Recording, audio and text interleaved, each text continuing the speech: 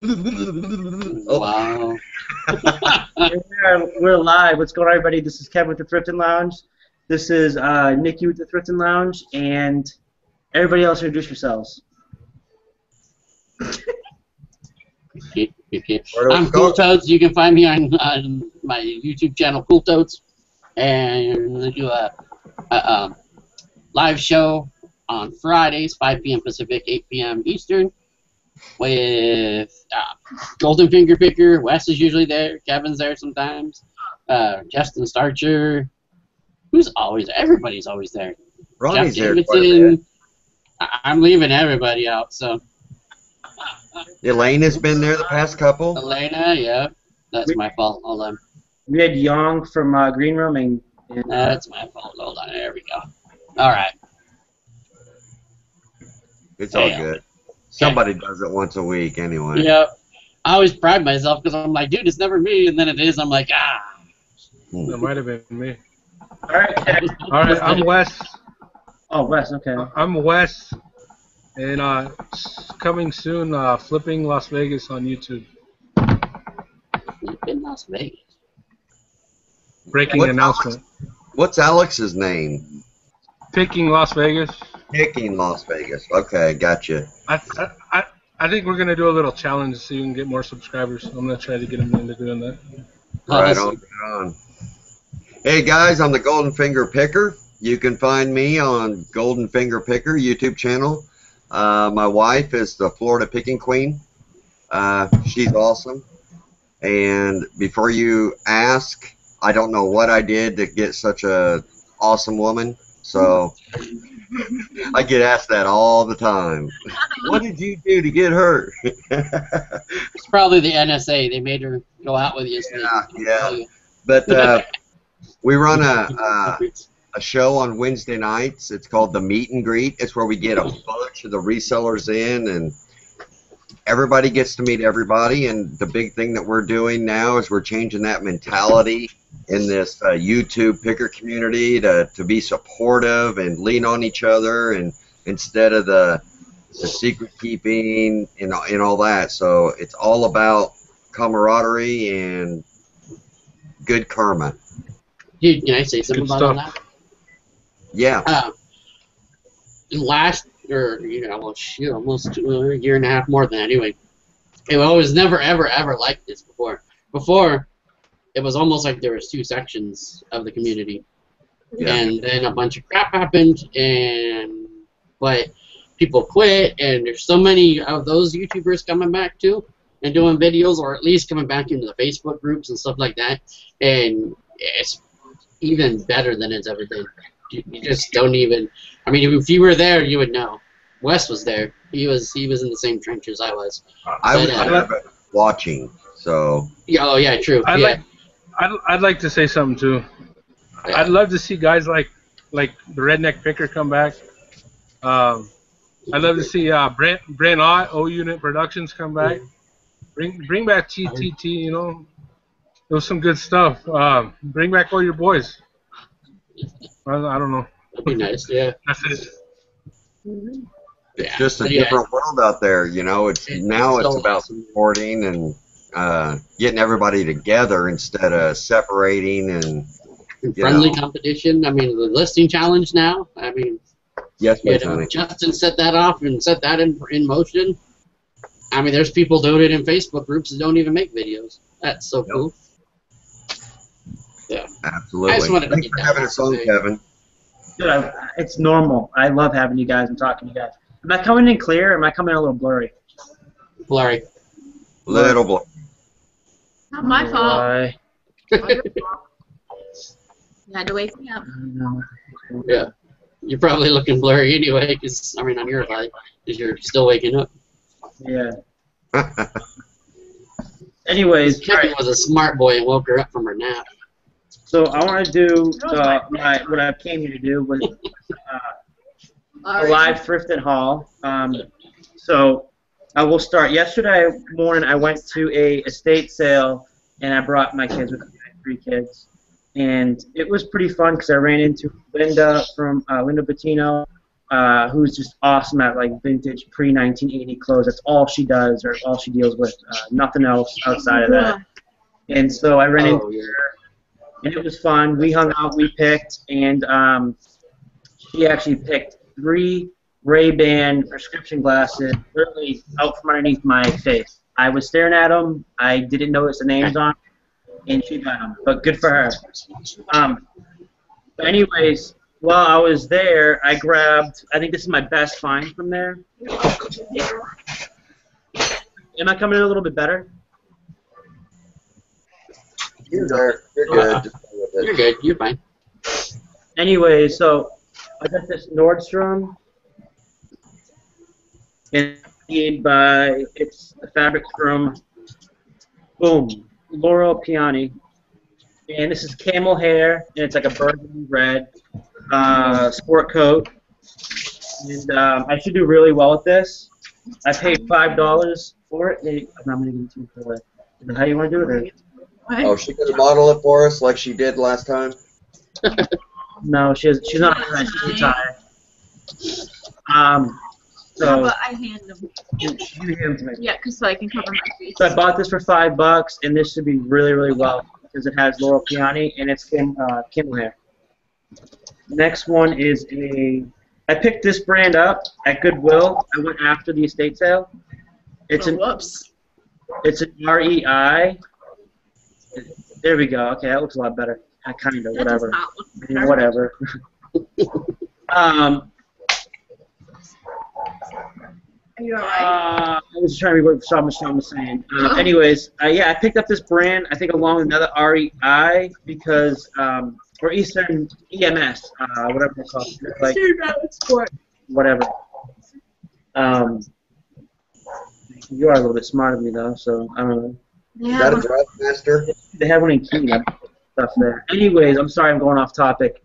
So I bought this for, I think it was... No, I was telling Wes. Go for it. I didn't even hear. I was reading the chat. Sorry, man. Sorry, we were chatting a little bit in our own little thing here, listening. Yeah. But yeah, go ahead, man. Sorry. So I bought that for $3, and I hope it's a good return because the way Josh Harrington, who is also in Thrifting Lounge, was talking about it, seems like these can go for good money. I've never picked up an REI or EMS jacket or a fleece jacket before. Fleece, whatever. Yeah, jacket.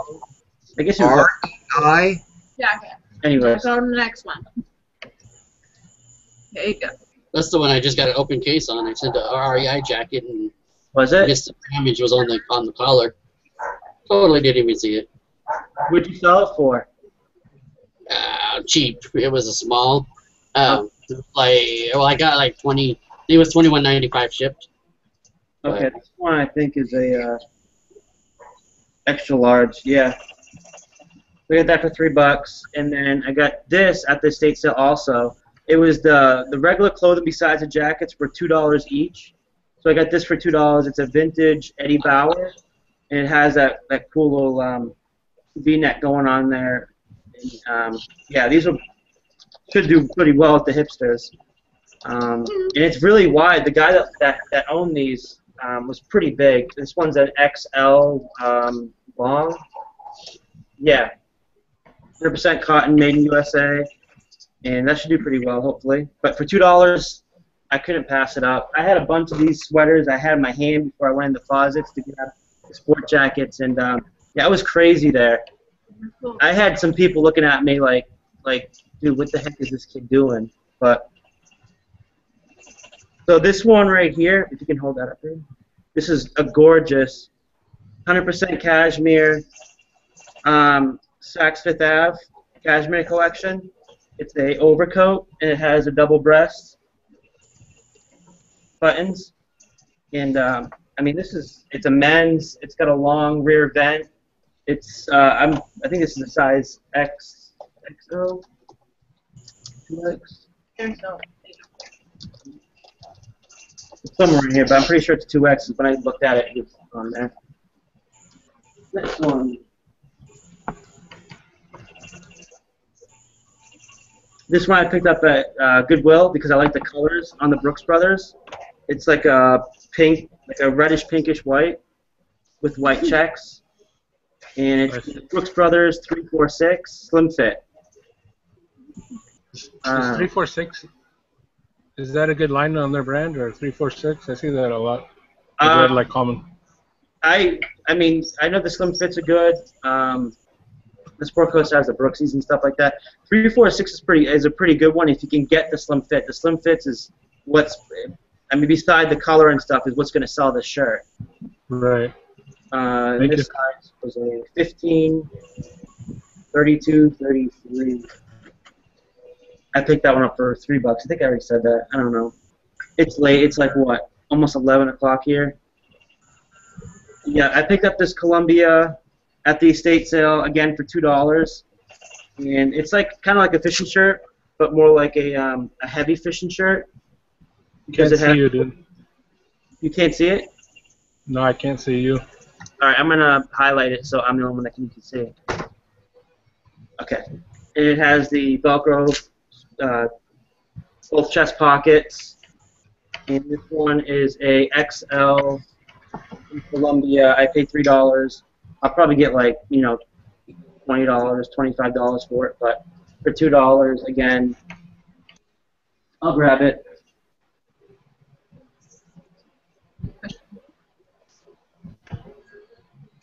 And this is another good find at the estate sale for $5. Christian Dior Montier. Christian Dior Montier, Paris, New York. This is 100% virgin wool. And over here it says today's man. Why do they call it virgin wool? Because, I don't know, it's from a virgin, I guess. No, I think it's from a, someone that, whatever. Anyways. Dude, this is going downhill fast. Awesome question there, Nikki. You should know the answer to that. No pressure. Here we go. Show us what you see. Alright, this is an English laundry. I picked it up because it has cool design, plus English laundry is a pretty good big label. And it's hand laundered, hand sewn. The medium, 8% cotton, 20% polyester. Picked that up for $3 at Goodwill. I know when I come across English laundry to grab it. I've only grabbed their jeans. I've never seen their shirts. And this has like the flip-up cuffs, and with a cool little like paisley design underneath. I don't know if you can see that. It's hard to see, whatever. But here's the label. Try to bring the label closer. Okay. Sure. So yeah, it has like this cool little sewn-on design. That's cool. Yeah, it should go pretty good. It's a nice. Embroidered? Yeah. No, actually, no. Yeah, it is. Yep. That's cool. What is it? What's in the brand? English laundry. All right. Yeah, oh, you'll do awesome with that, man. Now English look. laundry. Yeah. Yeah. Well, I don't know if I come across in contact with him to grab everything. I mean, some of the pants don't do as well. I think he's waving to you. Smile, Nikki. Don't sit there with a frown on your face. Turn that frown upside down. Oh, wow. Took me an hour to get this kid out of bed this morning. Yeah, I mean, I was up way too late last night with you guys. I had too much fun. 3:30, I think it was. Drum roll, please. Can we have a drum roll? I'll have the effects open for me. I don't have the effects either. I suck at drums. I ain't got no. I'm white. What can I say? Is it Queen? The Queen is here. Hello. Oh no, the horn things. Dun, dun, dun, dun, dun, dun. Yeah. Hello, how are you? What's up? Good. How are you guys? Pretty good. Sexy young lady tonight. Sorry to interrupt your haul. Continue, No, it's Kevin. okay. I had to drag Nikki out here like 5 minutes before I put the show on. She was passed out. Thought I was going to eat your feet. You were chopping like this. I was grabbing the sheets. I'm like, Okay, can you let's do continue. anyways? I'm sorry. Hi, Nikki. Hi, you look marvelous. Oh, thank you. Welcome. Ronnie's in the comments. Blah blah blah. He's got the link to get in here. Hey guys, can I read something real quick from Counting Guy and then I can go to Yeah, hell the. yeah. Read that. Hey guys, Counting Guy says he needs to thank Elena for last night for talking about Bonanza. He set it up last night while listening, and he sold an item today for $116 this morning after already setting it up. Good job. Yeah, man. So, That's a nice sale. heck yeah.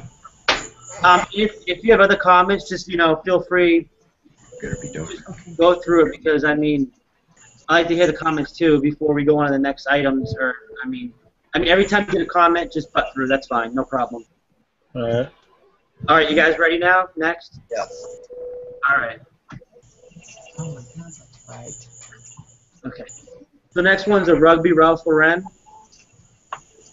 And I bought this because it had a cool, well, not only because it's rugby, but it has a, I don't know if you can see it well, embroidered rugby player in the bottom right of the shirt. So I'm like, oh, that's pretty cool. I didn't notice it until I already had it in my cart, and It's I where? the bottom right of the shirt, bottom left. Sorry, I'm looking at the different way. So, anyways, it's a XL, 100% cotton, and that should do pretty well. Rodney. Hopefully. What's he saying now? He's being mean to me like normal. By the way, tell everybody your little about your the challenge you're doing or your contest you're doing. Oh, Justin? Yeah. Actually, everybody's joined in now, basically. Yeah, Justin. Go ahead, Cool Toad. You're good at explaining that. So basically, Justin. I'll beat you all the 500. Sorry. You better hurry, man. Justin Starcher, you can find him, Justin Starcher, on his eBay page or his YouTube page, by the way. He challenged Golden Finger Picker, and to who can get to 250 active listings first, and whoever loses has to buy dinner for the other one, of course. And it kind of involved. Justin had said, anybody can really do it too. So there's been a lot of people jumping in on the challenge just as a trying to get there, just to push. And it's been super. Starter on his eBay page or his YouTube page, by the way. Yeah, it's been an infection. Yeah. Turn that munchkin off. Oompa loompa. But anyway, it's been super inspiring, I guess is another word. But because even I've been listing like crazy the last 4 days, and shit, I got 6 or 7 sales now just in the last few days. Go figure, huh? But yeah, so and there's even people in YouTube or Facebook groups doing it, and they don't even make videos or anything. So it's been really cool and wide reaching. It's been really fun. Yeah. And Justin is such an inspiring person. I mean, Yes. we love Justin, and you hear You me said pick your love. saying how I love somebody. I mean, really, it's He is an inspiration. I mean, he doesn't even realize that he does it, but yeah, he's funny. and he'll tell you, he'll flat out tell you, I've got so much to improve on, and talking about himself and that he's, just barely. But he is such an inspiration, and I am so thankful that he challenged me because we've got more listings up now than what we've done In a long time. We just did 33 listings yesterday. Ronnie. I think that's Check Justin out on YouTube. It's Justin Starcher. Very inspirational guy, and he's a believe in yourself type person, and we love him. Love and try to kiss you. I don't know him too well, but speaking as somebody who don't talk to him a lot yet, but I love how he ends his videos. Yes. Believe in yourself, man. I mean, that's The first time I heard him say that, it was like, wow. Like, I don't know, it gave me goosebumps. Thank you, Justin. Yeah, absolutely. He must have forgot his Trying to get sign. in here. He's supposed to have a sign up at all of his videos, but he must have Yeah. sold it. So we got Ronnie Hart in here now. So do you want to introduce? I'm sure everybody already knows who you are and what you do. And They better. No. You find me on Motor Company, HART. Come on, man. I was switched. reading. I fixed it. It's all good, bro. But I'm doing a little challenge this month. I'm behind. I'm on pace to do 75, which I was trying to get to 10, so Oh, we still got that's about a month left, so we'll get there. more behind than even normal, huh? A little bit. Not really. Mm. I couldn't find nothing today. Yard sales kind of not the Should have took greatest. the day off like you planned. So that was you crying on that message on my phone, huh? I got a message earlier and somebody's like, "Ooh." It wasn't me. I didn't send you no damn message. I'll be here all night. Just kidding. Okay, never mind. Go for it. Joke's over. Fail. How much? You got more to show? Yeah, I got quite a few actually. So I spent 184, but I got a bunch of stuff. I'm gonna try to go through this a little bit quicker. I'm sorry. It's late. And people Go don't for want to listen to me banter. All right, so next one. I normally don't grab Oscar de la Renta, but it was 100% cashmere, and I was like, oh well, you know what? And it's a woman, so I was like, oh, let me try it. Wait, no, sorry, it is a men's. This was actually, yeah, I picked this up at the estate sale too. I thought this was the one I got at Goodwill. Anyways, it's 100% cashmere, and it's the Oscar de la Renta, and I don't think there's any other names in there. And Yeah, it's a nice jacket, cashmere. Next. There we go. oh my god, what is this? It's a. Oh, wait, I'm on it. Yeah, you're on it. Back up, please. Sorry. It's a vintage Ola Cassini. I guess you would say like trench coat. Yeah, trench coat, overcoat, whatever. You can try it on if you want. It has a removable liner. Wait, my sweatshirt's stuck. I went in the pocket. The arms up here. Oh, okay, yeah. My arm went in the pocket. The arms up. Yeah, you got that. Yeah. So, Yeah. so turn around, show us. Can you see it? Yeah. It also has, if you can bend down for me in the front. Serious? Yeah, all right, yeah, bend down. I already have a sweatshirt on This underneath. sounds like such a different show. This has a gun flap. That's what they call this little flap right here with the button. So I mean, Where I hide my you could pistol. basically call it a military style. I mean, Ronnie, am I right about that? Military style trench coat because it's got the gun flap, little shoulder straps up here, double-breasted, and yeah, I could say something else, but I don't feel like it right now because I'll get like 5 different dislikes right now. So, Can I take this? what do you think, Ronnie? I mean, I guess. I don't know. I don't Ronnie didn't like it.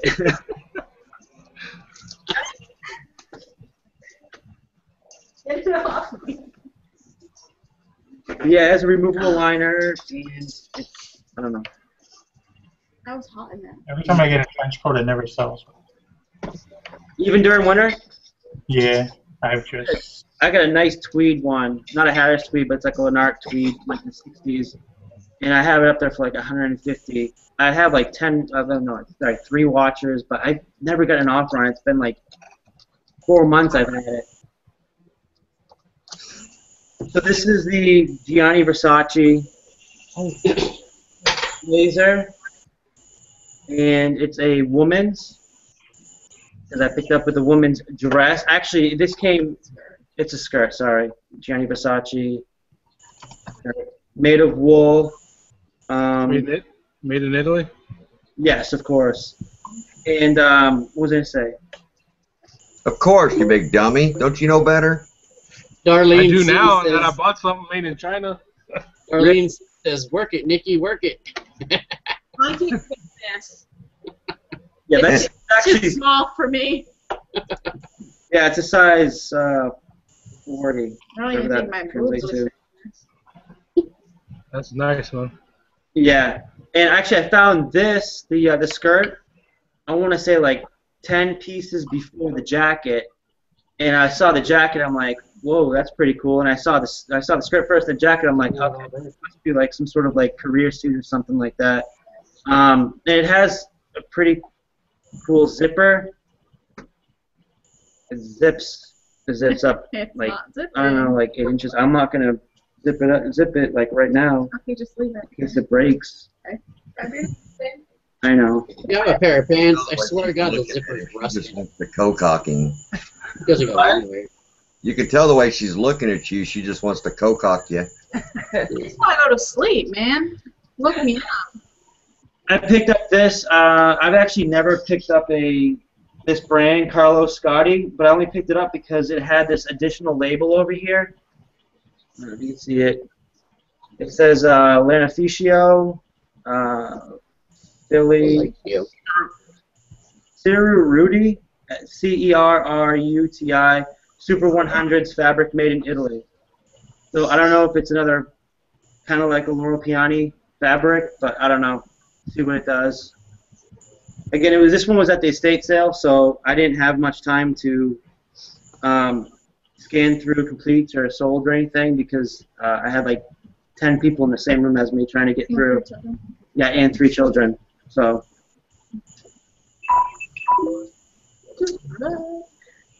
The next one I got is a Five Brothers vintage, like a flannel. But I bought this because I didn't even see the Five Brother, but I saw it says Bass Seekers right here. And then the other pocket. Yeah, huh? It looks big as shit. Yeah, it's an XL long. And then the top right here, it says Berkeley Tri-Line. Berkeley Tri-Line is actually a string. Actually, Berkeley's a big fishing company, and Tri-Lines, they're monofilament. What size is that again? XL long. Oh. XLT, whatever you That call it. looks like bigger, doesn't it? Really? Yeah, maybe it's just the red. It looked huge. Yeah. Yeah. And then this I grabbed with a bunch of other sweaters that just look super ugly. So I got this. This is a J.J. Cochran, made in the USA, acrylic. I don't know if it's anything special, but I think when Christmas season or winter season comes around. This is nice. Hey, Ronnie, look in the comments and answer that question about the Kohan shoes, bud. What group? In the comments. I'll ask you. Is Kohan City shoes the lower end of the Kohan designer? I have no idea. That's coming from Pink Knees Pickings. If I ever come across Cole Haan, the only things I buy is I make sure I buy them either from Made in USA or Made in Italy. That's it. Dude, is the DEA raiding somebody? Or is that my computer? You're in like a helicopter landing. Yeah, I don't know what I that don't is. know. Saw the drones outside my house. Yeah. I was thinking of the Russians coming to Yes, get. to head out. So thank you. Later. Appreciate all your involvement you've had here lately, and plan on getting you even more involved.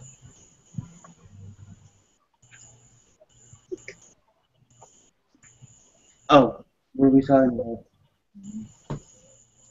What's going on? Yeah, what's going on? Somebody was leaving. You're saying goodbye. Who's leaving? In the comments. Oh, okay. Anyways, are we up on the screen? Yeah. This is the Eastern Mountain Sports.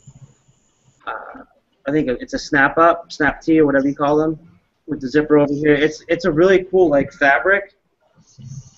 Please, yeah, but the fabric's like it has rayon material in it, and that's a medium in men's. That actually, it's big enough. That might fit me.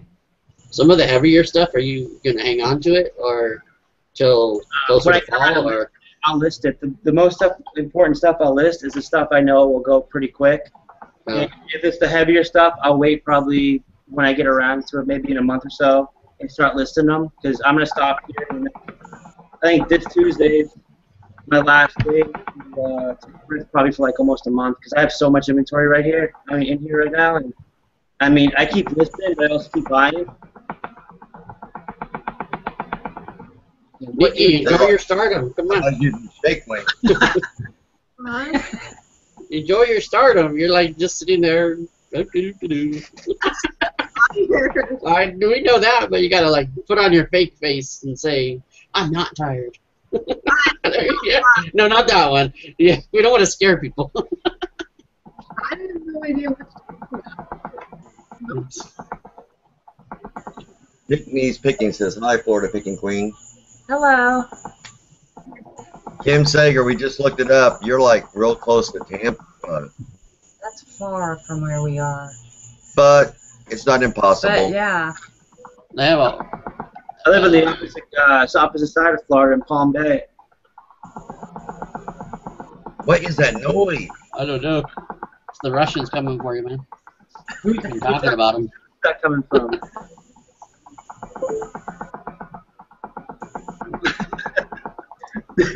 Yeah, what is that? Is that you, Kevin? Not me. You have a. It is. It sounds like a helicopter, I swear. Somebody's got some under the table action going or something. Personal massager. Everybody put your Everybody hands above show the your table. Right? You know what? It sounds like somebody's Ronnie. scratching themselves and their leg is hitting into something. Mine's laying on the ground sleeping, so not him. What else you got, Kevin? All right, the next one is a Whaler Knits shawl neck pullover sweater. And it's got the rib. A what, buddy? It's a Whaler knit. Whaler knit. It's made, Oh, okay. Fisherman's sweater. Yeah, it's got a thick rib pattern thick to it. It's pretty cool. Those go for a lot of money. Brand new. Did we look this up last night? It was like Yeah. around 70 or something. Yeah. But man, that fits me Yeah, I well. like- What were you saying? Somebody asking something? No, I just said No, I really I think like you that like it. sweater. And I got this long, I don't know if it's a nightgown or what it is, but it's super long. No, this one isn't it. Where is it? No. I got What? it's a Ralph Lauren. It's like really long.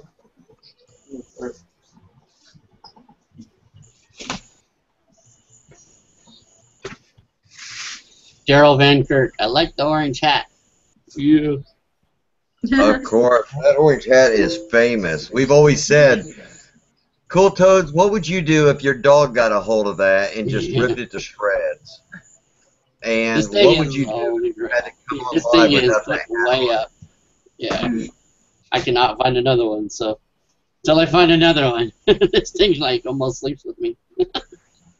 See, some of us have seen him without it on, and we feel special. Select group. Not bald. You know, see, you can't see your hair a little bit, filling down.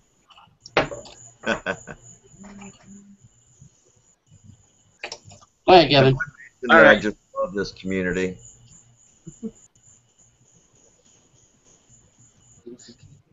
Go ahead. Oh, I'm sorry. I didn't hear if you said something to me. So I got this Circle S. It's like a cowboy sport jacket. It's got a little design in the back. Sawtooth or whatever it is. But that's 100% wool. It's vintage. I mean, the label on it looks pretty old on it.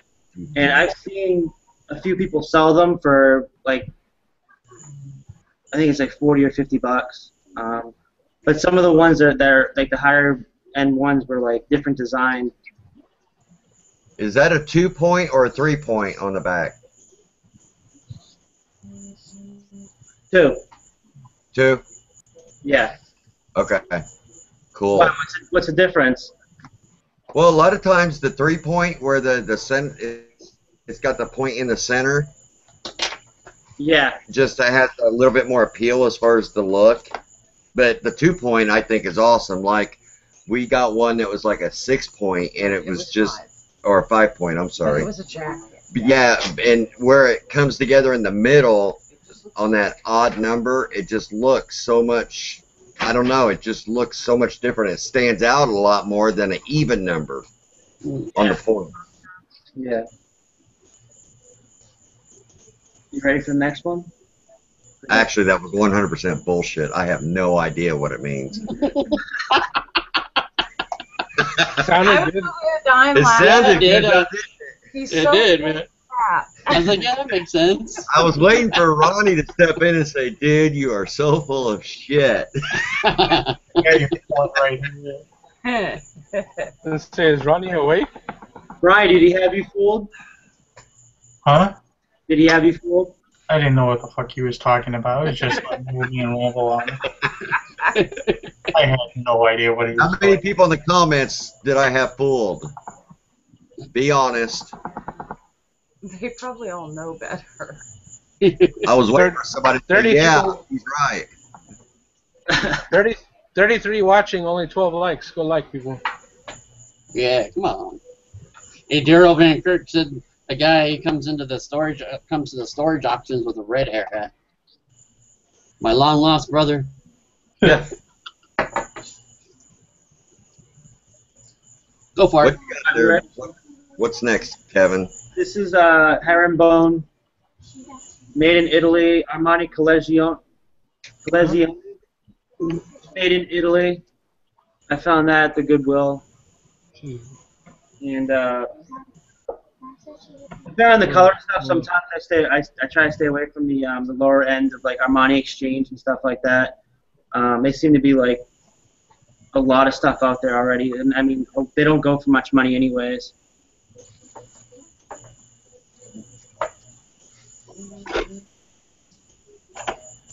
Wait, do we already do that? Your shoes off. I found this vintage sweater at the estate sale at Bags, Eddie Bauer.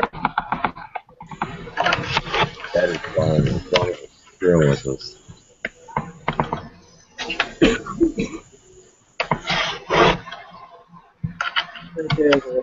Made in the USA. It's got like a 5-button pullover.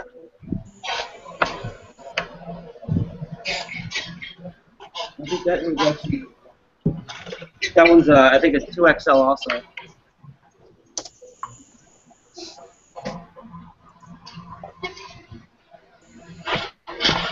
Okay.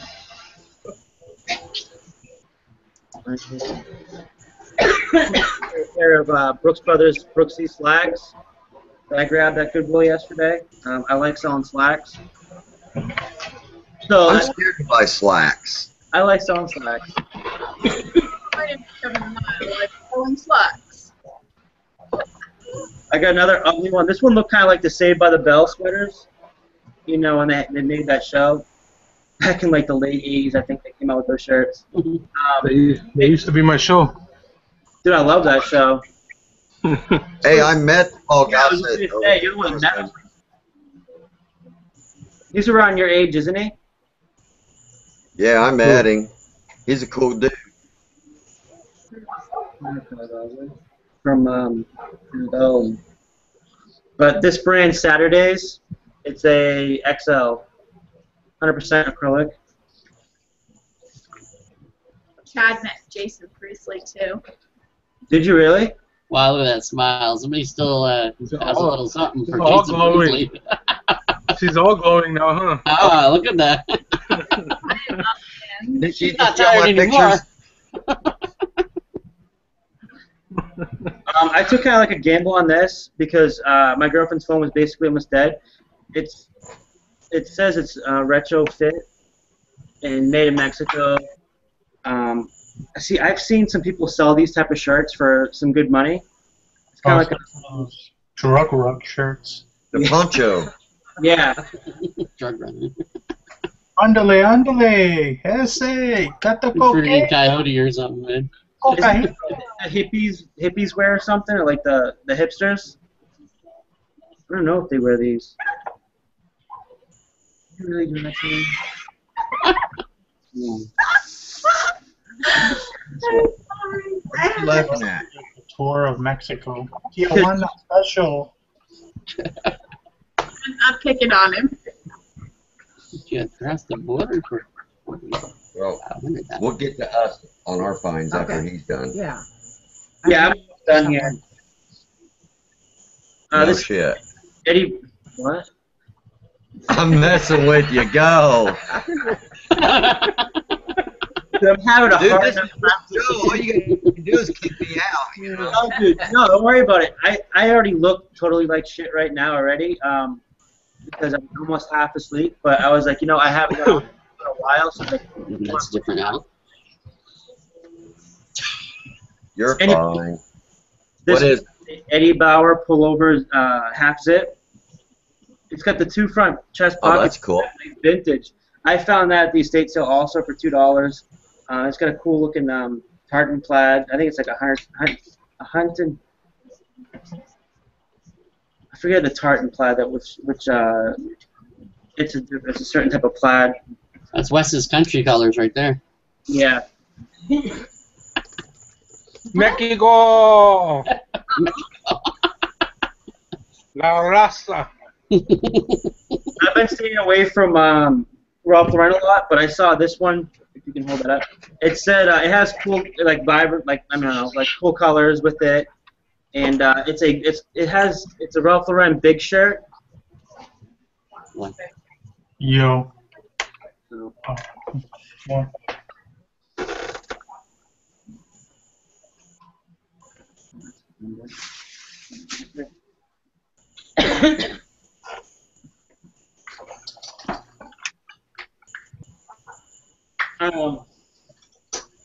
I bought this yesterday at the estate sale again too. That's a redhead, and it's like a Cool. fishing jacket. Not yet. And I don't know. I like it a lot. I might keep it for myself because it fits me. And especially when it rains out, I end up getting soaked because the last 2 times I've gone, I thought I had a rainproof jacket, and I guess I didn't have the liner for it, and it was a North Face, and I got totally soaked. And I ended up getting sick for like 4 days. We've come across redhead all the time, but we pass it up. Is there anything special we need to look for as far as the redhead stuff? The vintage, some of the vintage stuff sells really well. I mean, I know they sell like some wool or a wool or acrylic shirts. I think they sell wool and acrylic. Sorry, I said that wrong. I usually try to, if it's any shirt that has wool, sometimes I'll buy it. Depends on the label.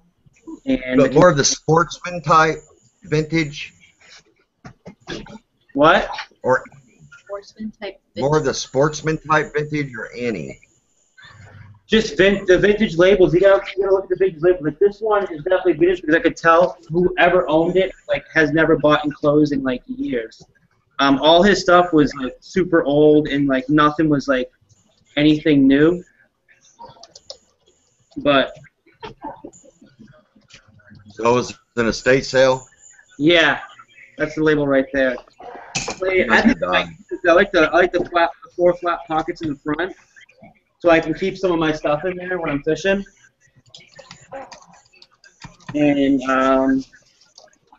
Columbia pants that I think I might also keep. I wasn't going to show those because I think I'm going to keep them. I'm sorry. But I got some corduroy Ralph Lauren, polo. I only bought them because they had the corduroy in them. I got a pair somewhere.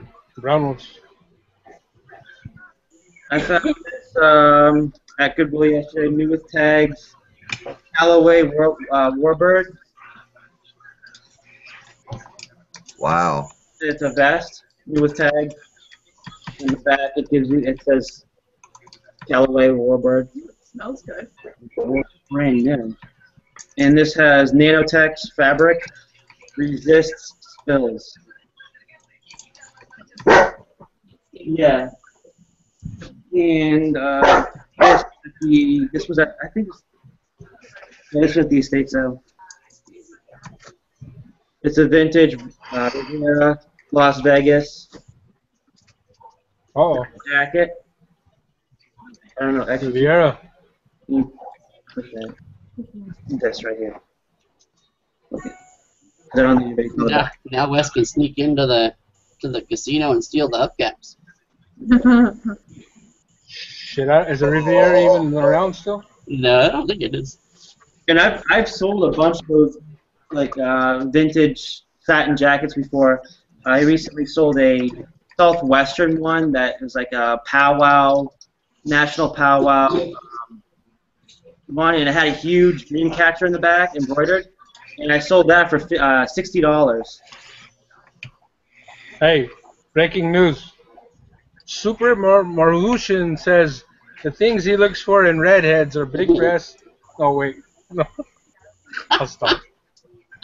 What? Nice face and crazy and never mind. I'm not going no more. Go ahead. I just thought I need to laugh. So I must have, whatever. Another vintage Eddie Bauer, thick knit. I just read it. Saw that, Chad? Yeah. I was gonna try to read it with a straight face, but no, I couldn't do it. I got this two-piece woman's, the skirt, Armani, another Armani, Giorgio Armani, made in Italy. I forget how to pronounce it. It's like Colezioni. I'm moving to Florida. Dude, it's sad because I'm Italian and I can't even speak it. I need to learn it, man. So, but yeah, it's wool. It's, I don't know, whatever, pixelated. And then that's the top for it. That's cool, man. It's just showing. And Harley Davidson.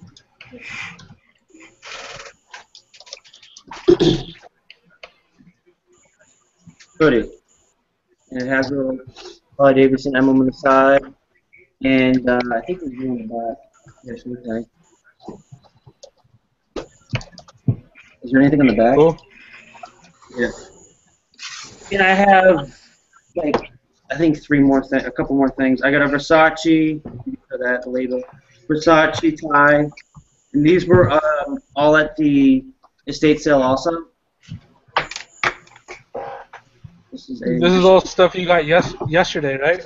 Yeah, most of it was at the yard sale. I'm sorry, the estate sale, and I only paid $60 for everything at that estate sale. Wow.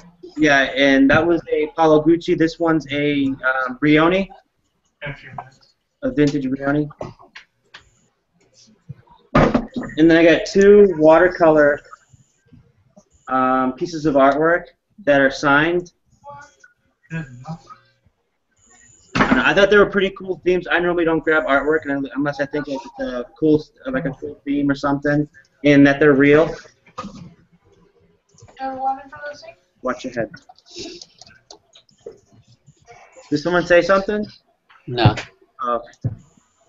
And this is one of a covered bridge. And it's weird because it says it's commissioned by American Bank, and then it has the artist. And this one's a Pennsylvania covered bridge. I paid $1 for the bridge and $2 for another $1 for the other one also. So both of them are $1 each. And I have a pair of, where did the shoes go? Oh, you got them. Cole Haan, made in USA. Do they have a size on them? Size 10. And they're in pretty good, really good shape. And that was from the estate sale too. So I'm done. It's your guys' turn now. I'm sorry. Is it our turn? Yeah. You know something we're gonna do? Oh, hey. I feel like I totally bombed it. Huh? I feel like I totally bombed. No, you didn't, dude. We were screwing with you, so how could you be a success? No, but I got Nope. some really good stuff there. Some of the stuff I'm keep like 2 or 3 pieces I'm keeping for myself, and the rest I'm selling. What we're going to do is we're going to show a couple things we picked up today, but I'm also going to give kind of like a little sales update. For those of you who watch our channel, you will probably recognize the items. We had an awesome day today. We sold 11 items today, and that old adage, you know, the more you list, the more you sell. We just listed 33 items yesterday, and man, I've already sold quite a few of them. But as far as what we picked up today, we got these awesome pony shoes, and they had the Spud Webb signature series. You can see signature right here. I mean, they're in mint condition. Oh, you found out who that was? Yeah, I found out who it was With a little research. with That's cool, you know, man. help from the groups. We got these, and this is crazy, man. No, are they original or are they Yeah, I think they're. What it was whatever I you think want to call it? this guy did he like won some dunking contest or something back in '86 or '89 or something like that. They came out with them. He was some small little shit. Yeah, little, but he won like the dunking contest. Yeah, he won it. He was a good little player for Atlanta Hawks. Dude, he was the smallest player in the NBA for when we were young. Yeah, he played with Dominique Wilkins. I got his jersey somewhere. Who was Muggsy Bogues or whatever his name was? The Hornets. He was like about 5'5", 5'4", sorry. Yeah. That was 5, Wasn't Spud I believe. Webb a dunk contest one year? I think it Yeah. was. Yep. Yeah, I think that's what I just said. Oh. Nice paying attention. Hey, my wife says the same thing. Sorry. Don't make me come to the computer, Wes. You may be a Oh, big, Chad. you may be a big boy, but I'm a lot bigger when I'm behind a computer. You know what I'm saying? Yeah, you know what? That cane you carry must hurt. Yeah. Right on. Now these two things Wax him with it all the time. So. in our last haul video, they're like the door trap, The doggy the door. doggy thing? door where you can. We got 2 of them for was it $3.99 each, and we've already sold them both today for $29 plus like $9 shipping or some shit like that. Dang, But sweet. those were 2 quick sales. Sold those within the day. I don't know if you guys remember those Tommy Bahama shoes that we had just we got and we'd listed. Yeah, that wasn't too long ago. No. Yeah. A couple 3 days or something. It was only a couple of days ago that Yeah, I mean this stuff is. picked those up. And I finally sold. Remember all my Moose Lodge stuff? I'm so glad. Oh God, yeah. I just sold the last 3 today. So to the Nice. same person. Oh, I'm sorry. As I'm yelling. Well, But we're outside, so we have no. and we sold that nice Patagonia blazer for $60. Nice. And Nice. those He's excited. oh yeah, that big huge lot of the those beta tapes that we got for $20. Damn. We sold one, the Penitentiary, for 14 or no. $17. 17, yeah. So $3 away from making our money back on one of them, and there's like 60. And we sold that Cirrus radio thing, home kit that was in the package, satellite radio. And we sold that Barracuda jacket, You did sell that. What did you think on that? $72. Yeah. Nice. Quick turnarounds. And remember that that Polo Sport with the big Marlin on it, that T-shirt The vintage one. that Kim was showing. She was really excited about it. We got $27 for that. So I mean, it's been a really good day. And I have a quick tip. This doesn't have to do with selling, but I showed this coffee mug in our last haul video, and it's a Starbucks. Well, you might want to show it. It's it's just a 2013 Starbucks, and it's the electroplate metallic one, so it's kind of like shiny. Well, in the video, I stated that it was really dirty, and it needed cleaned. Well, my tip for the day, What'd you do never to it? use a dry eraser on a Starbucks mug. Is that why it's so dull now? Well, no, it was actually champagne colored, like kind of pink, like pale pink. And when I started using the magic eraser, it took off all of that. Like the electroplate, it just took it off. So now this one's mine. It's a misfit. So that magic eraser isn't good for all things, like we've said in the past. Yeah, I've always said they're good for everything. I found something it's not good for. We stand corrected. But it's only So if you have one of those, contact Chad Pagel at. Yeah. And the last part of our little section is, remember I was telling you guys about my old picking buddy up in Indiana, Picker Paul? Well, he's now he's in the Facebook groups, and everybody's been giving him a really warm welcome, and it's awesome. And he might be watching right now. He had just asked me, are we live? So if you're in here, Paul, give us a shout in the comments, and we're so excited. We're so excited. Back into it. And everybody, you know, if you see, his Facebook name is Paul and Ashley Beagle. So if you see him, some of you guys may remember him. I know he was friends with Wes, right, Wes? Yeah, on Facebook. I briefly remember him, but I don't know if he remembers me or not. I don't know. He's We've also been friends for a while on Facebook. So, it's been a while. It's probably been like 15 months or something like that. But he's back. Everybody give him a warm welcome, and you know the way we do. And we can't wait to get him in our hangouts and everything. He's really excited. I mean, every day we're talking. He's very wise as far. He just has a wealth of knowledge. Absolutely. So yeah, he has a lot to offer. He'll fit in great with us. Yeah. With all of us. We're really excited. So if you guys see him around, man, you know, holler at him. Holler at him. Okay, who's next? Hey, Ronnie, did you see somebody came out to play for you? What? Yeah.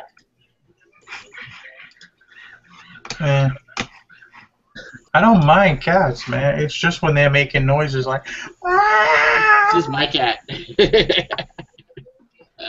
I can't deal with cats that are in heat, man. I know the feeling, and I don't miss it. My cat ran away like that. My kids cried, but on purpose. My kids cried, but I was happy. My kids cried, but I was happy. You opened that door open and said, "Everybody's gone. Get the hell out of here. Come on, let's go." Oh crap! No. Hey, Jessica, is it Spud SPUDD or just one D? Because I listed them as just one D. One D. It's one D. Sure. I think it's 1D on the Google. I think it's 1D. I don't know basketball, so it could be. I don't know either. Let me look. Now you got me worried. I know the last name has 2 L's in it. I can't remember what the last name is. Ronnie, you got anything to show? I guess I can show something. Do you have your daily video up yet, Ronnie? Hell yeah. Okay. I told you I was going to get it up, and I got it up. I found this today. This vintage, I don't know how vintage is, but a champion Magic Johnson jersey. Right. Pretty good. It was $2.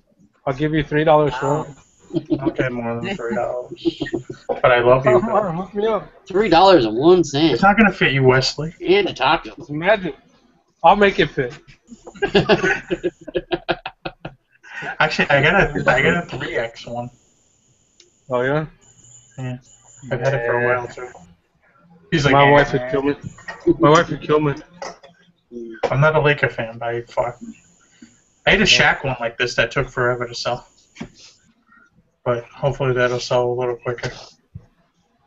Yeah, I like Shaq. I didn't do too hot today at yard sales. It was just one of those things. There was just not much. I don't know. It's just like. I'm in a bad streak right now. How many did you try to hit? I hit like 15. Well, that's why you didn't hit number 16. Just not hitting. I mean, I went. It's like either people just want too much money for their stuff. I mean, I see these people. You know, I was talking with somebody else today, and they've come into a little cold streak themselves the last few weeks. It's pathetic. You know, it's just like, is someone beating us to the sales, or you know, I try my little line. Hey, is there anything you're looking for? Yeah, you got any gold bars or video game stuff? I forget who I got that from, but I love that first part of the line because it gets them to laugh, and but you know, I forgot who told me that line, but it's my line now. Very funny who offered me $1 for those pony shoes. Are you serious? It was not me. Wasn't me. I don't even know what your account is. You know my store. But I love the people. $98.99. I'm going to do a counter offer of $100.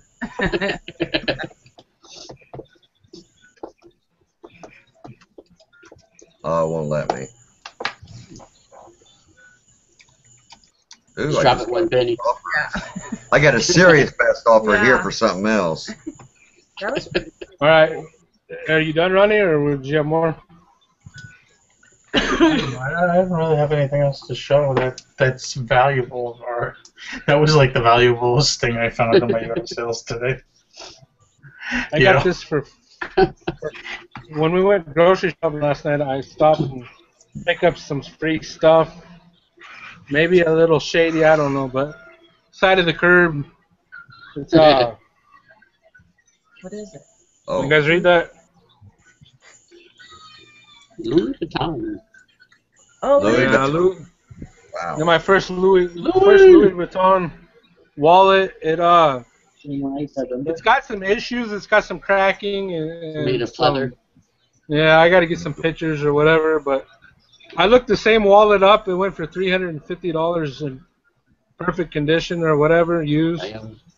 I don't know. I'm looking at it as I'll put it up there for buy an hour best offer and try to draw people to my store. But I got that. You know, I bought. authentic? Yeah, it's authentic, I believe. I mean, it's got the card, it's got the little stamp. I mean, I don't know how else to. You could look the stamps up, the numbers on the stamps, and they'll tell you like You see how the number? where it was made and when it was made. So I believe it's been. I mean, authentic. Next up, I got a pair. I started looking at the slacks thanks to Kevin. Thank you, Kevin.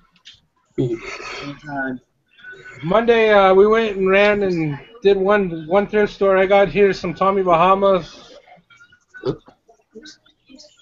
Hey, hold on. Let me highlight. That's Have you highlighted? Goat speed. Keep them up. Can you guys read that? Yep. Actually, yeah. Size 50. Holy crap. Yeah. How much do you think I paid? $1. $5. 99 cents. Wow, Free. Ryan. No, because he said he gets that stuff for that $1, man. I wish I had thrift stores I could get stuff for $1. I'm not gonna go through everything because I'm not gonna go through that. I'm just throwing shit on the side. Here's Ralph Lauren wool. I got these slacks. Their size. What are they? I don't even know, dude. I'll have to look at them later. Green tag, 100% wool. I'm not sure. Black slacks, paid 99 cents. Should be alright. Huh? Who's the maker? Ralph Lauren. Okay. Green tag. Was it? Alright, I got this for 99 cents too. Nice. Zegna? Yeah, Zanga. Fine worsted Super 100s. 100% Lana wool. Made in Portugal. I don't know. $30, I'm thinking. Just throwing them. My first PFG, I always hear PFG. These are the pants, though. The shorts, pants turn into shorts. I'm actually wearing I'm wearing a PFG right now. size 3X, 99 cents. I don't know, guys. Should I keep picking slacks? Here's They some. sell. Yeah. Yeah, if they sell, you sound like my wife now. She's like, well, they gotta sell first. Brooks, here's some Brooks Brothers Advantage Chino Elliott's, 4032, 99 cents. Let's see. I'm trying to go fast, guys. Here's a 100% silk Tommy Bahamas, 3532. Probably not the greatest size, I don't know. But 99 cents. Some people like those odd sizes. Here's a Hugo Boss. It's got the vent in the back. It's 2-button, single-breasted, 99 cents. Here is a. What is this? Oh, I don't sell any very much women's clothing, but I thought that was an okay brand. Talbot's. I don't know. 16WP, 99 cents, full suit, women's suit. They probably do good because it's a bigger size. They're expensive in the store, but the resale on them is not the greatest. But if you pick them in a big size, you should do well. I got this a little while ago. Same 99 cents day. Made in USA. It's like overalls, vintage overalls. The brand is Walls, made in USA. It's got a little camper emblem. I don't know. My wife thought it was a bad buy, but I thought it was cool. That looks like the stuff that Square picked up about a few months ago. Yeah. Little jumpsuits. I told them it looks like Bob the Builder. Very I don't- unflattering. I don't. They would not look flattering on me. Normally I don't buy Hager, but it's Hager Black Label with the gold buttons and then the vent in the back. I haven't looked at double. 2 buttons, 99 cents. This one, dude, I don't know. I need to have it looked at. If it's truly vintage, it's got a little like peeling on the fabric, but it's Caesar's Palace. It says 1966. Crew neck sweater, 99 cents. Here's a Joseph A. Bank 2-button suit. It's Joseph A. Bank established. No, that's nothing. That's all it really says. Made in Mexico. I don't know, 99 cents. That's a good brand, right? It does okay. Yeah. All right. Here's a Palm Beach, big and tall, tailored in USA. It's got the gold buttons, kind of like a brown. I don't know. You guys see it? Palm Beach. Some of it does pretty good. It's got a pretty good selling points. Vintage.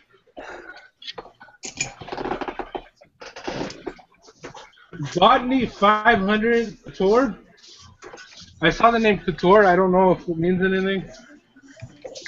100% pure wool suit. Got the vent in the back. Yeah. Jessica Blackson wants to know if you're Mexican. No. And that's it, guys. I went through that fast. Awesome. Sweet. Hey, Justin So, Starcher really wants that Johnson jersey. He also wanted that fishing reel. That's I'm really trying to buy higher end items right now, you know, and not so much shit. You know that Louis Vuitton wallet you got, right? Yeah. I bought the same one brand new back in, like, I think it was about 04 when I sold cars. And I got it stolen from me. And everything you have on there lines up with exact same stuff with the card in it, and a little patch at the bottom that says Louis Vuitton. And it looks good. Good. You know, but that card, you know, that's the only thing that throws me. big. If it's used, I mean, I always pull my cards out. of my wallets and toss them. But maybe since it's Louis Vuitton, they wouldn't. I don't know. Even if it's used, even like Lauren, people will buy that thing for a good amount of money. I mean, it's ripped. It's got like 3 or 4 different rips in it. It's. You guys see it? That's probably my wallet that got stolen. That's the one I'm telling you. It's the same exact everything. Dude, I put it in your group, and then I was getting mad because everybody's asking questions. How the hell did you get that for free? Like, fuck. What's wrong with getting it for free? 5-finger discount. I do dumpster dive sometimes. I'll tell you what. I dumpster dive the recycle bin. There you go. That picture, outside of the recycle bin. That picture right there is dumpster. I dumpster dove behind Salvation Army. I didn't dig actually in it, but that's a nice picture. I know. The thing is, I don't know if it's a real oil or not. But I mean, it's old. I think it's from the 70s, but it's not like the other ones that are just like painted, not real painted, but just lithographed. And this one actually has bright colors, and it stayed bright. And if it's that old, I don't know. It could be painted on board or something, but yeah, I've never bothered trying to sell it just because I think it looks good in my house, kind of. All in Hobbies is in the chat. What's up, man? What's up, All in Hobbies?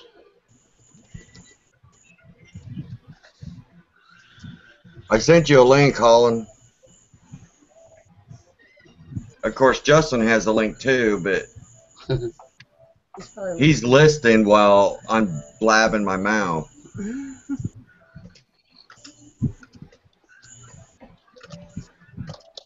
But that's okay.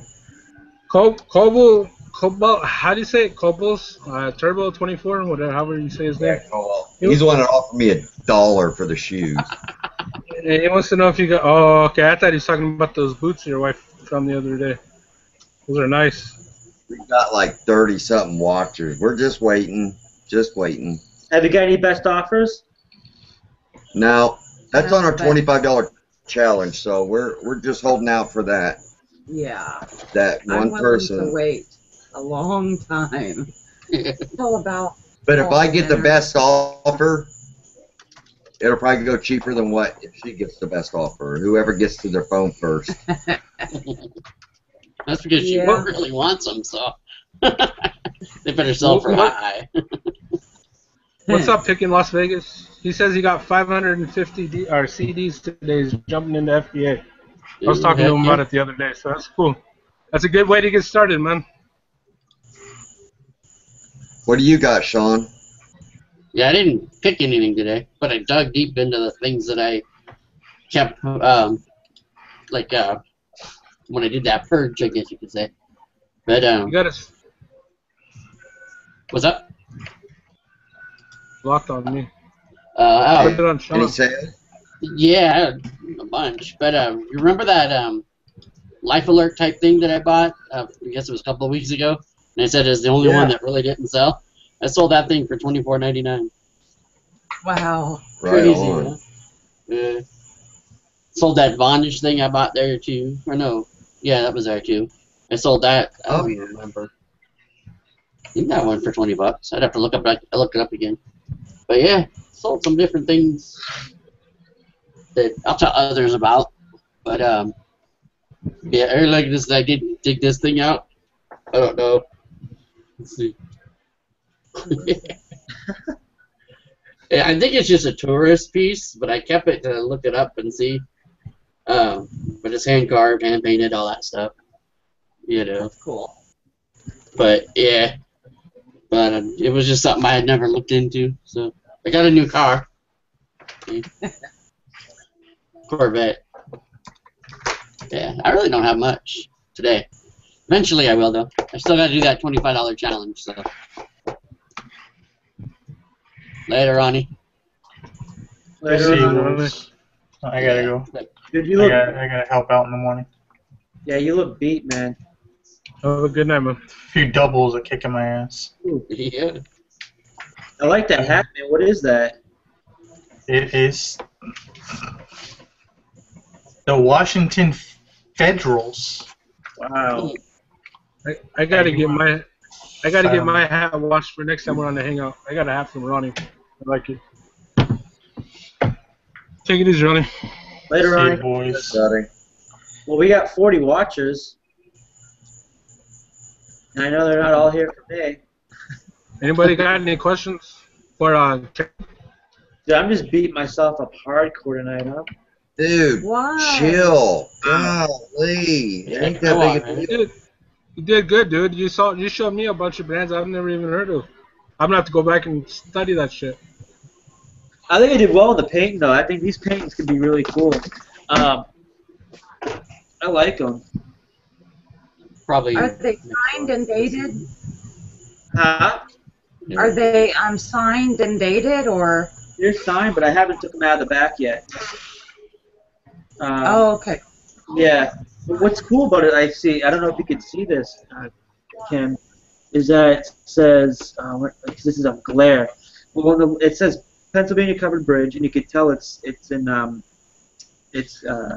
really signed. And the right it says commissioned by the American Bank, and it was made by Davis Frey. And they're both from there. So, and they're both commissioned for the bank. So this must have been. Well, that to research it, or? I haven't researched it yet because I just got them yesterday morning, and I did the Hangout with all you guys last night, and today I don't know if I told you guys, but I think you probably saw my video. Hopefully you saw my video earlier. You gave it a thumbs up or a thumbs down. Anyways, but my friend today I do photography too on the side, and our good friend and his girlfriend, which is good friends with my girlfriend, and she's gonna be in her wedding now, but. We both went out for a picnic in the park. All of us went, the kids and stuff, and it was so hot. It had to be almost 100 degrees, and we were waiting for them to get by themselves, walk around by themselves so he can ask her to marry him, or she could ask her to marry him. But dude, my kids and her kid kept running towards them, and they didn't know what was going on. And I'm like, dude, over here, my shirt is full of sweat. I mean, I'll have Nikki send you the pictures. Dude, my whole shirt is full of sweat, and I'm like, dude, I gotta get out of here. It was nuts. It was bad. I bet. But he asked her to marry her and stuff, and it was good. He was all happy and excited. That's awesome. But I'm hoping to get married soon. I've been with Nikki for 10 years now, and it's just we've never really had enough money. But this year, I feel like we do. So I don't know. I might Vegas or do something. Vegas trip. Vegas, yeah. Hey, no bullshit. We can afford it, bro. And we had our second kid on the way. Yeah. I'm thinking the Keys for vacation, man. My grandma sent us some money, and it was like $500. First, I told her, let's go to Disneyland. She was all excited and getting ready, and I said, no, let's just go to Vegas. We're halfway there, and I tell her, we're getting married. What? She ended up almost miscarrying. Oh, So no. we're in the emergency room all night, and I was like, no, we're doing this. So we go to the courthouse and we do the white chapel drive-through wedding, and yeah, I owe her another wedding. But I've always just wanted a small wedding. Both of us have never been one to I want to have a big ass wedding. We know some people that just everything's gonna be extravagant. You gotta throw out the red carpet for both of them, and this. And I don't know if I'm being rude or anything, but I don't know. I'm just not that person. I'm the type of person that doesn't matter. We can go down in the court hall and just get married that way, or go to a nice little place and get married that way. I've never been one for big extravagant stuff. You know what I mean? What else? That's kind of what we're gonna renew our vows next year. Kind of what we're doing. How many years? Nothing too big. How many years have you been married, Sean? Next year I'll be 20. Wow. Damn. Nice. I think this will be 12 for us. Cool. 12 or 11. Is that sad that I've been with her for 10 years? You've been with your wife. You've been with your girl. You've been together for 12 years. Married for 12 years? No, we've been together 13, I think. 14, 13, 14? I don't know. Too many years. Yeah, we've been together No, I didn't say 22 that. years. I didn't say that. Dude, you'll be sleeping in another Too many trailer, man. Better be careful. I forget. Not too many, but I mean, Yeah. I don't know. I forget, I have to correct that. She ain't watching, but still. There was. I don't want to sound like an ass. No. I forgot to tell you guys too. There was one because I forgot I had it somewhere. Because I showed you last night, Sean, and I think Wesley. You guys saw the cost. Oh yeah. And Linda took 3. She grabbed 3 of them, and she missed this one, and I grabbed this one. So she got 3 eyes on the cost, and I got 1. But I have so many of them right now, like the cardigans and stuff like that. But so, Chad, how was your day? Awesome. Is he? Oh, he is now. Yeah, we just I just made a sale, and it was on a pair of brand new boots. And when we got home and she was looking them up and stuff, she goes, "I do not know why you bought these Giorgio Brutini leather boots." And I'm like, "Well, I thought they were a good deal because it was in our haul video. We got it for $6, and they just sold for $50 with $24. Yep.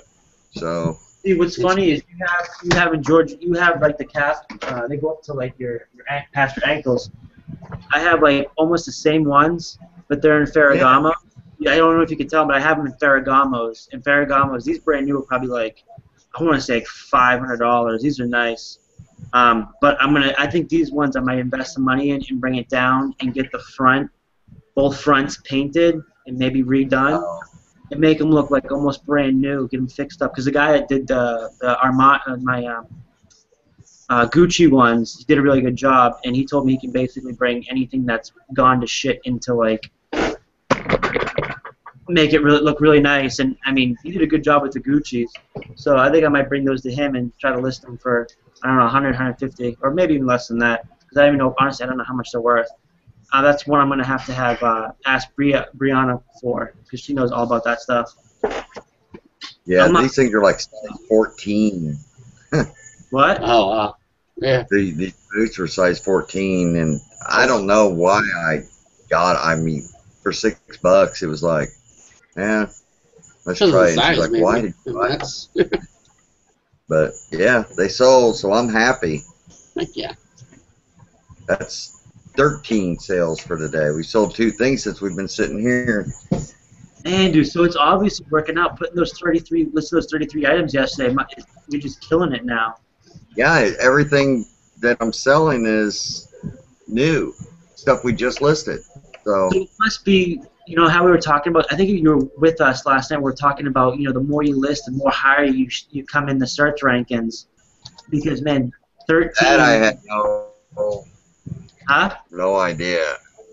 I didn't know the more you list I've heard about higher that search ranking too, but I've heard. Yeah, I've heard the same thing. I've heard that from a lot of people. I've been trying to study the whole Castini because it's been a while since I've been doing eBay. The Castini's really changed everything, But yeah, I mean, the more you list, from what everybody's saying, is the more you sell. Well, Chad, I mean, that was all sales from today, man. That you had, Chad? Do what, buddy? That was all sales you had today that you were naming off? Yeah, 13 sales today, man. Really surprising. Wow. Yeah. We're really happy with it. And how much do you have in your store? We had 180 something, and now we're yeah. I'll take the sale. I'll lose the competition. I'll take the sales all day long. Dude, no, that is awesome. Keep on selling. That is awesome. Congrats, man. Yeah, Holland Hobby said he's at work listening, so he couldn't join. Sorry, Wes. We miss you, Holland, buddy. We miss presents. Hope everything's going okay with you. Dude, I really like his videos. I know he's got what, like 15 maybe out. I wish he'd put more out. He will. He'll be back. I like him too. Yeah, everybody go check out Holland Hobbies on yeah. Subscribe. Even if you don't YouTube. watch it, subscribe. You better watch it. Yeah, he's a really good guy. Awesome. Really good guy. Man, we're surrounded by really good people. I just can't express that enough, man. Yeah. It's so different now. Oh man, yeah. I was just thinking of that, like in depth earlier today or yesterday. I was like, dude, it's just, it's so much more fun now. I'm sure Sean knows when I say this, but do you know how much stress is not on me? Oh God, yeah. Being around a different crowd.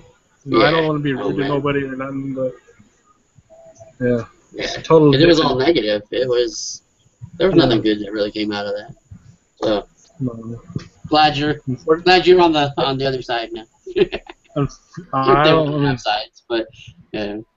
yeah, it's sad that it was basically you had to choose sides. It was ridiculous. Mhm. It was like high school. One side or the other. Dude, I wish we could get Justice Archer in here because he says he bought some awesome stuff today.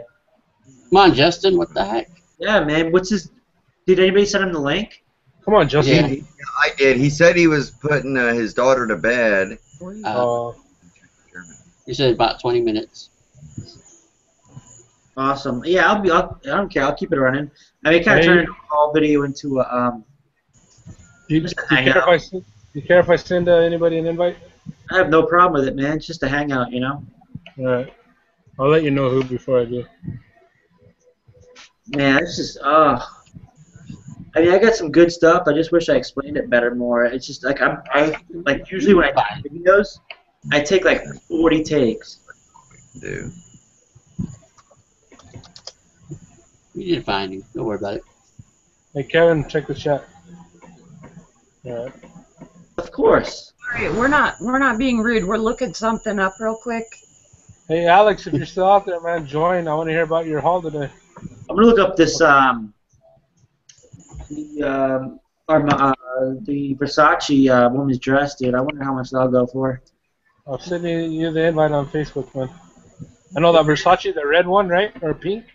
No, the Armani's the red. I didn't even know. I forgot I picked that one up, dude.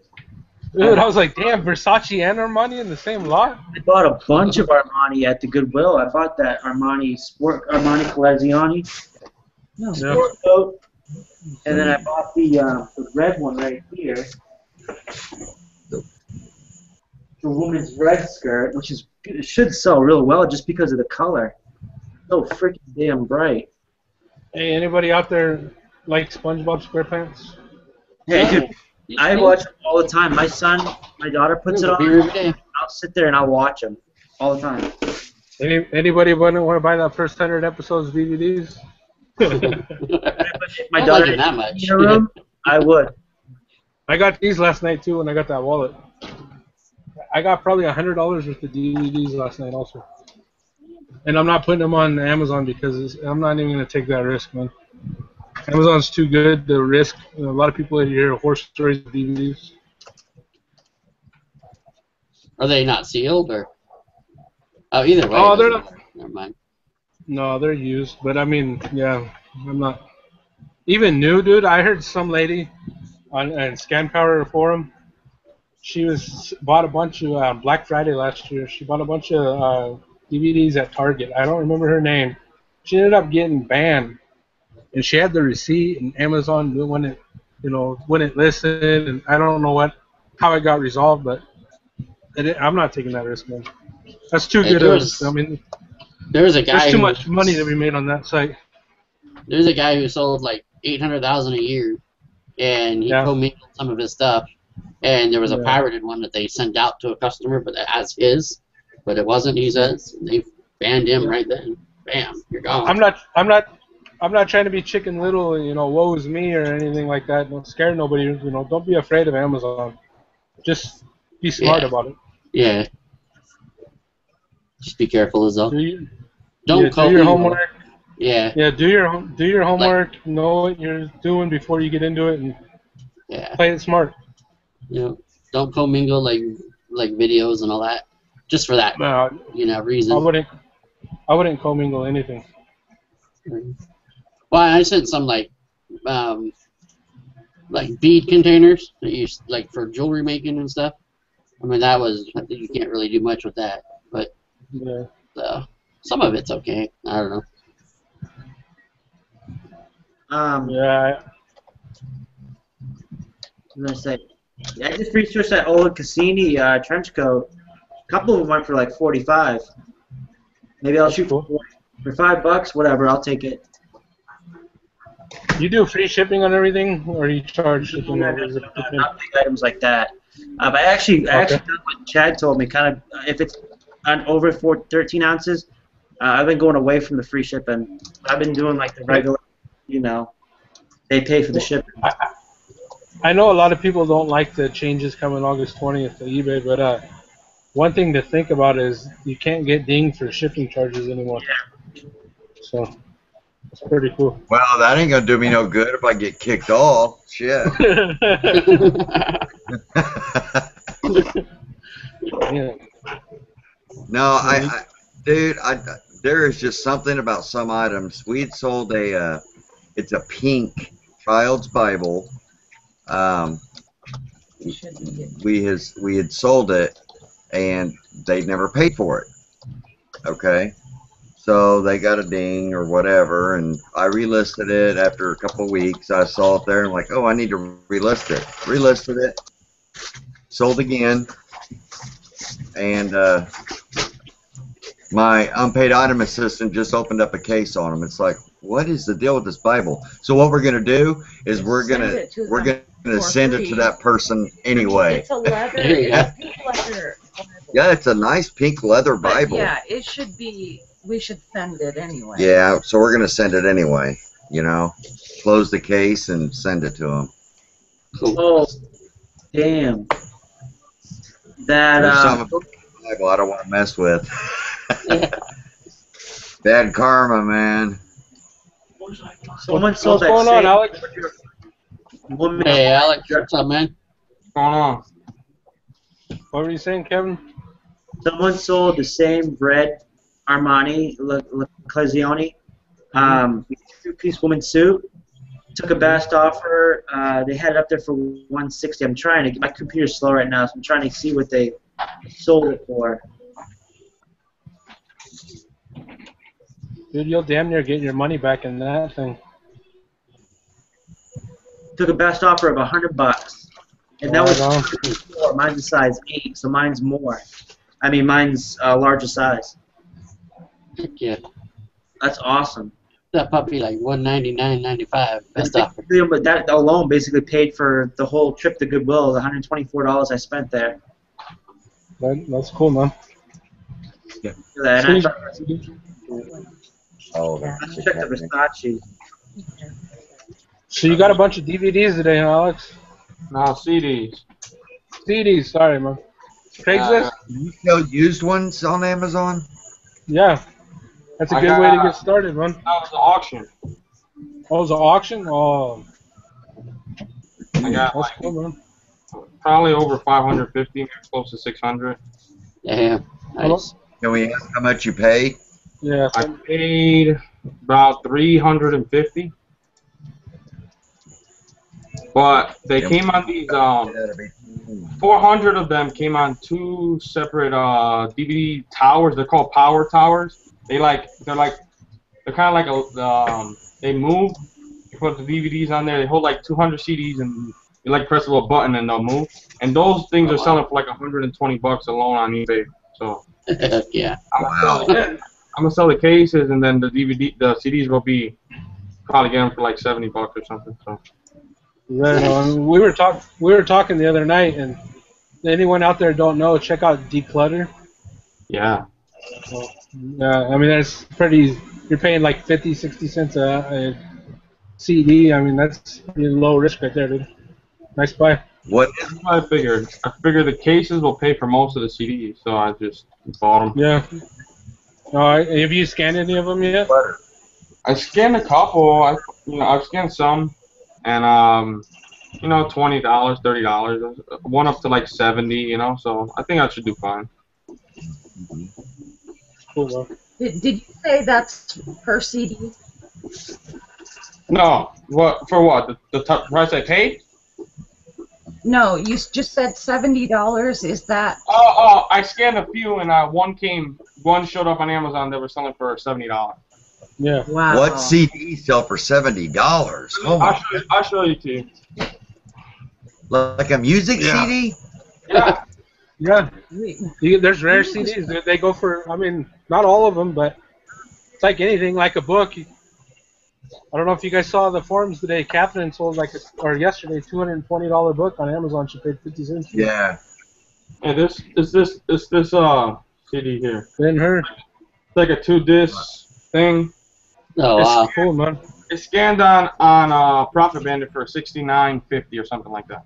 What is it? What's it called? Ben-Hur, man. I can't even pronounce it. Ben-Hur. Yeah, Ben-Hur, The Tale of Christ. Oh, That's a classic movie. Old people love Oh, it. it's soundtrack for Ben-Hur? Yeah. wow. Wow. This one's scanned for like I said. I'm gonna send all these to FBA. So I haven't done FBA at all, so I'm just gonna jump in. Yeah, let me There you know, go. because I'm going to start doing that. I'm going to send my Guitar Hero stuff there, because I've heard that. That's the same thing I'm thinking. I'm thinking about sending them in too, because they get a lot more FBA. Yeah, keep me updated. I have a quick question for FBA. Yeah. Okay, when you send this stuff in, do you price it or do they price it for you? You price it yourself, but I know some people, they price high and then they readjust, or they have auto repricers that will price it for them, but I don't do any of that. I just price it right there on the spot and then I send it in. What, you just write on your label, or you print the label with the cost on it, or? It's been a while since I did an FBA shipment, but I need to you could research either- FBA. Yeah, I have no idea. I've never done FBA. I just figured I'd jump right into it and I'll figure it out. When They've I've done done some any changes. Oh, they changed What? it. Oh, never mind. Yeah, they changed their sorry. they changed their way of doing it, and I haven't done it since then. But it's not that hard. I mean, there's plenty of information out there on Google and free information. You got Dallas Moore that's in the picking community on YouTube. I'm sure he'd help anybody out. Yeah. You got Chris Green. That guy, he has his book, and he's got his phone number. He's got a group. Yeah, he charges a lot for scan power. It's a good program, but I mean, it's not cheap. You got to be doing it a lot to make it worth it, you know. But he's got his phone number. He's got his phone number out there, and he'll answer anybody's questions. I mean, he's really a down-to-earth guy, you know. So. We got a question from Wheeling Deal in Wheelie 5. Wheelie 5. There you go. I can't. It's like I can't even see it too well. I've got a Burberry T-shirt with the knight on it, with the plaid background, with unlisting it, but I believe it's real. Post it in any one of our groups, national resellers. You'd probably be best in Thrifting Lounge. Yeah, Thrifting Lounge. She is awesome. She just had a score, like awesome score. And you know, remember when we bought those wrestling men, and ours were like 2004, 2005, 6, 7, and she had gotten some, and like 40 of them, and they were like in the 90s. So hers are 10 times better than what we had, and she only paid like $12 for all of them, something like that. She did awesome. Check her out. Her YouTube channel is, I believe it's Will and Deal in Willie 5, or we'll post that in the Thrifting Lounge. We'll have everybody check her out. Yeah, she's pretty good videos. I like her videos. Yeah, she's a great person. We like her. All right, baby. Hold on. Sorry, guys, my daughter.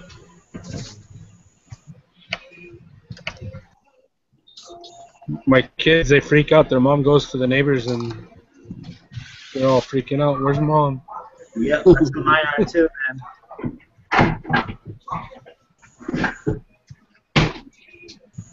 Yeah, Asmith, he said he does a lot of Burberry posts in Thrifting Lounge. I've gotten to the point now. I mean, like I said, when I used to have that Louis Vuitton wallet, I used to always buy Burberry and stuff like that. So I previously knew the label and Yves Saint Laurent. So I know enough for the label, enough to basically say if something's real or not.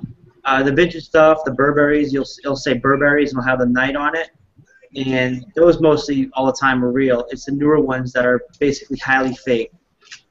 But there's some ways around it, like the R's and Burberrys, if they're all capital letters, should have a rat tail. And sometimes, I believe sometimes it won't, but most of the time it has to have that rat tail on the end of the R that comes back up like kind of like a semi the R, and that comes up a little bit. But like I said, just post it in our group if you have any questions.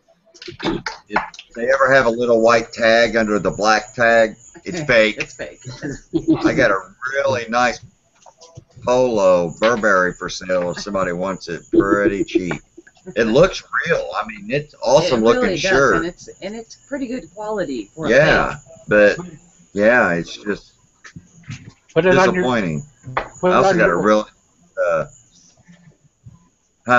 Put it on Yordle. There you go. Throw it up on Yordle and have some We gotta fun. take this. Dude, I I had have no idea what it still is. We're learning so much about this Yordle, and we're learning about this Bonanza we got to check out.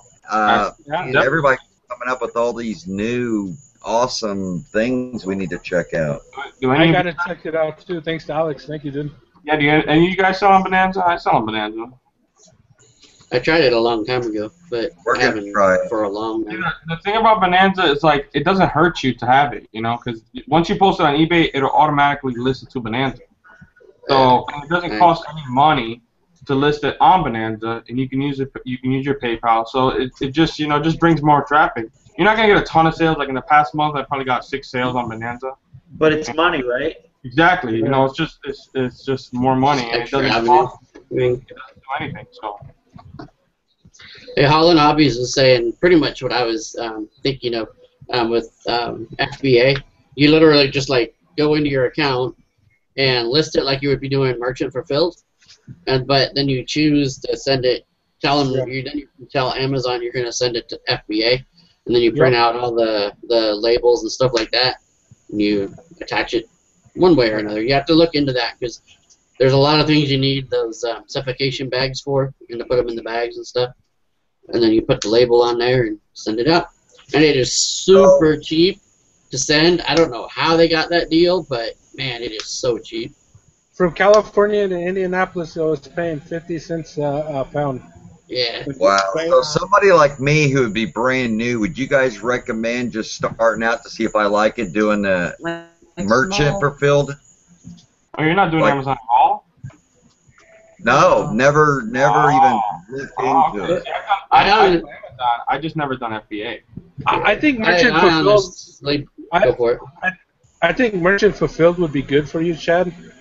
And Picking Queen, I forget her name. Florida Picking Queen. Florida Picking Queen. Yeah. Because you're gonna learn how to list. You're gonna learn how to price stuff. You're gonna see how easy it is compared to eBay, and you're not gonna like the shipping, but I mean you're used to it with eBay, so. Yeah. The next step.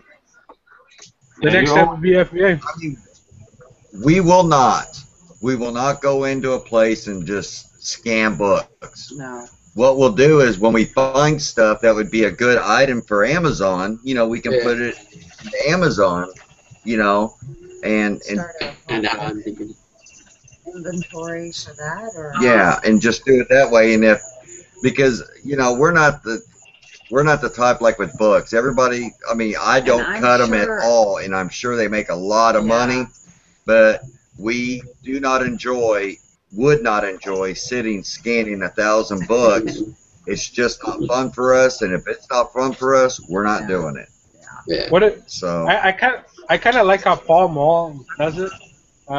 Whatever his YouTube name is now, you guys probably know. Resell grind, right? Yeah. Yeah.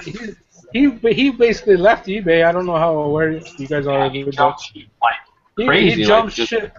Yeah. All of a sudden, jumped ship from eBay. Said, "F eBay. I'm doing FBA," and he basically buys all of his shit in bulk, pretty much for the most part. Like yard sales, like scans a couple books. Okay, there's good shit here. I'll pay you $5 or $10 for all this. And then he takes it home and goes through it. So, I don't know. I think I want to try that. well, and that'd be good, but there's so many things that we enjoy buying that we just can't sell on FBA, that we can't sell on Amazon. Yeah. No. I mean, it's just, I don't know. What we'll do is on a lot of like the cameras, because I'm big into the Polaroid cameras, and everybody's saying, Chad, you will make so much more money if you sell that on Amazon than what you do on eBay. I mean, stuff like that. You know, be like, that'd be a good item for Amazon, so let's go ahead and do that. And we can start picking them up and putting them back for that. sure. Well, we don't even have to put them back. Another guy, Chad. Huh? Sorry, dude. What? Go ahead. I was gonna say another guy that I think you might feel more comfortable with, and I'm pretty sure he would help you if you asked, would be Bonafide. A Bonafide hustler. Oh, picker. Picker. Yeah. Oh yeah. Buddies. I think all you'd have to do is reach out to him, and he'd help you get going, dude. And I know Freaky Goblin also is like really good at dump shit on eBay. You know what's funny, dude? I remember talking to John last year, you know, or a year and a half ago, and he wasn't even doing FBA. Now, wow, time, you know, that's cool, man. Yeah. It changes, man. Yeah. Dude, let me tell you something about John. John is making money showing people how to do FBA. Yeah. Yeah. Yeah, he does private sessions with people. Oh, does he? I didn't know that. Yeah, I'm still waiting on my referral check from him. After that, Sean. Sean is awesome, man. We look. Hey, we should do some sort of challenge for each other, like, you know, maybe a monthly like a month challenge. See who can get the most stuff. Who's brand new for FBA, never done it before. I'll probably win. I just got 600 freaking CDs. No kidding, man. And like do some sort of challenge, like who can get the most in a month. Put it up. You know, it's sick, and I haven't said this live, but I mean, I'm gonna do a YouTube channel, and I'm gonna be honest. Kind of like Sean's book he wrote. Oh my God! But not what I do, you know? Yeah. Yeah. Oh. But I only did what 2 FBA shipments. I sent in a bunch of books before we moved from California. I didn't like the results because I sent in a lot of bullshit. So I mean, I would do a challenge. It would be good for me, man. I'd appreciate it. So that's the problem with me. I don't know, you know, what's like what to ship in. You know, I don't want to send stuff that's gonna sit there. You know. I mean, I've done enough studying and reading on FBA and know a lot of the shit that's out there, you know, but I haven't done it enough myself. I don't got the experience yet, sadly. Hey, I looked up some of that Gianni Versace. Yeah. I guess mine's a couture, and they're worth a lot more than the regular Gianni Versace. And so a couple I found that look kind of like mine were going for like $180 plus. Wow. Yeah. Wow. That's crazy. Hey, Kevin, I got a question for you, bud. What did I do now? Nothing. But real quick, Albatross, I appreciate the message you just sent me, and yeah, I'll hook up with you. But no, Kevin, I was wanting to ask you if you could take a couple minutes and remember when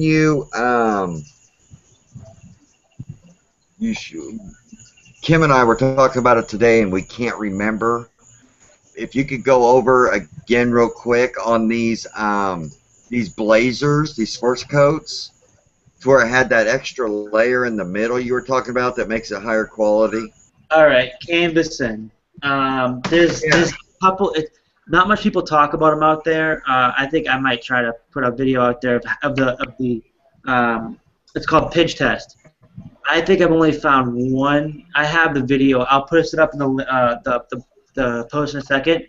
But it's at a certain part in the video, a part of the video that he shows you how to canvas. He actually goes to a local thrift shop. This guy, he makes his own videos. And I think the guy's got a lot of money, or he does something for fashion. I don't know. Anyways, he takes a couple of guys that are good into like doing thrift shops, going thrifting in. No one we would know, because I think it's more of the fashion thrifting in New York City. And so he takes these guys and he says, "Hey, did you guys ever know about canvassing in a sport coat blazer?" And they're like, "No." And he goes, "Come here," and he shows them. I don't think I have any out here that's canvas, but I'll take it. I'll take this Armani blazer anyways.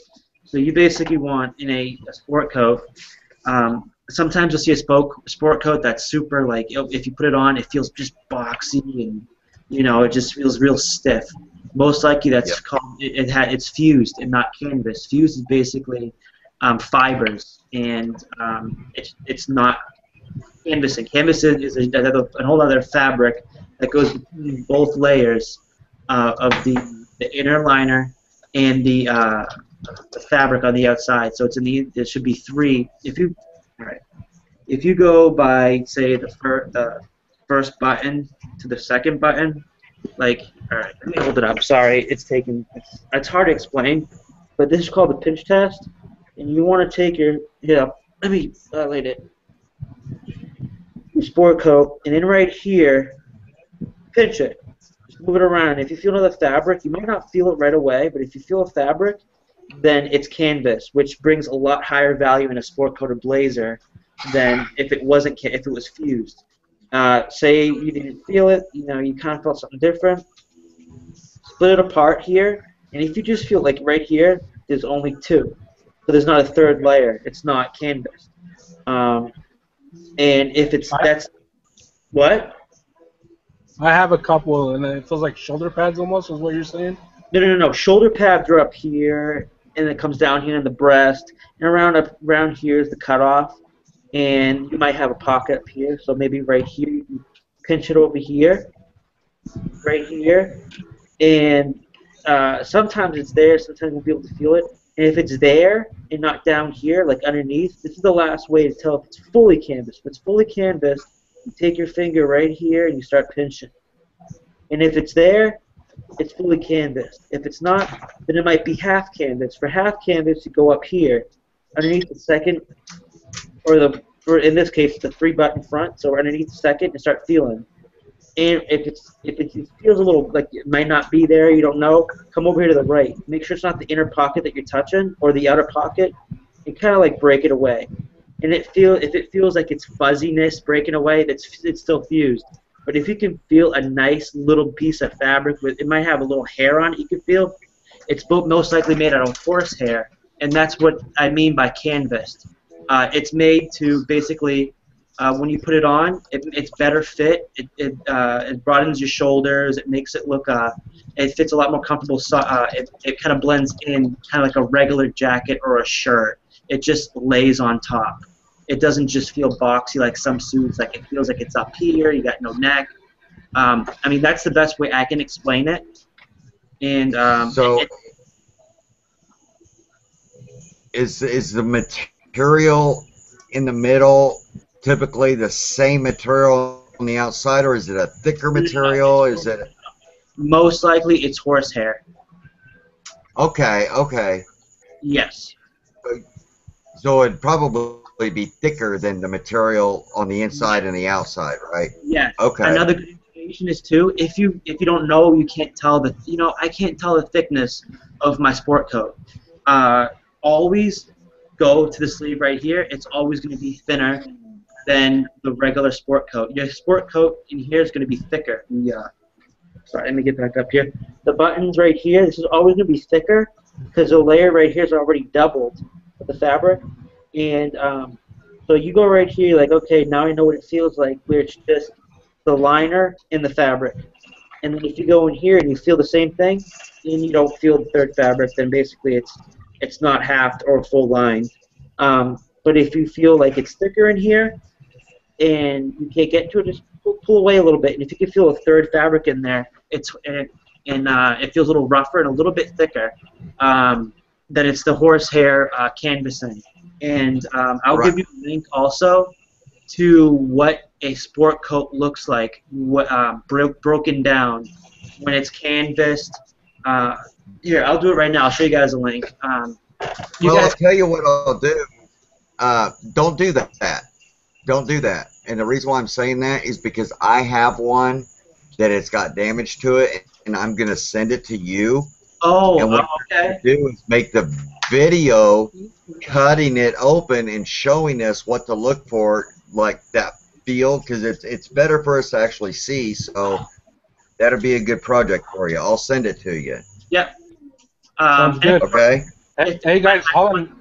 If I had one that was canvas, I would never open it up. I wouldn't, because the canvasing it makes a sport coat a lot more valuable than a regular sport coat. Yeah. If you type in like Canali, fully canvas, or canvased sport coat, you'll see how much more they go for if it's one that doesn't say it's fully canvas or fused. A lot of people don't know about it, and a lot of these people that that are into selling the books and sport coats, I don't know if they even know about it because I've never seen it explained. So I saw it one day on a breaking down anatomy of a sport coat, and I said canvassing. I want to better myself, learn about sport coats and blazers. I'm like, I'm trying to figure out other ways that I can put as keywords to get people to buy mine for more money and make it better, because you build value in a product. You build value and you sell it for more money. So anyways, I went around and I looked at videos, I searched canvassing, pick stitching, stuff like that. And I found a few videos and a couple articles, and man, it took me about 6 hours to figure out really how I could figure out how to know what canvassing is. And that's a good way to break it to do it, is make a video and kind of simplify it. And like you said, cut it open, break it down, show you what the sport coat looks like, literally broken down. But that's cool, Chad. That's awesome. Yeah. I'll donate the specimen. That is awesome, man. Seriously. I've never thought about showing people what canvassing does. I just, I know there's like 90% of the people out there that don't even know what the hell is going on in a sport coat. Yeah. Whether canvassing, stuff like that. So helpful to everyone if What? showing us what. You're breaking out. We can't hear you. I can't hear you. No. Can you hear me? Yeah. No, yeah. Okay, no, I just said that's why I think it would be so helpful if you could make the video, like if Chad sends you the blazer and you make the video just cutting it and showing people like what you're talking about. I think that would be awesome, because like you said, we didn't know anything about that until I think you told us that a couple weeks ago. And if you notice how I'm sorry guys if you don't understand. When it comes to selling for me, I've always been a salesman. I think when I started selling, I was 18 years old, or 17 years old, and I was a salesman for Verizon, and I kind of fudged things on my resume, and I wasn't really 18 yet, but I got the job, and I kept it, and man, I worked my ass off for it, and ever since, I just love talking to people. If you guys notice, I have a very friendly attitude. I'm just a happy person. I don't like negativity in my life. I was brought up that way. I had a lot of negativity in my life when I grew up. So I always just try to change myself. Like, how would my kids want me to? How would I want to raise my kids? I want them to be better than me, So anyways, when I started selling cars, I would always pick, I would touch the car, feel the car, smell the car, learn the car. I was one of I think 10% of Ford sellers. I was master certified and senior master certified selling cars, trucks, commercial, and internet sales. And but I learned the shit out of the book. They gave me the book the first day. They gave me a chance, and I wanted to take every opportunity at it. And I had a lot of fun with it, and it was just I burnt myself out at the end selling cars, and got to the point where I wasn't making much money anymore. But the fact is that I was one of 10% out of the whole United States selling cars. I was a Ford Master Certified in diesel, everything, which is super rare. And I was able, at the time I was 21, I was senior salesman at a Ford dealership, a huge Ford dealership in Rainham, Mass. I'm sure Ronnie's driven by a few times. Metro Ford, it's turned into a humongous super center. And they sell in Providence, Rhode Island. They also have Ford dealerships in here in I think it's West Palm Beach in Florida, and they got money. But I walked in one day super confident. It was my last place. I was trying to look for a job after I walked out of this other cell phone company. One of those cell phone companies you see in the middle of the aisle at a mall. Yeah. I walked out at lunchtime. I was like, oh, I'm going to go to lunch. Never came back, and I spent the day, giving out my cards, my resume. And then the last thing I did was I went to a car dealership because I was always intrigued with cars and selling, and just I like knowing I can make my own paycheck. So I went in there, and the guy's like, "You ever sold cars?" I said, "No." He goes, "Well, I'm going to give you a chance. Come in Monday." Came in Monday, man, and I think my third month, I made $10,000 after bonuses. And to me, as a 19-year-old kid, man, I was seriously, I blew my money. I went to New York City. Like I told you guys, I bought that Louis Vuitton wallet. I bought Burberry. I had my own credit card at Bloomingdale's. I blew my money. And then when I quit that job, which I wish I never did because there was so much potential there, I had the last $1,500, and I just blew it. Wait over there? Why didn't you go there? What? Sorry, talking to my daughter. Yeah, but I just blew my money, man, and I learned my lesson from that.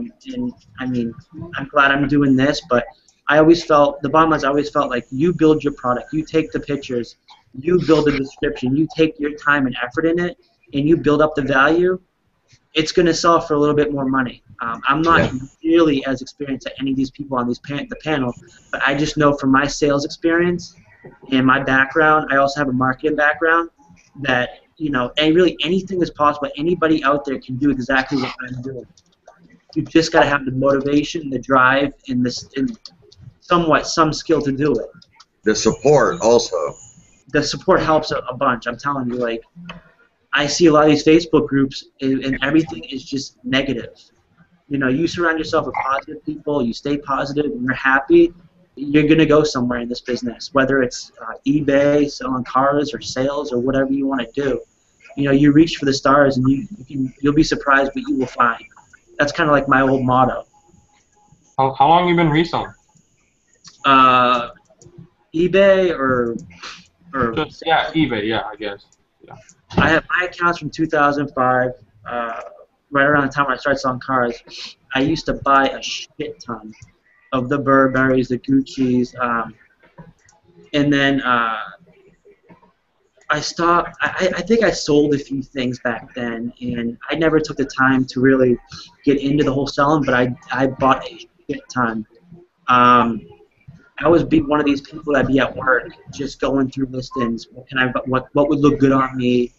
What would be what is fashionable? I used to buy the GQ magazine, so I would buy the sport coats and blazers, and I knew a lot about them from researching on GQ, whatever. Anyways, but I bought a shit ton, and I sold a minor, I would say 10, 15 items from 2005 to right now, about back in, September or August I started. And I did the research, and I sat down with pen and paper and learned as much as I could from everybody, like random YouTube channels, you know, Thrifting with the Boys, all that crap.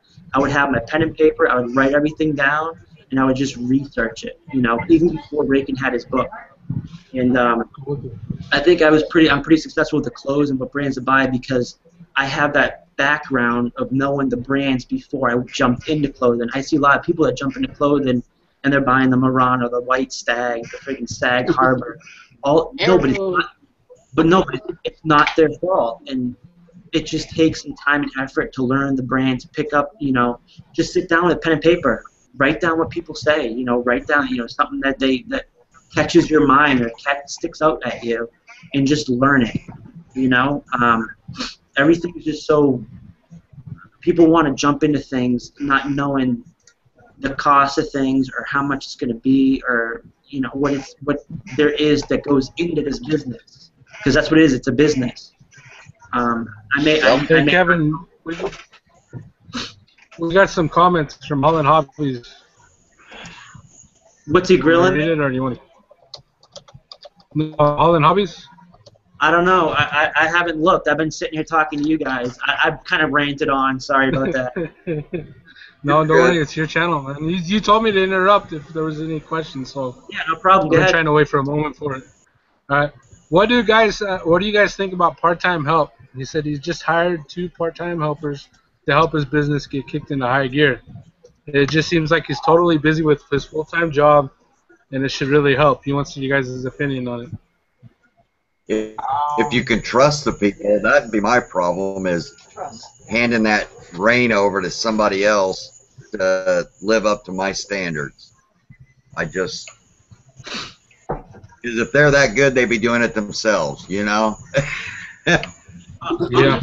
Honestly, I think with the whole getting somebody, to work with you, I would have him learn the business first. If he has a background in, I would say, sales or whatever, or knows about the products or what you're trying to do. I don't know if you're trying to have somebody just list for you or buy the stuff for you or research. Most likely you're just having the guy list and take pictures for you. I'm very OCD, so if I'm going to have somebody do it with me, I'm going to have to mold and shape them into the person that I am. As simple as that. You got to mold them. You got to figure out who they are. Can you work with them? Because there's people out there that you just can't work with. It doesn't mesh. It doesn't matter if you see them 15 minutes a day or a couple hours a day. If you don't connect right away, you don't have that connect or drive that you think you can, then it's useless. I think the statistic is in an interview, the first minute you sit down with somebody, they already have their mind made up if they're going to hire you or not. You have a minute to impress somebody. I learned that, again, selling cars. I've learned so much doing that. And I'm only 29. I don't know much. But I always took that, and I would always put some stuff in the back of my head, and that was one of them. Just you have a minute to impress somebody. If you don't impress somebody within that minute, you can't connect with them. I just can't do it. And it could be different. Some people, it takes a little while. They're shy. But I don't have time to. I wouldn't have the time to think even. I don't know. I'm just shape them and mold them into yourself and see how that goes. That's all I can say. What do you guys think? I think it's a good idea. That's what I'm striving for. Hire part-time help. To pretty much contract the stuff that you don't want to do out. Give you more time to pick and grow your business. But everybody feels different.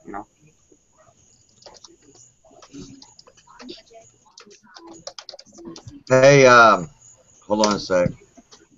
When it comes to the canvassing, let's see, where did I put it?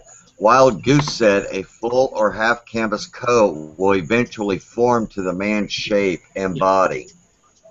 Yeah, that would be cool. It's like how they say with shoes, some dress shoes they get better with age. Well, that's how it is with a sport coat too. Because the sport coats, a couple that there's the few sport coats. I mean, they're not like anything to buy. You get what you pay for. They don't last that long. If you're using them every day and stuff like that, dry clean when you're supposed to and stuff like that, they really don't last compared to a fully canvas or half canvas sport coat or jacket. Yep. Okay, let's hold on a second. And he gets up and walks away. Justin. Nobody say anything till he gets back. Because he's been here for half an hour and we haven't heard nothing from him. So, Justin. Yo. Come here. What's up? What's going on, buddy? I like the hat. What's going on with everybody today? Introduce yourself. Tell everybody who you are and say hi. Well, hello everybody. I don't need to introduce myself. Everybody knows who I am. But if you don't, I'm Justin Starcher. I do have a YouTube channel, Justin Starcher. That's JUSTIN STARCHER. I sell on eBay 99.9% of the time. The first 2 months of the year, I was huge on Craigslist, and I dabble a little bit into Amazon Merchant Fulfilled, and that's pretty much about it. That's me in a nutshell. How's everybody doing tonight? Awesome. I was just working a wedding dress sale. Hopefully it sells. Talk about out of your comfort zone, huh? Dude, I have my friend that's getting married. They are on me because they gave me the wedding dress like 4 months ago, and they've been on me about selling that wedding dress. But I just have so much inventory, and I don't feel like I don't want to consign for somebody. I hate doing that. I have 2 wedding dresses. I have one from my dry cleaner, and I have hers. They're starting to get mad because I haven't tried listing it. I'm like, dude, I got so much shit here. I'm worried about making my own bills. Sorry, Kim, go ahead. No, that's okay. Kevin, what I would do is probably buy it from her, so that way you're not under pressure and obligated to. So that way you're not the middleman anymore. Now, they could go really good money, because I went into the Goodwill yesterday, and I saw a gorgeous, stunning, I don't look at wedding dresses, but man, this thing was a knockout for like $80. Just gorgeous wedding dresses. I don't touch them because I don't know anything about them. That's why I haven't listed them. Like you said, it's out of my comfort zone. Yeah, me too. I don't know much about them. You don't either? No. Yeah. I mean, unless it's a big name like Vera Wang or, something like that, then I know it's big money, but... What's up, Justin? Now, I just want to let you guys know, Chad and Kim, you have a package come in, probably minus the money order that we're talking about. That's coming soon. But in addition to that, Kim, you have a package coming. Probably you should get it by Friday. Speaking of packages. Cool. What is it? What is it? Surprise, surprise. You'll see when it gets there. Speaking about surprise packages. Anybody else get a package last weekend? I did not get any. I didn't get any packages. If you're talking to me, Sean. No. Why not? Somebody stole it. Because I haven't. I've been looking every day, brother. Damn. What the hell? Did you send Justin something? I did. And something for his daughter too. Oh. She'll be happy. I love that hat. We'll be happy. Well, before I get it, thank you. I don't know what it is. No, it's good. I mean, it should be there at the latest Friday, so anytime before Friday should be good. Cool. Hey, let your buddy know whatever that it's not the. If it was you, I wouldn't care, but I don't know him, so it will have to wait and clear before I ship it. Oh no, it's fine. It's fine. I told him. I said, look, I said, you had to understand what's going on here. I said, me personally, I'm not going to ship anything until I get money in hand. So, just deal with it. I said, if you want it bad enough, then it's all good. Deal with it, he says. Yeah, right on. Yeah, I appreciate you being the middleman on that. Did you make any money on it? Nope. Are you serious? For friends, pick her love. Pick her love. King Karma kisses. Just so you know, right there. Oh, right on. Cool. That's the money order. Actually, I had to take it to him today because he didn't sign it. I was going to do it today. He didn't sign it. So when I saw him at work, I had him sign it, and I will send it out priority on Monday. You could have signed it. Man, I don't want to take any chance with that. As long as nobody complains about it, they'll be fine. Yeah. It's all good. Hey, I appreciate my mom's checks all the time. No, I mean, it's all good. I mean, whenever I can help anybody out, I mean, he's been wanting a PS3, so he's in good hands, and your son wanted to sell it, and he made some money. So wait, who sold the PS3 or PS4? PS3. I don't know if I want to. I'm thinking about finally stepping up to either getting a new Xbox, which I don't like the way they're going with their company. Don't do it. I know. I don't like that. I got it on. You need to get the PS4. That's what I'm thinking. I'm finally going to switch to the PS4. And I saw an ad the other day for a PS4 for $359. I saw that too, man. And I have a PS3 myself, and I'm getting ready to get the PS4. Yeah, dude. Yeah, Xbox make it so hard for independent developers to get their games published. They want every little piece of the pie. Whereas PS4 is like, dude, bring it over here. We don't care about the money.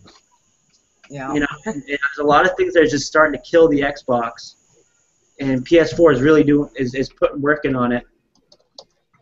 The only bad thing about it is I like to play online like Madden and stuff like that. That's how I am, yeah. And with PS3, it's free, but if you jump to the PS4 and you want to play online, it costs money. So PS3 isn't free. Oh, PS3 is, but the 4 is not. PS3 is free, but PS4 it costs $9.99 a month. Xbox has gone up over the years too. They went from originally $19 for a 3-month to $25. And no offense, I mean, for young kids, it's that's kind of tight. But if they have their parents, of course, have money, that's nothing to them. But you have some of these kids that actually love the games. They play the games like a lot. I've seen it, like with my cousin stuff. They just can't afford that extra $5 for 3 months. Yep. But what else is going on? Everybody else doing all right? Yeah, I just found out that Armani. I have an Armani suit over here, a woman's. The one I was just showing off. It's like worth what did I say? $120. I think you said 160. Okay, and then I have a Versace that's worth easily over $180. I have that suit over here too. So I did pretty well between 2 suits, and I'm not even getting into the Laura Piani sport jacket I got too, man. So I'm feeling really a lot better now. Yeah. That's awesome. I'm actually proud of myself. We got any questions going in the comments, guys? Got any questions, statements? Who was it? Pickin' Profit says the Thrifting Lounge. I don't know if that's good or bad. Hope it's good. You are watching this video from the Thrifting Lounge YouTube channel tonight. Pickin' Profit had a question. He said, "Do you guys think it's wrong to hire a BA from other countries over an American in the USA?" I'm not even going to get into that one. Yeah. I'll say this as far as I'm concerned. I want all the money for myself. So until I can't do it myself, then I'm not going to do it. People feel differently, but I personally don't care. I was looking into that. I talked to like 3 different people, but 2 of them just didn't work out very well. The other one just rubbed me wrong. I don't know. Hey, Sean. Yeah. Hey, what happened? I thought you were supposed to list 100 items for me today. Oh damn! Sorry, I only got 99, man. Guess you'll have to fire me. I think with Justin, I was gonna say earlier we had over 180 active, but today we've sold 13 items. So congratulations! Now you have to list it's so more. Well, yeah, but now we have to list more. I don't mind losing a competition because I'm selling stuff. I can't keep up. I don't mind that at all. Yeah, I think it's neat because all of us always talk about, the more you list, the more you sell.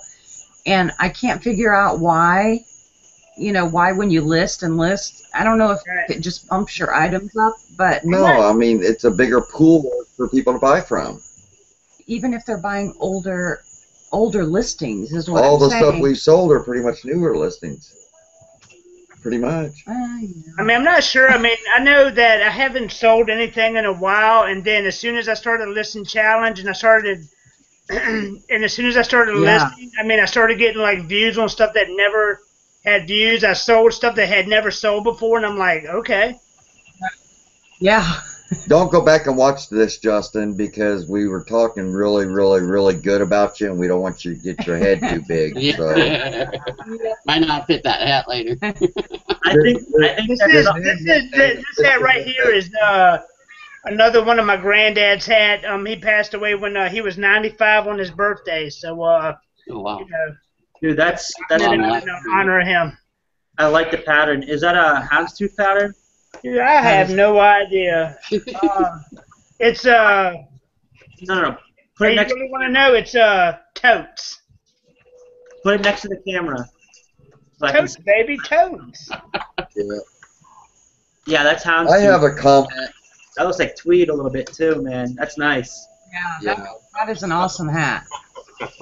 I've got one comment about the virtual assistant, and we pretty much learned it through Sean's experiments, but with a virtual assistant, with the amount of work you have to do to get them the information that they need to list your items, you might as well list it yourself. I mean, Sean, I saw that video. Good job, man.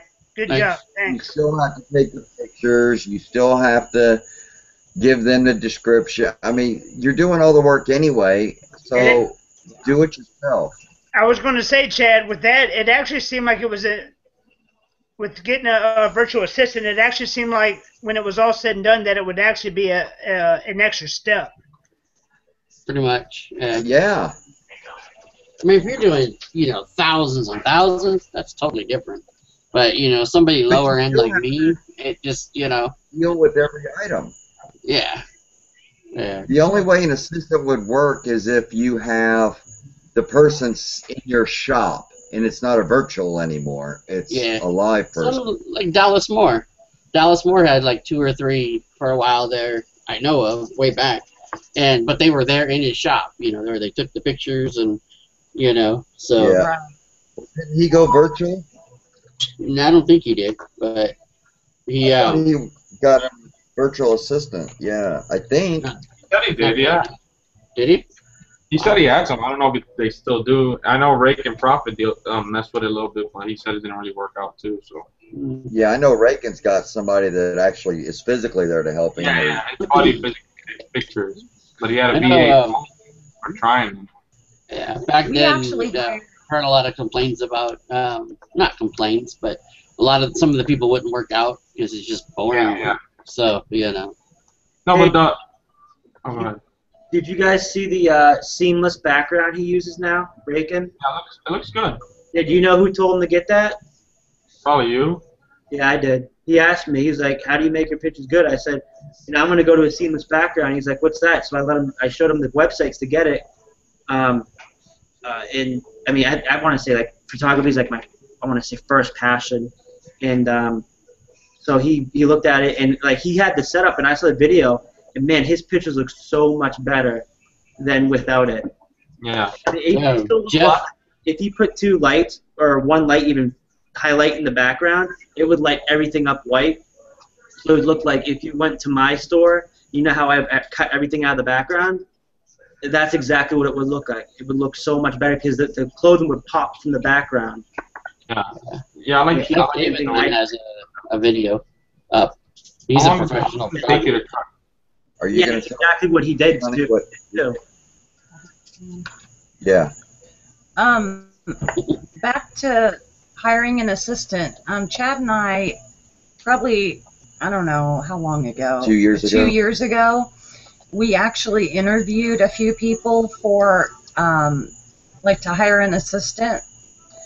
And we ended up hiring a lady, and she was awesome. She did an awesome job. Like, she was very good at listing, and I can't remember. She was an experienced eBayer, but she needed some extra money at the time, so we hired her, and what did we pay her per listing?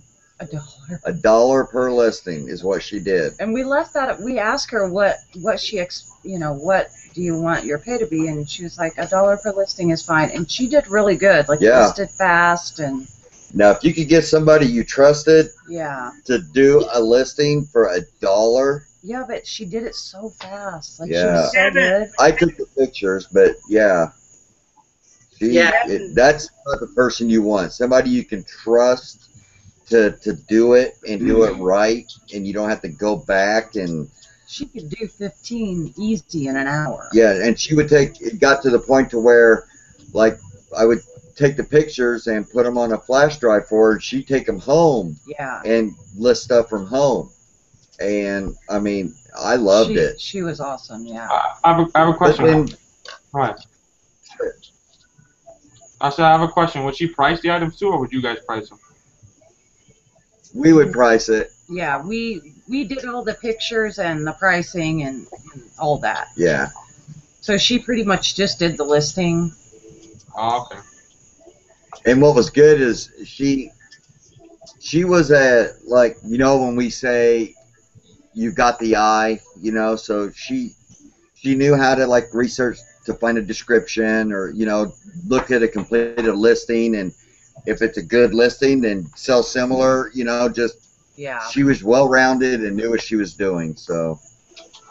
Yeah, those are like, you just can't find people like that. And then she ended up getting a full-time job. That's why Yeah, she had to stop. Maybe if you guys went up to $2 a listing. Hey, Tim.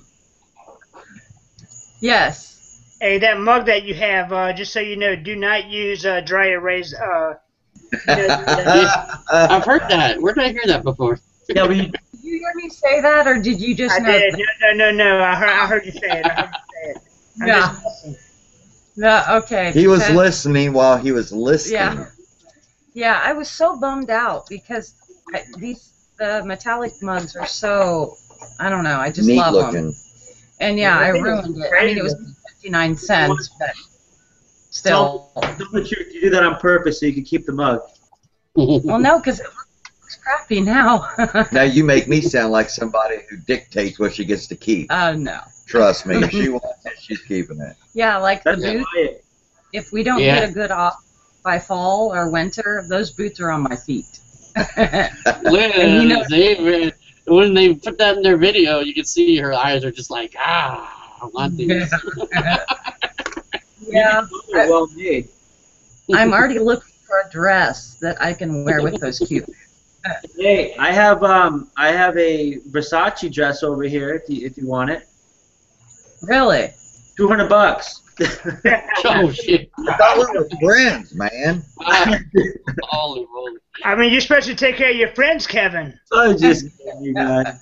Kevin, take care of the Pigger Circle. Of course. Everything I said about nice, I take back. The Picker Circle's awesome until you get on the outside, so just be careful there. No, learning that, buddy. Ouch! I think Kevin is on my toes. Oh. Hey, Sean, I got your comment in the chat. I'll keep you posted. All right, man. Oh, it says it was delivered on July 7th? On the 7th, yeah. Oh. It says 7 p.m., but I don't know if that's when they scanned it and sent it, or... Mailbox, dude. Uh-oh. That's not good. Oh. So hit me up with the address that you sent it to. Make sure it went to the right place. I am. Yeah, Wesley, Kim is. You asked for a counselor. There you go. Oh, I didn't even think of that. Were you being serious or were you joking? Now he's in trouble. Oh. You put that in the chat. What's that? Hey, Wes. He's... Oh, yeah. You can't win no matter what he does. Hey, Sean. Yeah.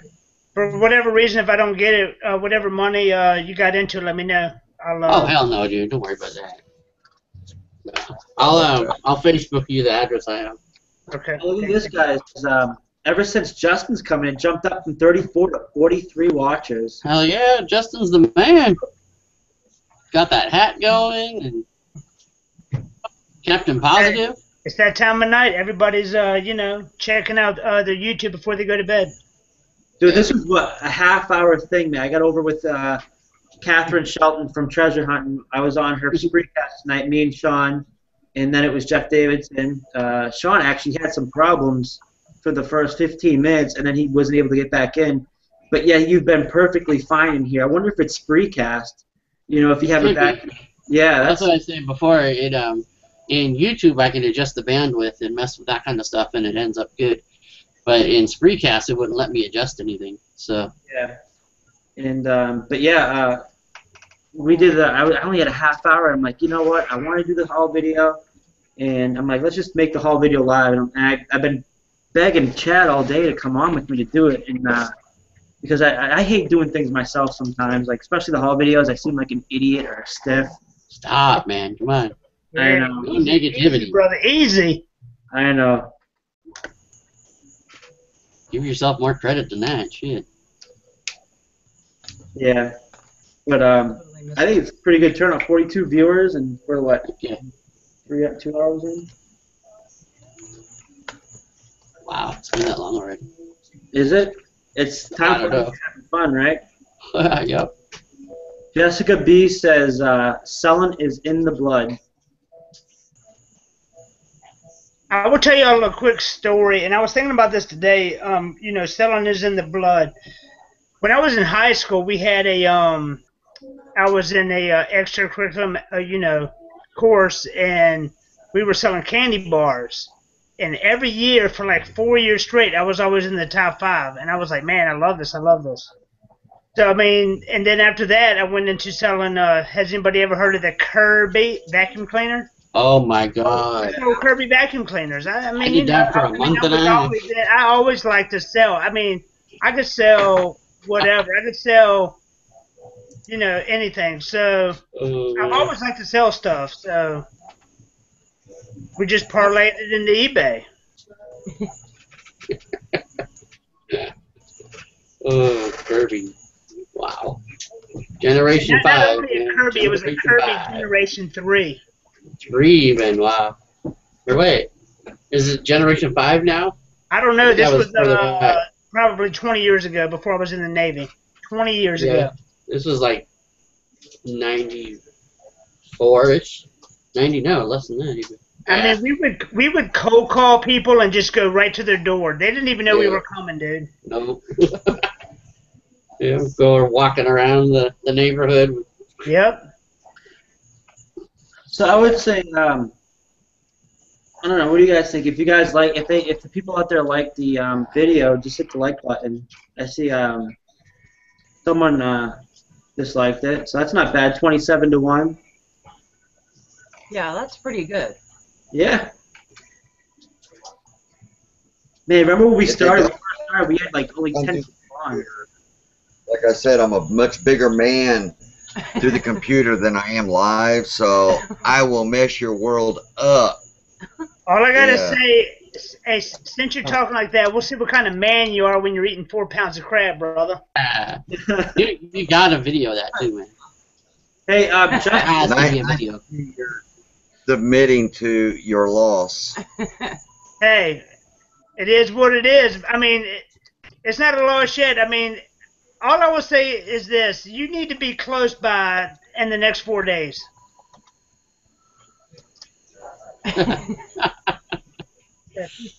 I'm sorry, I was reading something. I'm sorry, Justin. I'm sorry. What did you just say?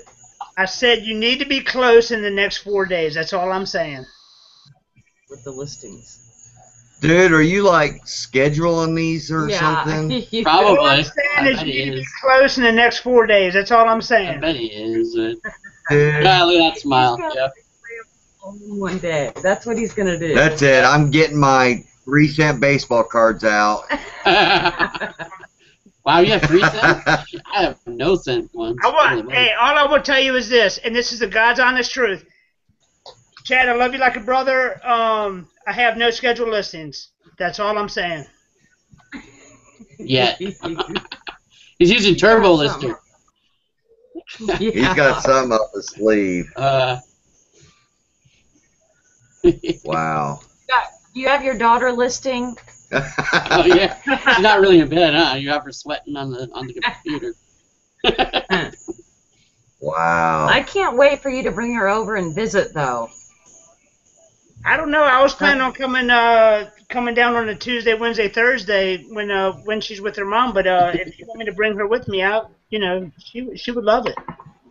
Oh, Absolutely. that would be Kim would love to have a little girl around. Yeah. Yes. We could go All get our those nails boys done. around the house. Come on. She loves to get her toes done, her nails done, her hair. I mean, she's only 7. Oh, that's awesome. Oh, I would love that. Hey, Yeah, Justin, Daddy spoils her. Yes. what did you get today? Yeah. You got a bunch of Are you stuff. serious? Are we going to go there right now? Can you Wait, give me what? like 15 minutes before I bust my bag out? It's been like a half hour, man. I mean, you know you're going to be on here until at least 3 o'clock in the morning. We did that yesterday, man. I had to get up at what? 6:30 today. Oh. I'll show you one thing, and then I'll come back in a little bit because I gotta run for a little bit. All right, we'll do that. All right, one thing real quick. Let me get my back. Let me get my Santa sack. Santa sack. Santa's got a big sack. This is a Hurley, new with tags, baseball hat. Wow. I paid up for it, $7. You know, retail they go for about $30. I'm hoping to hit somewhere in the middle. Do you know who owns them? I own it. Nike bought them out. Oh, did they? Oh yeah, they were a big company before Nike bought them out too. And this is a 110. I don't know I've never heard of that brand before, but that's in the inner liner. It's new with tags. Paid up for it. Let's see what the retail on it is. $28 retail, so hopefully hit somewhere in the middle. That's a cool looking hat. Yeah, I love that hat. I don't have. It's got good color. Bought that today while I was on break at work. There you go. I got six more items I bought today, and I will show y'all when I get back. Spencer, are you the one that had the hat with the bottle opener on it? Yes, I do. You want it? Hold on, I got it right here. No, I don't want it. I just wondered if it ever sold. Yep, that's it. We sold something like that, remember? Yeah. But I can't remember, I can't remember where. What it was. What? Yeah. How much did you pay, Justin? For which one? The Hurley one. I paid $7 for it. Yeah, I picked up this hat recently. It's made by Patagonia. I didn't even know Patagonia made hats. Come here. No. My daughter says she's gonna wear this first day of school. Expect the phone call, man. Just sit outside the school, pick her up afterwards. Yeah. I'm just joking, man. All right, guys. She wanted me to show that earlier. Yeah. Quick question. You know that new Pink Floyd shirt we just bought? That awesome Pink Floyd shirt. I love that. I love that shirt. And I actually, if you don't sell it, You just got another sell, dude? Hey, Chad, before you say anything, Well, I have. it's up for $89, and we just got a $40 offer for it. No. And it's missing those 2 buttons, so we rearranged the buttons. You know how a lot of these high-end shirts that has the expensive buttons, and then like the last button, like the one that gets tucked in or something, is just a normal button, and the one button under the collar is a normal button. So I rearranged them. I rearranged them, but it just got listed today. So should we come back with like? I say we 70? come back with like 60. Yeah. Maybe if you just decline them the first time, they may come back for the higher offer. Sometimes they do. Most of the time they don't. Though. Yeah, I don't know, but I have my stuff. I've gotten so many lowball offers that I have my stuff that is set at auto decline, and I know I'm working with it, but I'm just so sick of seeing the freaking $5 offer. So what should I do? What is your shirt? If you don't mind asking, Hey, Chad, real quick, how much do you have in this shirt? Exactly. Pay for it. That's what I was saying, yeah. You know how I am, man. I don't pay shit for stuff. Okay, so you got an offer $40. So, right, dude, so if I'm living in the Chad world, that's an accept all day. Move on to the next item. It is, but she has since she started listing. I'm a little bit more realistic. Well, really, as far as like on this one, I have some time into it because I did some repairs as far as the buttons. For those of you who don't know, this is the shirt. I say we counter with 65. Yeah, I think so. That sounds good to me. I think a counter of 5 would be fair. What did you make?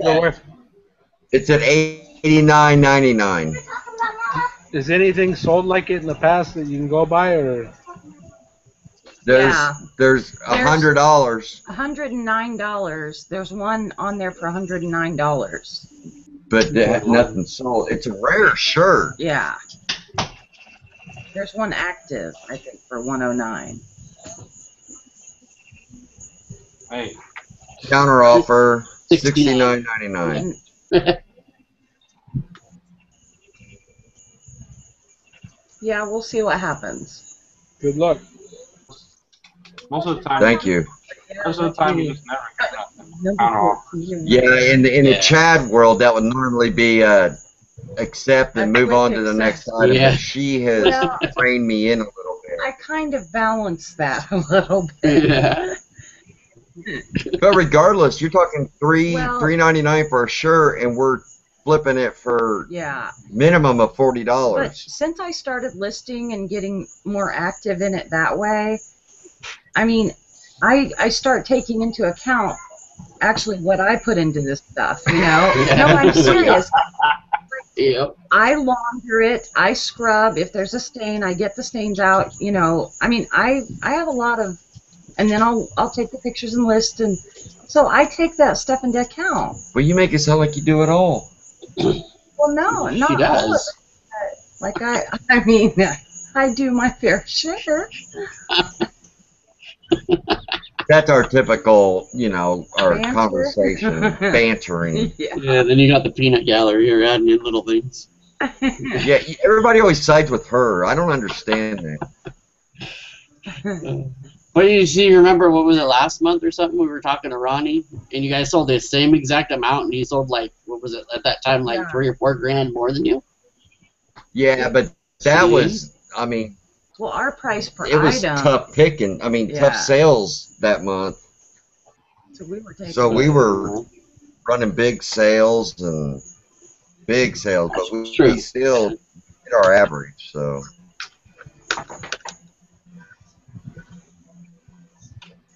I'm waiting. I didn't mean to bring the crickets. I think he's got a counter back at 50. I'll take it. Yeah, Yeah, if he but- counters back at 50, I'll accept it. How long have you had it listed? Today, Oh, you listed it today? Yeah, I would have I Well, countered not- sooner. Like, Holland Hoppies wants to see that Patagonia hat again.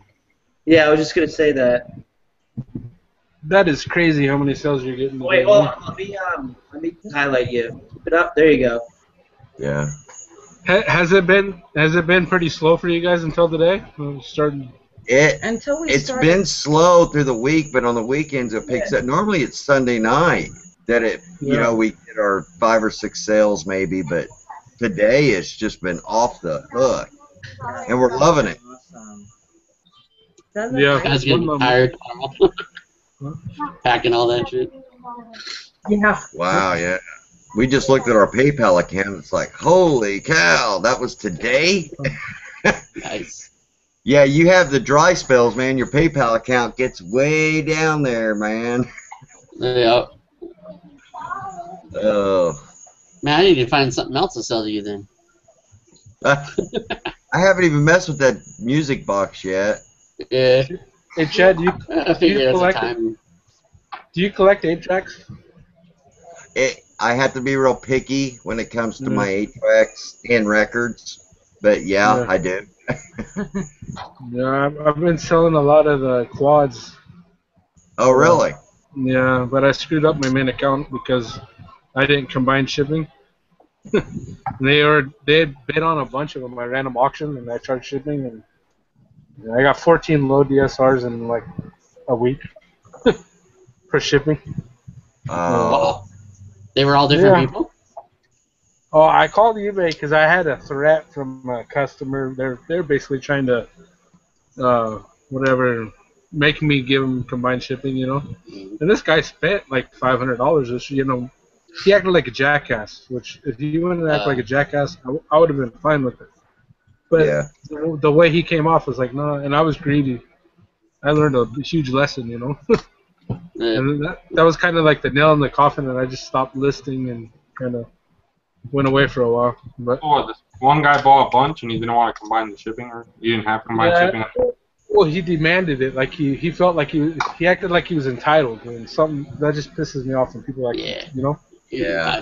That's the thing about eBay. You gotta get dicks, and you can't let your ego get into it. You just gotta. Yeah, I let my ego get into it. I didn't. I mean, I should have got some advice or something, you know, and yeah, but I didn't. Lesson learned for anybody out there.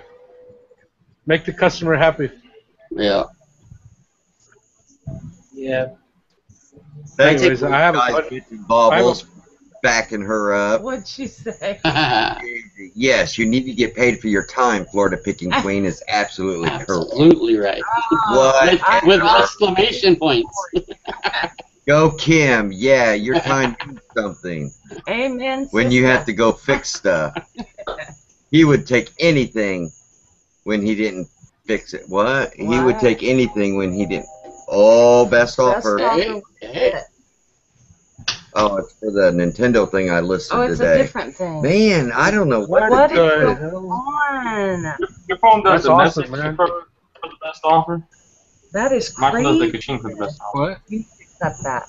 No, I get the. It's actually the sound of like when you get a message to eBay. And it's Hold sold. on. That was number 13. Or yeah, 13. You don't have your phone turned up. We didn't hear the cha-ching.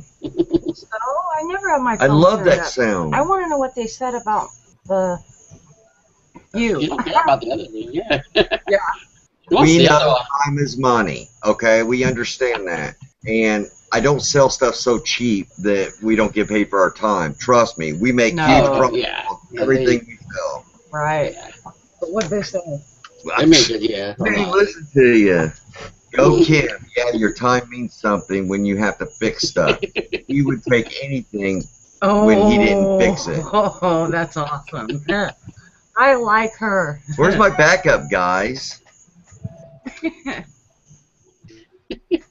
Oh, You can't do it, man. They said, do you keep wow, money really? on PayPal? I'm so scared of them or eBay freezing money, so I can't take it. So I take it out almost immediately. Yeah, we keep it in there. I mean, they're gonna if they freeze, they're gonna. If you don't have it in there, it'll take it into the negatives, and it'll screw you from printing any labels. If you do sell something, just it is what it is. Yeah, I leave it in there too. You know. Sometimes it ain't much, but yeah. that's okay. Hey, did you guys see what I wrote in our chat? Yeah. Those are gonna go for really good money now. Anything. Oh, That Lloyd. Mm-mm. For the Ramones? big. Yeah. Tommy Ramone for the Ramones just died. So really, if you have any Ramones items, and this isn't meant out of any disrespect or anything. It is. They took it up. Nice. Sorry. They came back with a $50 offer. Hey, he countered Oh. back what I said. Hold on, turn your phone up Yeah. so we can hear this. Wait. I gotta turn. She did too. She guessed it's $50. Dude, that's how many sales tonight? What I said he was Okay, here we go. Are you guys ready? Oh, I love this sound. For you new eBayers, this is the sound you want to hear. Except. Cricket. Oh, except. Hello. Oh, How I many? love it. How many is that while you've been on here with us? Like, Wow. You. I'm not sure. but with that offer, they said, this is the highest I will go. I pay instantly. So, Let's see if they will, though. If he counts with 50, I'll accept. Woohoo! I love it. Me too. We're celebrating. We're going to the beach tomorrow. I was gonna say. Tomorrow's a beach time day, to celebrate. guys. Yeah. Y'all I go got a ahead message from Y'all go ahead and somebody go to the beach. Yes. No, we got a message from somebody today. This is really weird. If you guys don't mind, I tell this quick story. Is that okay? Oh, big. Hey, Sorry, Ronnie's not here. Go for it. Yeah. When I was in Iraq, a school, a classroom sent all the teacher had the students. They picked me as the soldier, and they all wrote me a letter, and I got the letters, and I wrote back to the class, and then when I got back from Iraq, I actually went to go visit the class. Well, a couple of years ago, I got this message on Facebook from this guy, and he's like, you probably won't remember me, but do you remember when you were in Iraq and you got the letters from all the school kids? I'm like, well, yeah. He goes, I was one of those kids. And I'm like, wow, that's awesome. So I talked to him over the past few years, and he just messaged me today, said he's in Fort Walton Beach. So we're going to go meet up with them tomorrow. We're going to actually meet him, which will be really awesome. Yeah. Is that not awesome? Hell yeah. That's cool. Were you in the first how this guy's grown up. That brings back memories. Were you in the first Gulf War? Yeah. No. Okay, well, I actually had. Yes. I had pen pals when I was in school back then. I don't know who it was, but that's pretty cool. That's funny. I used to send pen pals when I lived in Palm Bay, actually where I live, close to where I live now. Yeah. That's cool, man. Yeah, that's really neat. It says, to be fair, Chad, I'm sure if you had to fix a guy item, you'd probably want a higher price too. Oh my gosh. That is really? awesome. No, but Dave, no joke. I'm so sick of having to go down to the dry cleaner and pay like $4 or $5 to do it. But I think I'm gonna start taking a sewing class just so I can sew my own items. I actually used to teach a quilting class, and so I'm pretty good at fixing things. Maybe you can make YouTube videos how to sew. Oh, probably not. You know what's funny is when the boys were younger, don't tell them I told you this, but they both know how to sew using a sewing machine. Yep. It's true. Yeah. Big bad boy Logan took sewing. He had a big show tonight. There was over 1,000 people there, so he said he got a message saying it was a great show. So that's awesome. Cool. Hey, they had more people than TNA has on their house shows. Yep. It was recorded for TV too. That's the one he does TV. It'll probably be on next month. Yeah, it's only. It's like a whole month out. Yeah. Oh wow. How long's he been wrestling? For a long time. He's 21. He probably started when he was like 4 or 5. He did the mixed martial arts for a long time, and he actually trained for a while for MMA and all that. That's cool. Boxed. Yeah. I had some cousins that were pretty good at like amateur wrestling. Little. They would go every year to Reno, the championship for wrestling, for regular wrestling, and they'd always wrestle Ric Flair's kids. But now they're like in the Marines, I believe. I don't know. I haven't talked to them in a long time. But it's pretty cool. Hey, I'm gonna head out. I got a couple things to do. So. It was nice. Easy, son. All right, thanks, man. Have a good night, man. I just wish you wouldn't have had problems with Catherine earlier, man. Yeah, I'll get something figured out. That was fun, man. It was. Yeah. We'll see if we can't get her on Wednesday night on the meet and greet. Cool. That'd be fun. Yeah, it would be. All right. Good night, all. Yep, you too. Hey, later. We actually did have her on the meet and greet, the first episode. Did we really? Yeah, that was Catherine. I don't remember. Yep.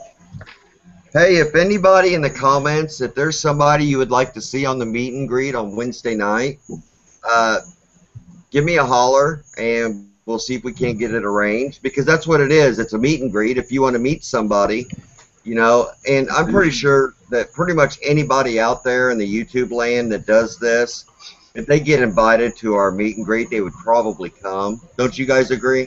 They have. I mean, you had 2 people from the green room. You've had. Sure. I mean, it's good. So if there's anybody you guys would like to meet and see on the meet and greet, let me know, and we'll see if we can't get it arranged. I'd like to hear how Brent's doing. I haven't seen Brent. Does he even make videos anymore? No, I haven't seen him do none. Yeah, I haven't seen any of his videos post or any Facebook or nothing. Yeah, Brent. Yeah. Yeah, I'm friends with him on Facebook. I'll get a hold of him, see if he's interested. I'd like to hear how he's Dallas doing. Moore, we'll get a hold of Dallas. Hey, we need to get Mad Main. She's like really busy, but she's awesome. We had him on for a little bit, Bill Stoner, last week, and he said that he would be more than happy to come back. So we love Bill Stoner.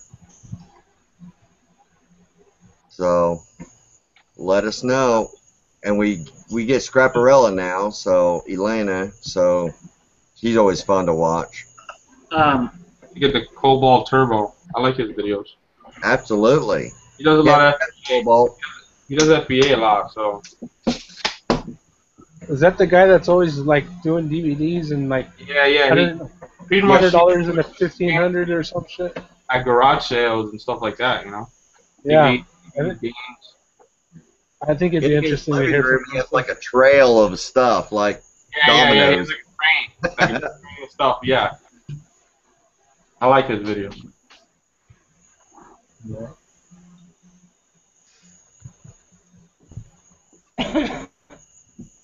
Yeah, the resale rookie. How long have you said the resale rookie? Oh yeah, resale rookie. We see him all the time. I don't think he's ever been. I don't think he's ever been in the Hangout, has he? No, I don't think so. No, I don't think so. I don't even think he's ever. We'll see what we can do. I don't even think he showed his face on camera. Has he?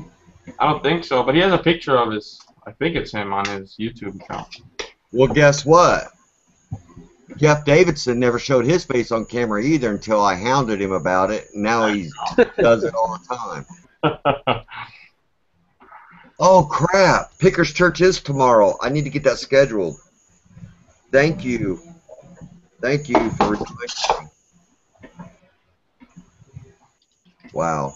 I got a good one for you guys. Look in our chat. What? Oh, that'd be funny. Oh, hold on. If it's who I think it is, you better not even think about it. That guy's nuts, man. No. It ain't happening. No way. I love pissing you off, man. What's wrong with that guy? Oh, there you go. That was even, that was even better. Wesley, you're joking. Alright. Oh, yeah. I think you're the only one that wouldn't do that either. I know I wouldn't either. I wouldn't show up for that. No, It'd be too much room. Huh? You said, huh? Oh, I said no. That's way too much drama. I know it's funny. Yeah. You're not the only one, Wes. That's funny. All right, it's too quiet, guys. Don't make me open up a can in here.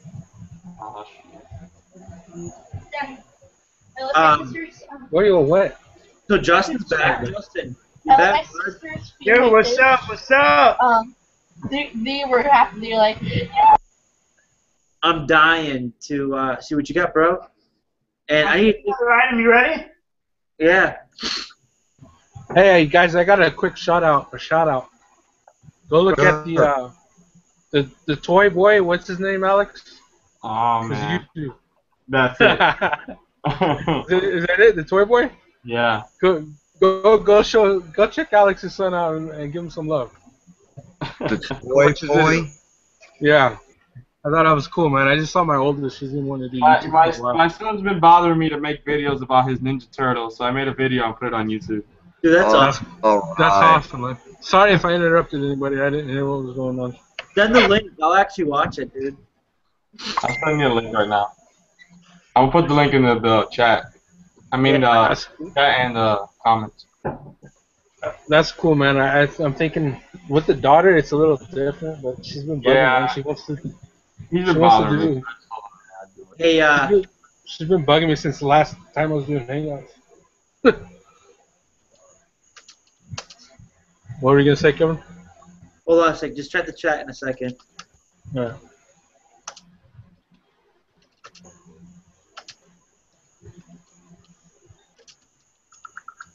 There you go. Now look at it. Yeah. Hey, check that out. That's funny. You get that? Yeah. Colin Hobbies, buddy, old pal. We need to have a talk.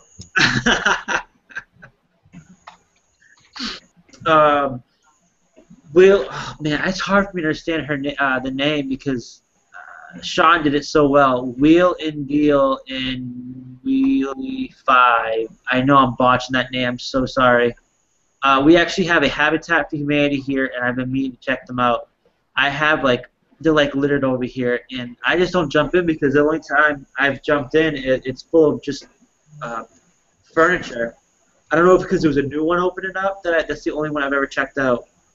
They're pretty cool, but they're expensive over here in Vegas anyway. Yeah, they're expensive over here too, but all I've seen was furniture. I don't see clothes or antiques or anything like that there. Alright, the Habitat, the Restore he's talking about? He's talking about the Restore person, right? Well, that's because they sell mainly home improvement stuff at the one here anyway. That's what it's. You talking about the one next to the Goodwill, the Habitat for Humanity? Yeah. Yeah.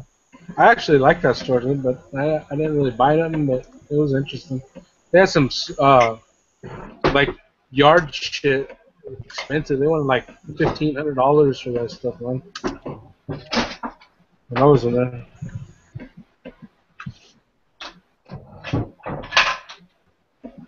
Well, thank you, old Scrooge. I really appreciate it, buddy. College Picker, we can get a hold of him, see what he's up to. They've all been on here except for him, so. Yeah, what's his name knows him? Oh, I like him too. Pick a Goose. Oh, Goose, yeah. Oh, yeah, we had him on last week. We'll get him back. And Seth Rogen, I call him. I know Goose has been wanting to come back. Me, Goose, Alex, and Andrew. Dude, we talked how late the other day?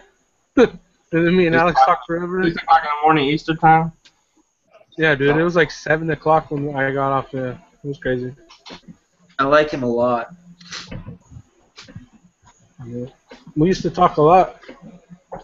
Yeah, last year. Yeah. Goose is cool. I like Goose. Hey, did you guys see the chat? Yeah. Let him in. No, I asked him some questions. It's up to you guys. I got some questions for him, but yeah. Yeah? Yeah. What do you what's up? What do you think, Chad? What? What you asked me. The They chat. said yeah, but it's up to you, man. Oh, I already sent the link. Okay, that's fine. Yeah, I don't have no problems with that. Cool. Redneck Picker. Did you guys already answer that one? Did someone ask College Picker and the Redneck Picker? Man, I haven't heard from him in days, man. Went Hollywood on us. Last time I talked to him, I talked to him on the cell phone, and it's been a couple of years.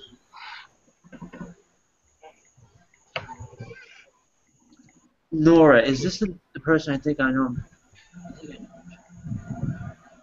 I wish he'd make videos again, man.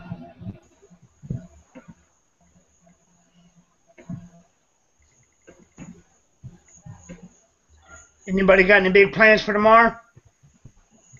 I'm gonna be taking pictures all day. Yeah, I'm gonna do. I have a couple listings that need to be done because I haven't done any in the last 2 days. I've just been so busy doing stuff with the family. Because usually my weekends are either picking or family time, and my weekdays are work. But yeah, we had a huge scare. I don't know if you guys know. You guys come in a little later. I had a huge scare tonight. It scared the crap out of me.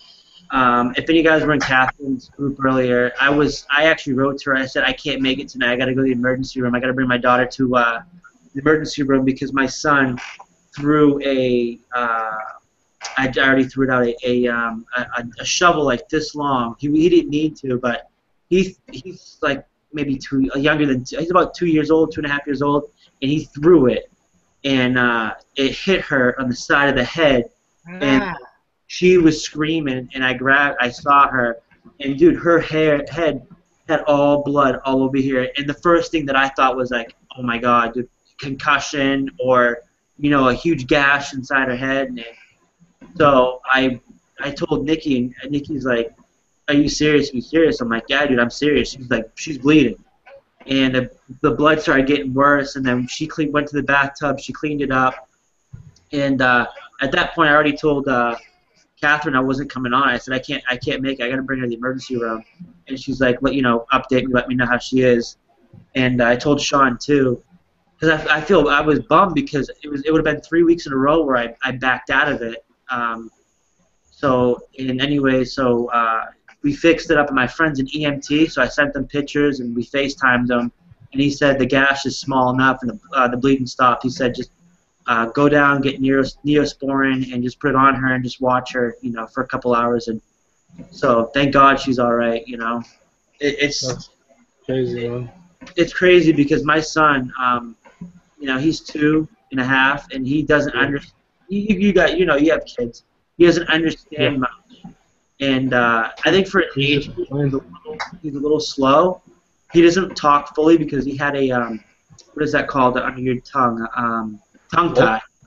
Yeah, he had to get it clipped because he was tongue tied. So he still talks in little different ways, and so it was a huge scare, man. And we were like, I said to him, I go, you can't do. Your sister loves you. You love your sister. You can't do that. I don't think he understands, but it was scary because the shovel's different because it has like little edges on the side, and then the other side the shovel has like a V-shaped, it's like this, a V-shape with an indentation. So it could have done a lot more damage than it did. Yeah, we had a scare about it a year and a half ago. It almost cut my daughter's artery, my oldest. Yeah. I mean, we were rushing to the hospital, and they wouldn't stop bleeding, and they said another centimeter. She would have probably bled out, man. It's awful. Yeah, and all it takes is 1 second, and they're kids that play, and I felt bad, too. It was stuff I got from a yard sale. It was a little glass jar they asked to have it for, like, their hair stuff. I got 3 girls, right? Yeah. And we were like, we didn't feel good about it, but they promised. And we're like, all right, go ahead. And they left it somewhere, and she jumped from the top bunk. It cut her right on the back of her knee. Right by her leg part. I mean, I don't know. It was scary. I've been there. I know the feeling. It's crazy though with people that don't have kids yet. Some of them just don't understand. But when you have kids, it's weird because once I became a father, like so much changed. It was like no more playing, and I'm sure like you guys can understand. It's no more playing. It's father. You got to be a father, and that's how I always am, man. I don't know. It's my worst fear is like my girlfriend or one of the kids walking at the door and never coming back, man. Like you never prepare for that. It's hard. Yeah. And we have a question. The guy wants to know where are we all from? Vegas. Destin, Fort Walton Beach, Florida. Las Vegas. Williamsburg, Virginia. Palm Bay, Florida. On the East Coast. Did you, what's going on? Did you guys send that link to...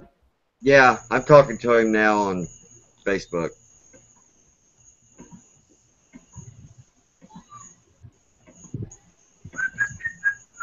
Got any questions in here? Again. Yeah. Blowing. How do I get the hot head like you?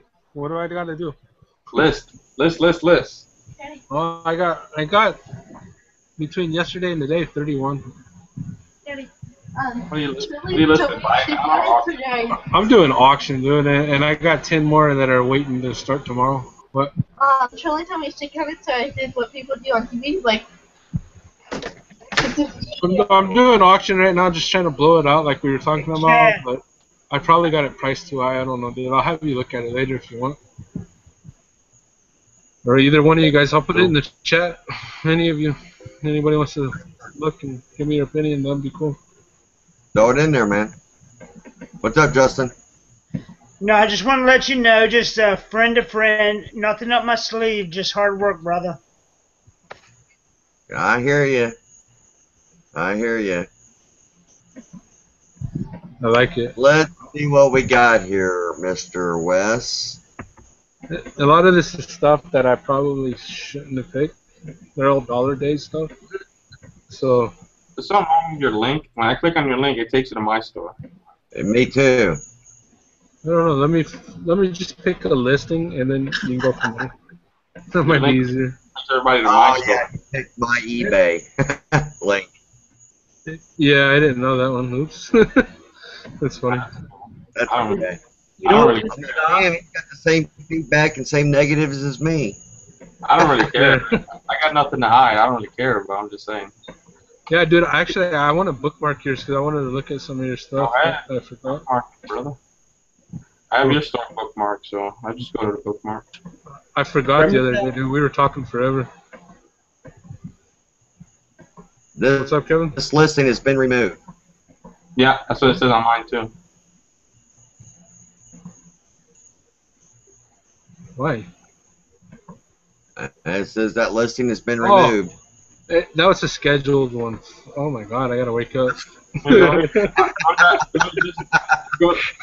that link I just posted. Funny. Here you go. You guys might like this one.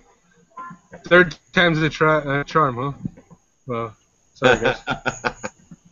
That's like me trying to get the stupid Hangout going the other night. Oh. Yeah, that actually, what you just sent me, dude, sent me to my store. This is my wife's store, actually. She designed it. I haven't done categories yet. What? Yeah, I don't got very much categories in mine. I got category for all my clothes, and then everything else is just in the other category. And I don't like the lighting of my pictures. When you guys will see, there's like a shadow, and that's why I decided I'm just gonna hang it and just get this stuff listed and worry about fixing it and making it better later. You know what's a good way to get rid of shadows? No. What's up? Take a picture. Take a picture of the shirt about 5 to 8 feet. Let the wall be behind the shirt 5 to 8 feet. That should cut the shadows out. Not that far? Yeah, because the closer you are, depends how big your flash is. I have a big flash. That for me, I don't have the space. See, yeah, the closer you are to the wall, the bigger that shadow is going to get.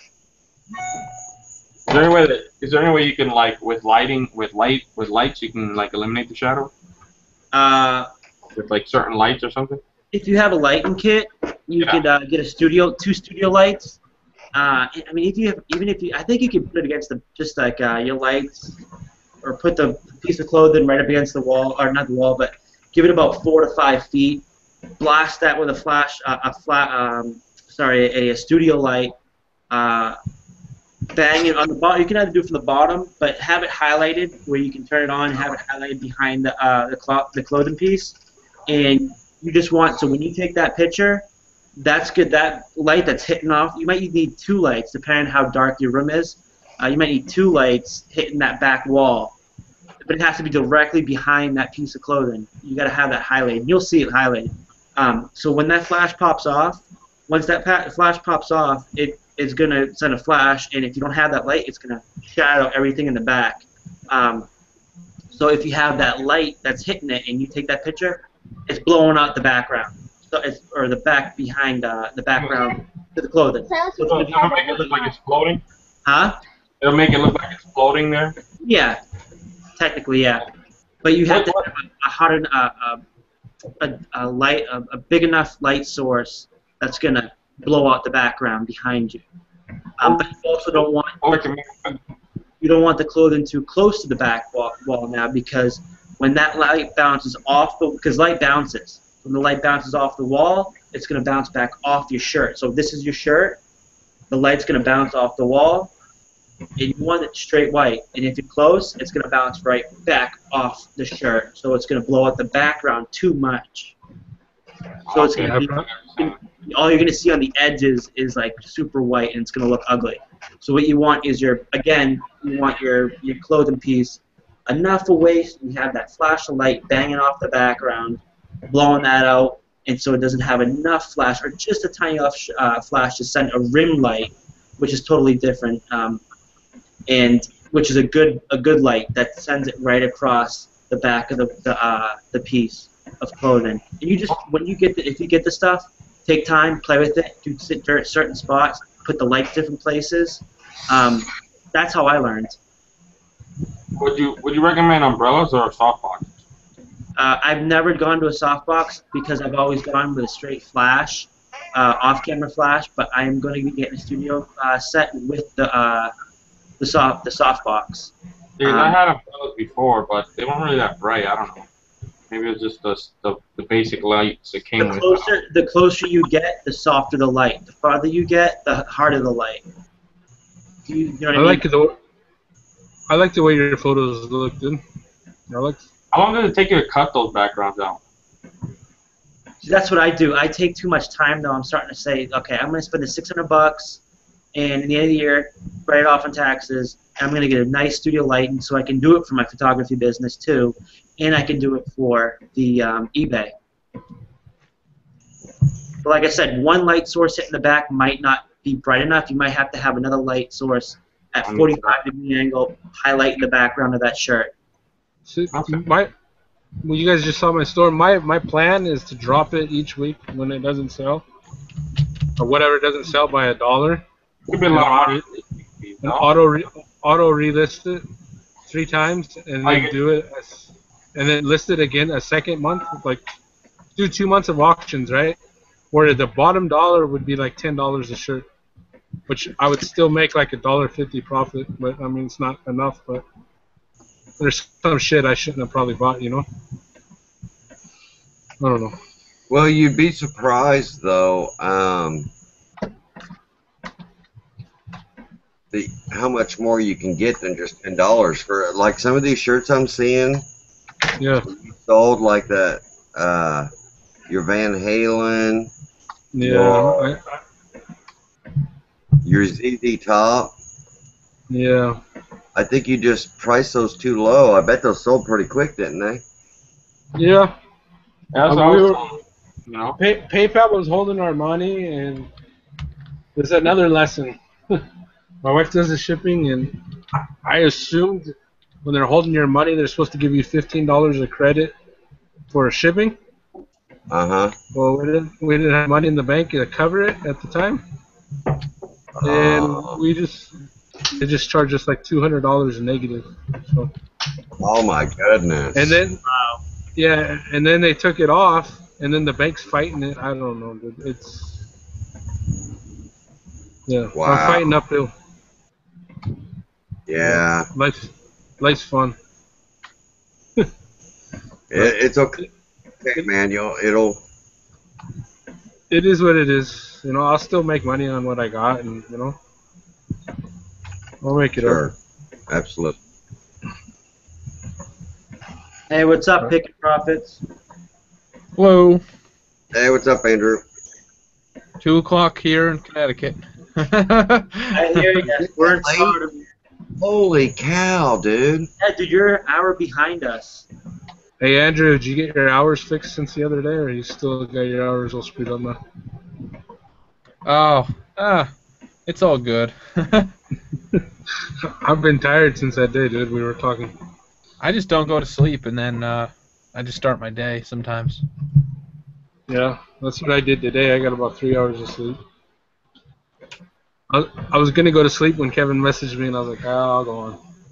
Yeah, it was a last second thing, man. I got done with Catherine, and I'm like, man, I've been dying to get another video because I haven't had it in a few days. So Yeah. let me do a haul video live hangout, and that turned into like a regular hangout, which was I think it was better than just a haul video, you know. Which I was his second choice because Ronnie Hart was busy, so he asked me. No, I asked Ronnie at the start of last week. You can't mess with him, dude. He's sensitive. You can't mess with him. I like you. I like being on the bottom of your list, man. That's okay. But you're the one I talk to the most, man. You know that. Take our friendship for granted, is what you're saying. He told me he'll interview you when you get to 5,000 subscribers. There you go. No. That's fun.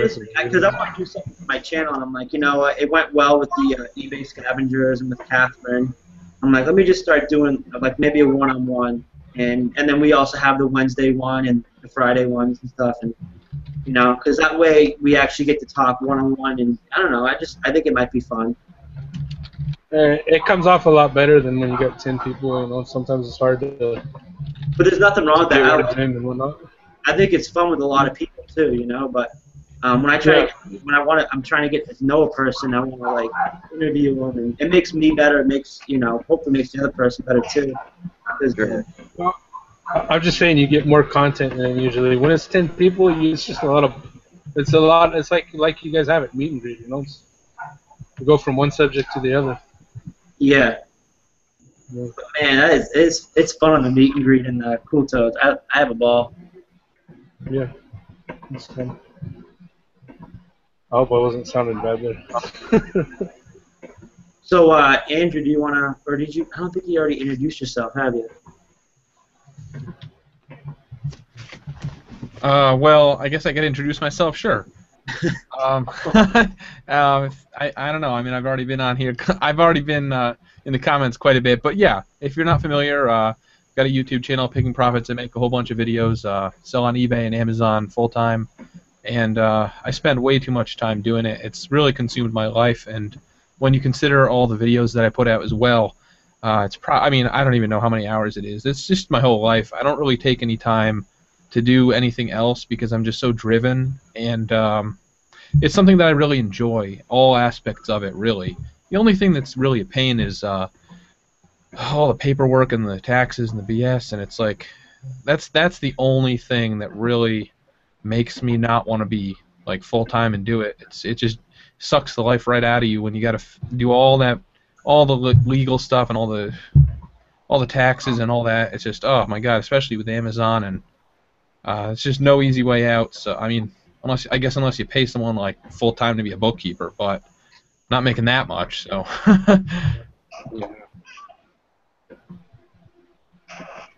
Right on, man. Anybody who. Everybody was so quiet, man. I got to do my dance. Anybody who hasn't seen his video that he made today, you should go check it out. It's pretty cool. I saw the one he did with Katie. No, he did another one today too. Did he? I've been out all day. Yeah, I saw the one today. What'd you do it on today?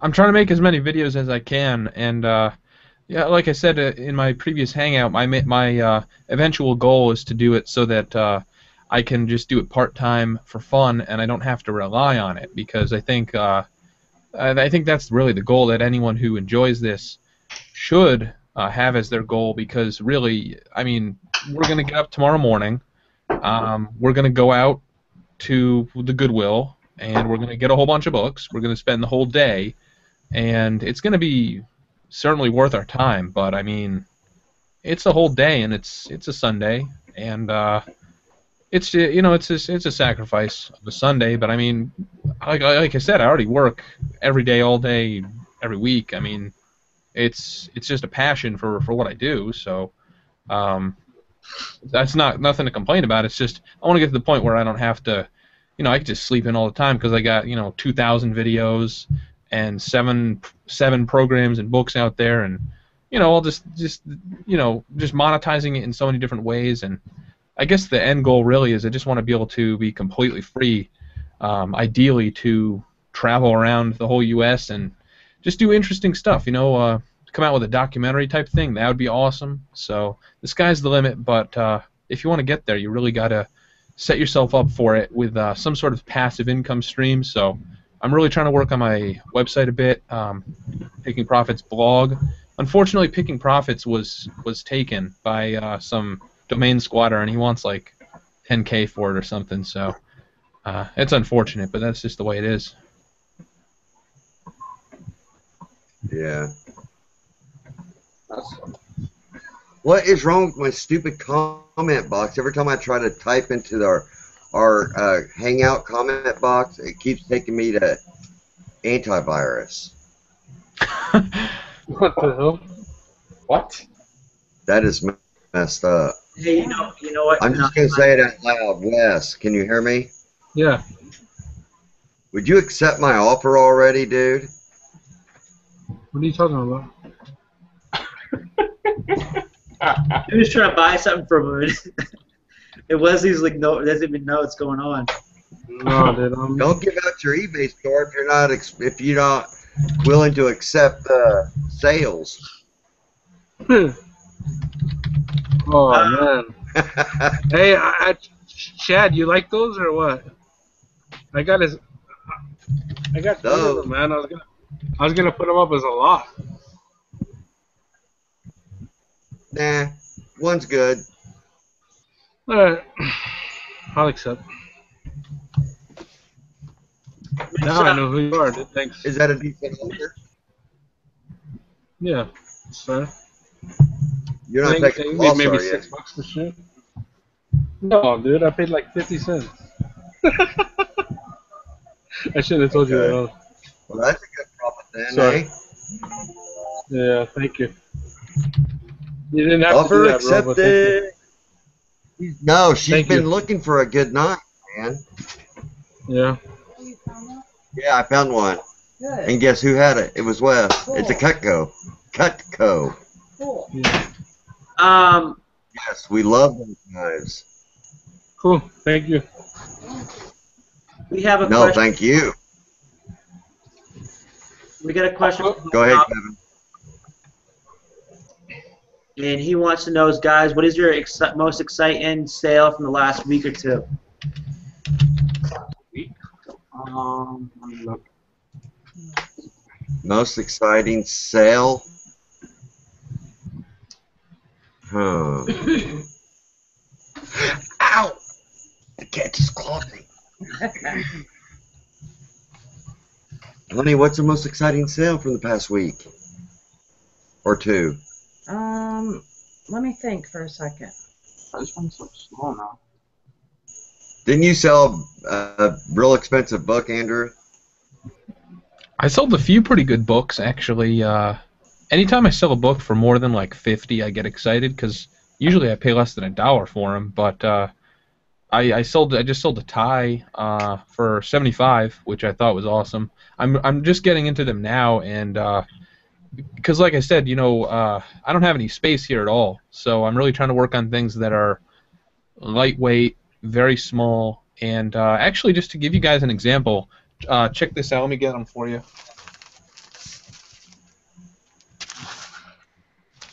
That's 1, 2, 3, 4, 5, 6, 7. That's 8 ties, and I just got this really nice new thing. This thing holds 10 ties, I think. 10 ties? Holds 20 ties. So this thing just hangs up in the closet. You can hold 20 ties on it, and How are you gonna ship your ties? goes flat like that. So I could probably hold like 200 ties in a closet very well. My God, I mean, I could probably hold like 6. I could probably hold 800 ties if it was strong enough to hold it. I actually found I found one exactly like the one you have. It's exactly set up like that at an estate sale. He sold me all the ties that were on the rack, and it had me like 30 ties on that rack, and really good labels too. And it was metal. or yeah, it was like it was metal piece. It was high quality. Sold for me for like $5. I'm like, yeah, I'll take that, just 'cause for the hanger alone. Well, you know, there's a lot of crappy ties out there, and then when you take all the ties that are crappy, there's a lot of crappy stained ties out there. So even if you find a tie that's good, that's like really valuable, it still is like, you know, it might have a stain on it or some flaw. And when when you're dealing with ties, it's like it's got to be perfect, you know. I mean, if it's not perfect, then it's kind of like a rag. It's like no one wants to wear that. No one wants to pay a bunch of money for one. And ties are very competitive on eBay from what I've seen. Yeah. So like, there's no shortage of ties, but there is a shortage of high-end ties. So I've been looking at getting into them. But one of the best parts about it, from what I've seen, is there's a decent barrier to entry, because you're not just gonna walk into a thrift store and find an Hermes tie that often. You know, you can't like, I mean, it's not really something you can rely on. But what you can do is, with skill, and if you have a bit of money, you can go out there and just buy them up when you do an eBay arbitrage. And that's really one of the things that I've really been trying to get into recently. And that's just, buying something that is really like a long tail item on eBay that someone is selling for cheap, and then just waiting for, relisting it, selling it for a massive margin, because just wait for the right guy to come along and buy it. And of course that's applicable to just about anything, but I like ties. So I'm gonna have some fun with it and do some experimenting, and yeah, so it should be fun. I don't know if you ever heard of Rush Limbaugh ties. Never. These are good ties to sell, man. Just because it's a great label, and this is a Rush Limbaugh No Boundaries collection. This one's worth about $40. Rush Limbaugh sucks. Oh, I could care less about the guy, but his ties sell, especially with the No Boundaries, No Boundaries edition. So, any you guys out there, Bolo, Rush Limbaugh ties. How about Jerry Garcia ties? What would you touch and what would you leave? I have a Jerry Garcia tie with like a psychedelic guitars on it that I've had listed for about $20 for a while, but some of their ties go for a lot more than $20. Just like a lot of these places, you have people that undercut the value on it and want to get rid of them quickly, so they sell them for 10, whereas like brand new, they're expensive. So it kind of sucks sometimes, especially with ties, because they're always all over the place. But like he said, if you can get a high-end brand like this one, Brioni, this will go for about $40 easy. And I picked up, I would probably pass on this Gucci. I'm sorry, yeah, Paulo Gucci. But I like the design. The little, it's like the horse bits kind of. That's kind of like a popular pattern. And I have the Versace one around here. And I got all those at the estate sale yesterday for $1 a piece, besides the Rush Limbaugh. Rush Limbaugh I got at Goodwill last week. But I got all those for $1 a piece. And they're easy to ship too, man. I got to tell you, super easy and simple to ship. Get a small little poly mailer, roll it up, and send it off, man. It's like, $2 to ship. And plus, I think they're pretty fun to look at too, and mix and match and do stuff like that. And if you find a bunch of them, like I have like 5 or 6 Talbot ones, Robert Talbot, that I'm gonna lot together and try to get like $30 for. Because I think when you lot things together, you tend to get a little bit more money, if not of the value that high-end ties are. You know what I mean? Well, Kevin, on the Talbot, I mean, is that when I go into the store to see a lot of Talbot? I mean, is that kind of stuff that you really, is it a sought after brand, or is it just kind of hit and miss for certain items?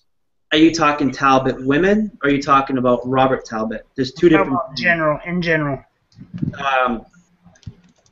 All right.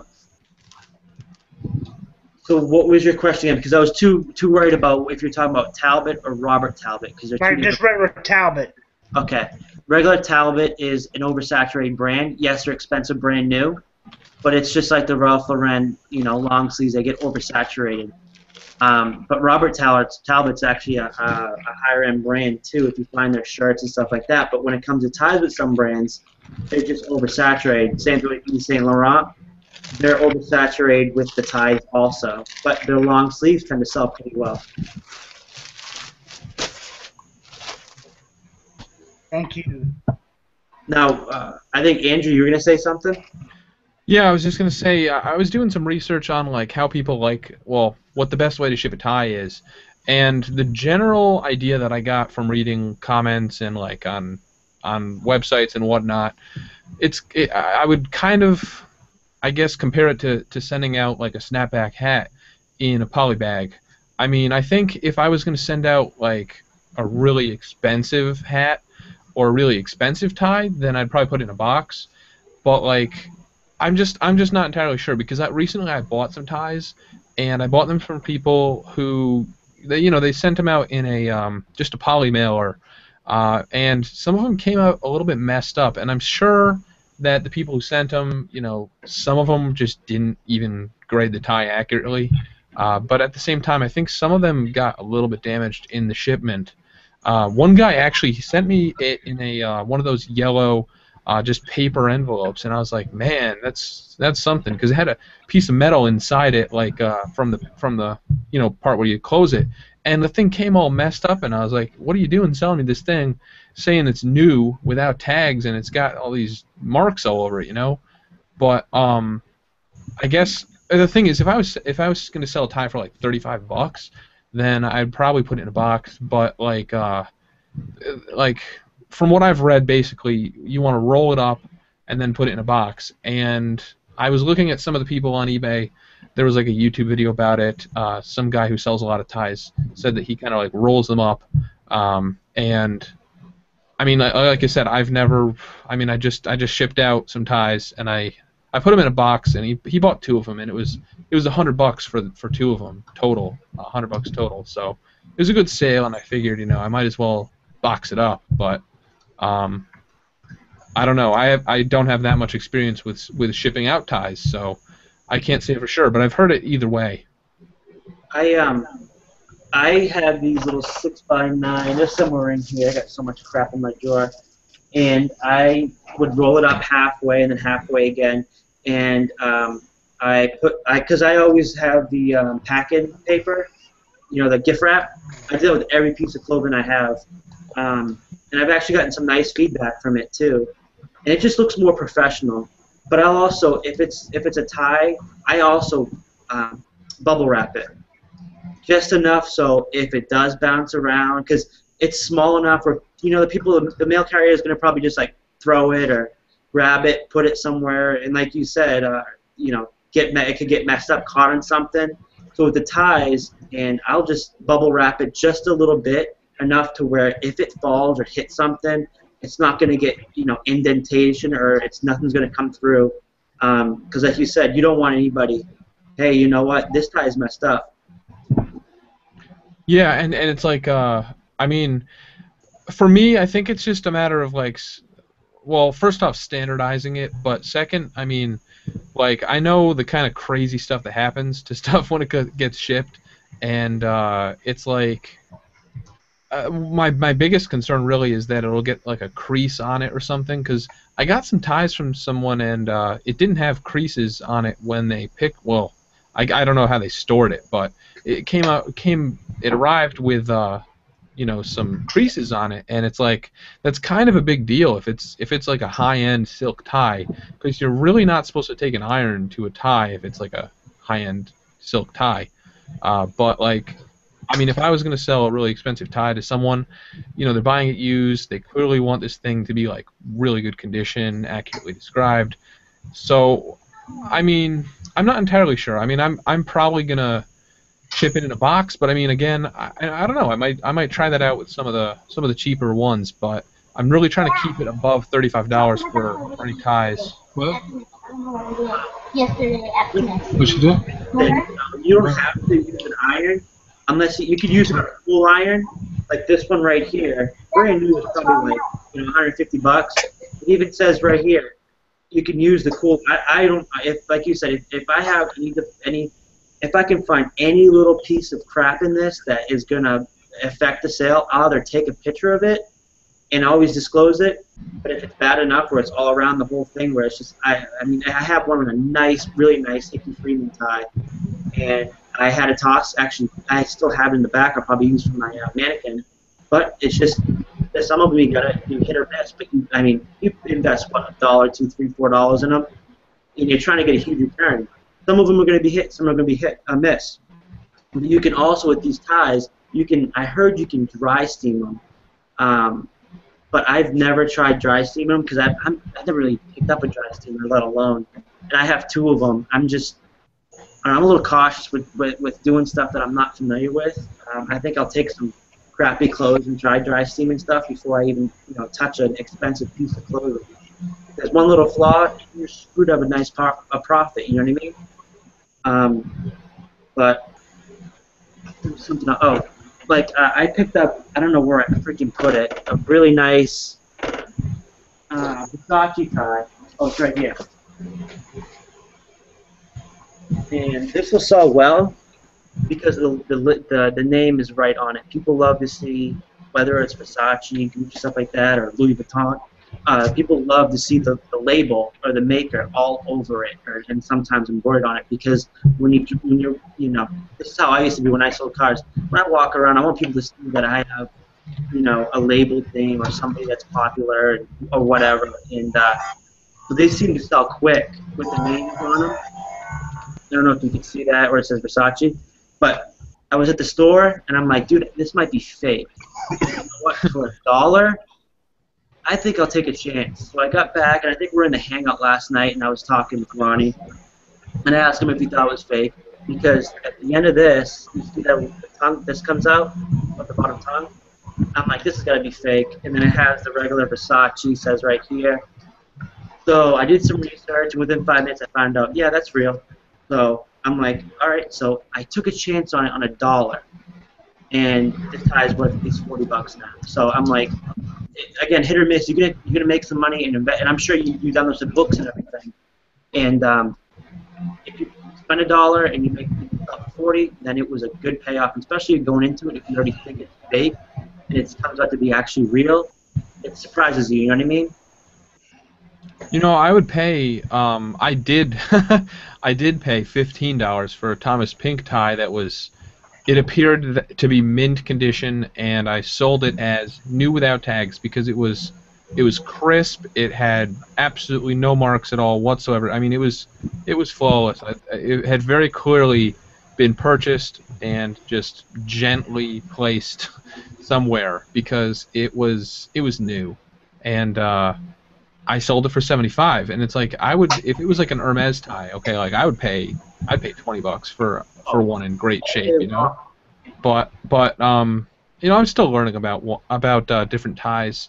But around here, when I see the ties, I guess, I mean, it depends. But I have a picture on my Facebook page, and it shows a Nautica tie, a used Nautica tie.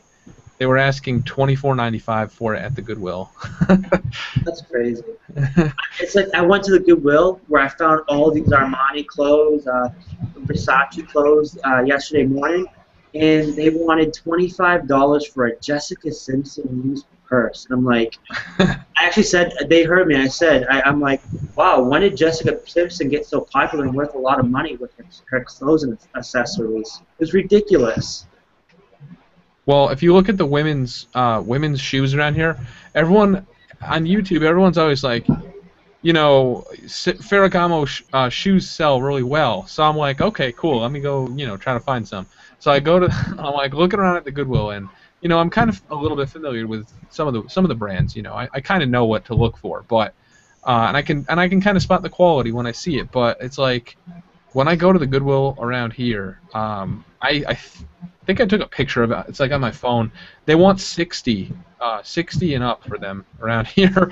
So I can never find any good deals on those. But I still do have one over on the Goodwill. Last year was when I found I think that was when I got those silver platters, and then the other time I also got the crocodile purse that's worth like $800. So Nice. That was a good one, but they missed that one because it didn't say like Prada on the inside. It was some vintage West Germany strange name, but they still marked it 40. That's kind of like standard for a purse or a bag around here.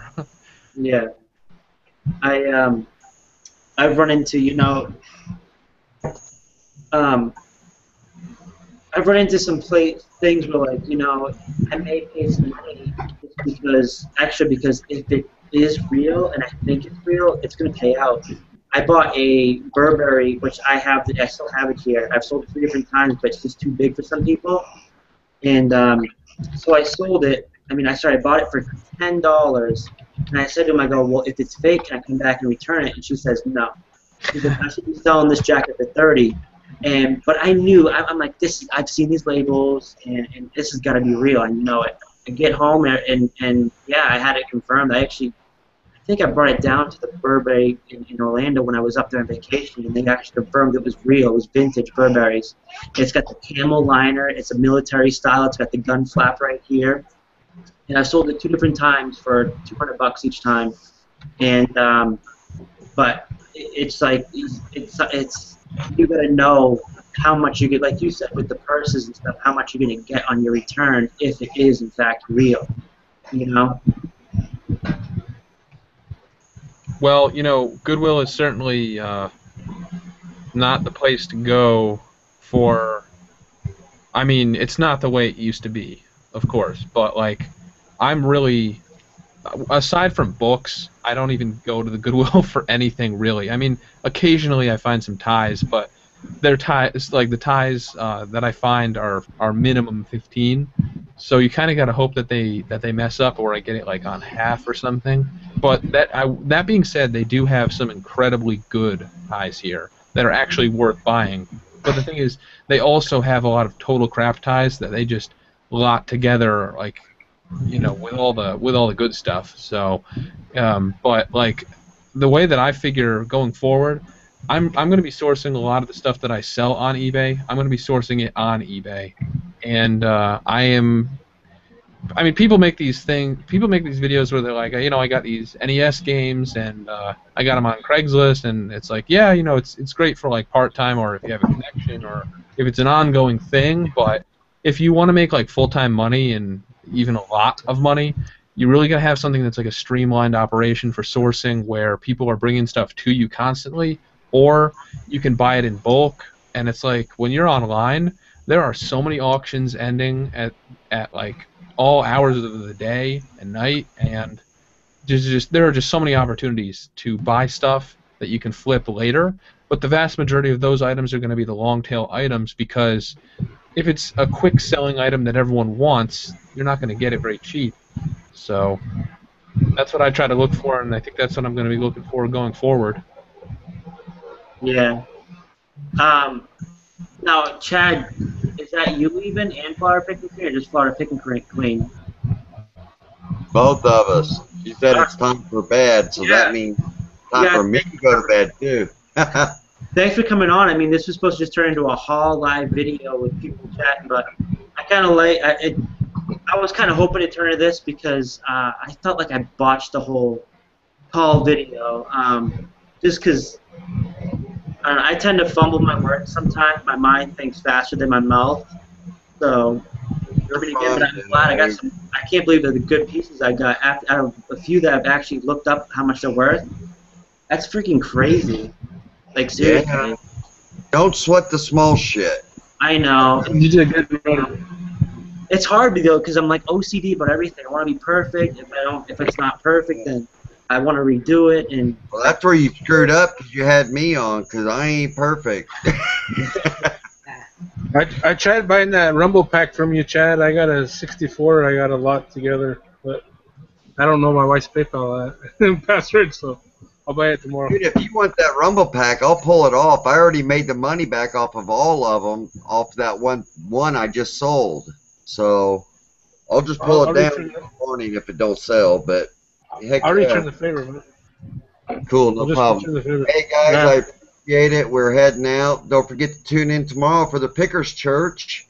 And like I said, if there's some people, if there's some YouTubers out there you guys want to meet on the meet and greet, let me know, and I'll contact them this week and see if we can't get them on the meet and greet on Wednesday night.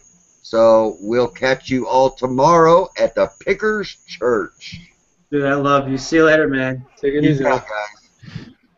Good Now, night. how do I turn this damn thing off? Shit.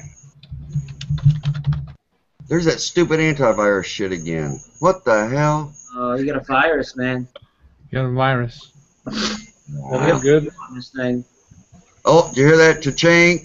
Got one more sale. 15 tonight, boys. Dude, five of them in the Hangout with us. That's ridiculous, dude. I don't think I've ever seen anybody in any of the Hangouts do more than that. That is crazy. That's nuts. You know what? Come on, guys. It's because I'm lucky, man. You gotta come on more. No, but Holy shit, Andrew, that's sick, dude. You sold that for 50? With all those FBA offers? That's what I'm saying. Wow. yeah, did you see that Catherine sold a book for $250 today, man? Yours was used, right, dude? Yeah. Andrew, yours was used? Let me see. I wish it showed you in the completed list in the sold part, but you gotta like look it up manually. You gotta look, yeah, you gotta dig. I don't like that much. It takes forever to load because of all the listings. So when I go to my inventory, it takes like 10 seconds or 20 seconds to load. What's going on, Justin? You over there listing, bro, or what? No, man, just hanging out, listening to all you guys. Yeah. You're going to shut down here in about 15, 20 minutes. I really like this competition you got going, man. It's motivating. Thank you. Hey, anytime, man. I'm not even in it, but I'm thinking number 500 is what I'm thinking. Hit it, brother. You can do it. Yeah. Hey, Wes, I want to tell you, after that stuff happened to my daughter, and she had that gash, and we cleaned her up, and she says to me, she's like, Daddy, and she never says it, she's like, Daddy, I love you so much. She goes, but did you? I believe you now. I believe that you bought me that Elsa doll. Isn't that funny, dude? It's sick how, I mean, I didn't make as much as a lot of people on Amazon, but holy shit, dude. I've never seen any, I mean, I haven't been picking that long, but there was so much money to be made between November of last year, and I wish I would have been on the wagon a lot sooner and frozen, man. But eBay, it wouldn't move for me. I was gonna take them all back. I'm glad I said something that night. I wasn't really gonna back, spend dude, them. and I had another buyer from you. I had the girl was in here. She's like, they're like, I'll buy one right now from them. And Yeah, dude, I took them back last night. Huh? I took them all back last night. Yeah, dude, that would have been good too. I would have made you a couple bucks. Yeah. I was like, no. I'm taking them anywhere right now. I got a lot of inventory I need to list, and I've been doing better about it. But I really want to go Monday. I mean, I'm torn between weigh and pay. I mean, me and Alex have been talking about it. I've been talking about it with Deal Money. Yeah, I'll be there. I'm torn between weigh and pay, and then what I got Monday. You know, only one store, so it's like I don't know what I'm gonna do. But I have to go to the doctor Monday. Alex, I haven't told you that. I forgot. At 1 o'clock, so we'll have to do it early, or we'll have to do it Tuesday or something. Let me know, man. All right. Actually, Hey, you guys want to look at something from real quick? I want to see what you guys think. This is an estate sale I'll be able to go and pick on Tuesday for a pre-sale. And it looks like a lot of old. This guy, whoever owns this house, has a lot of money, and it's beachside, so there's a lot of money over there. Yeah, I went to a auction today where all the stuff was from one estate, man.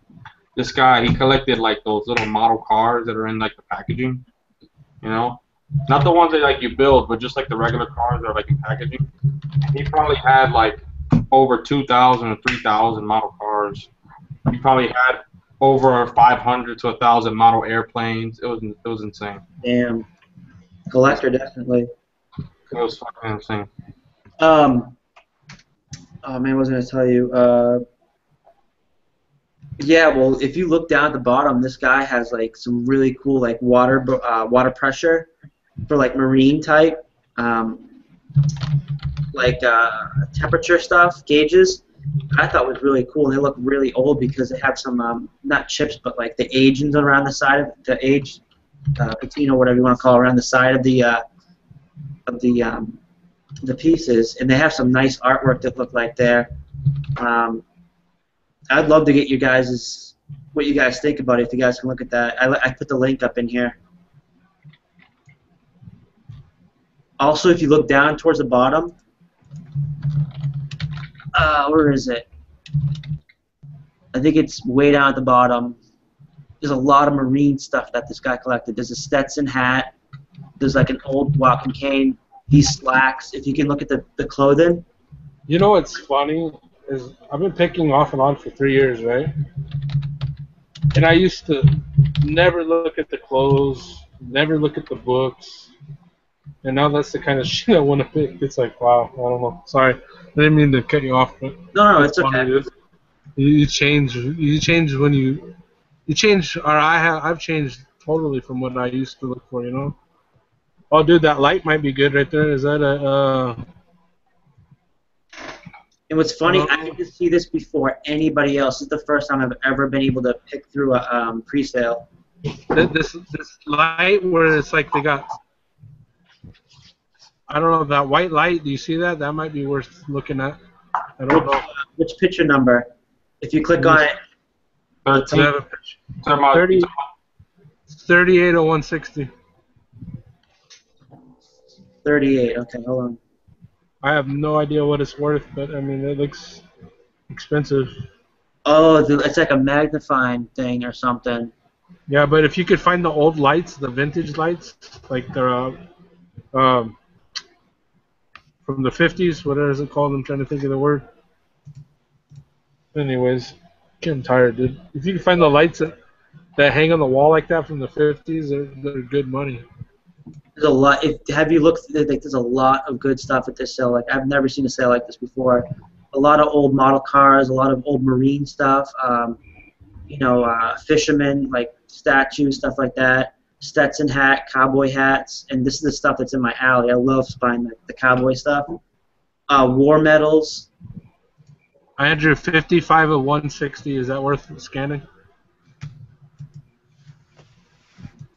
What's going on, James?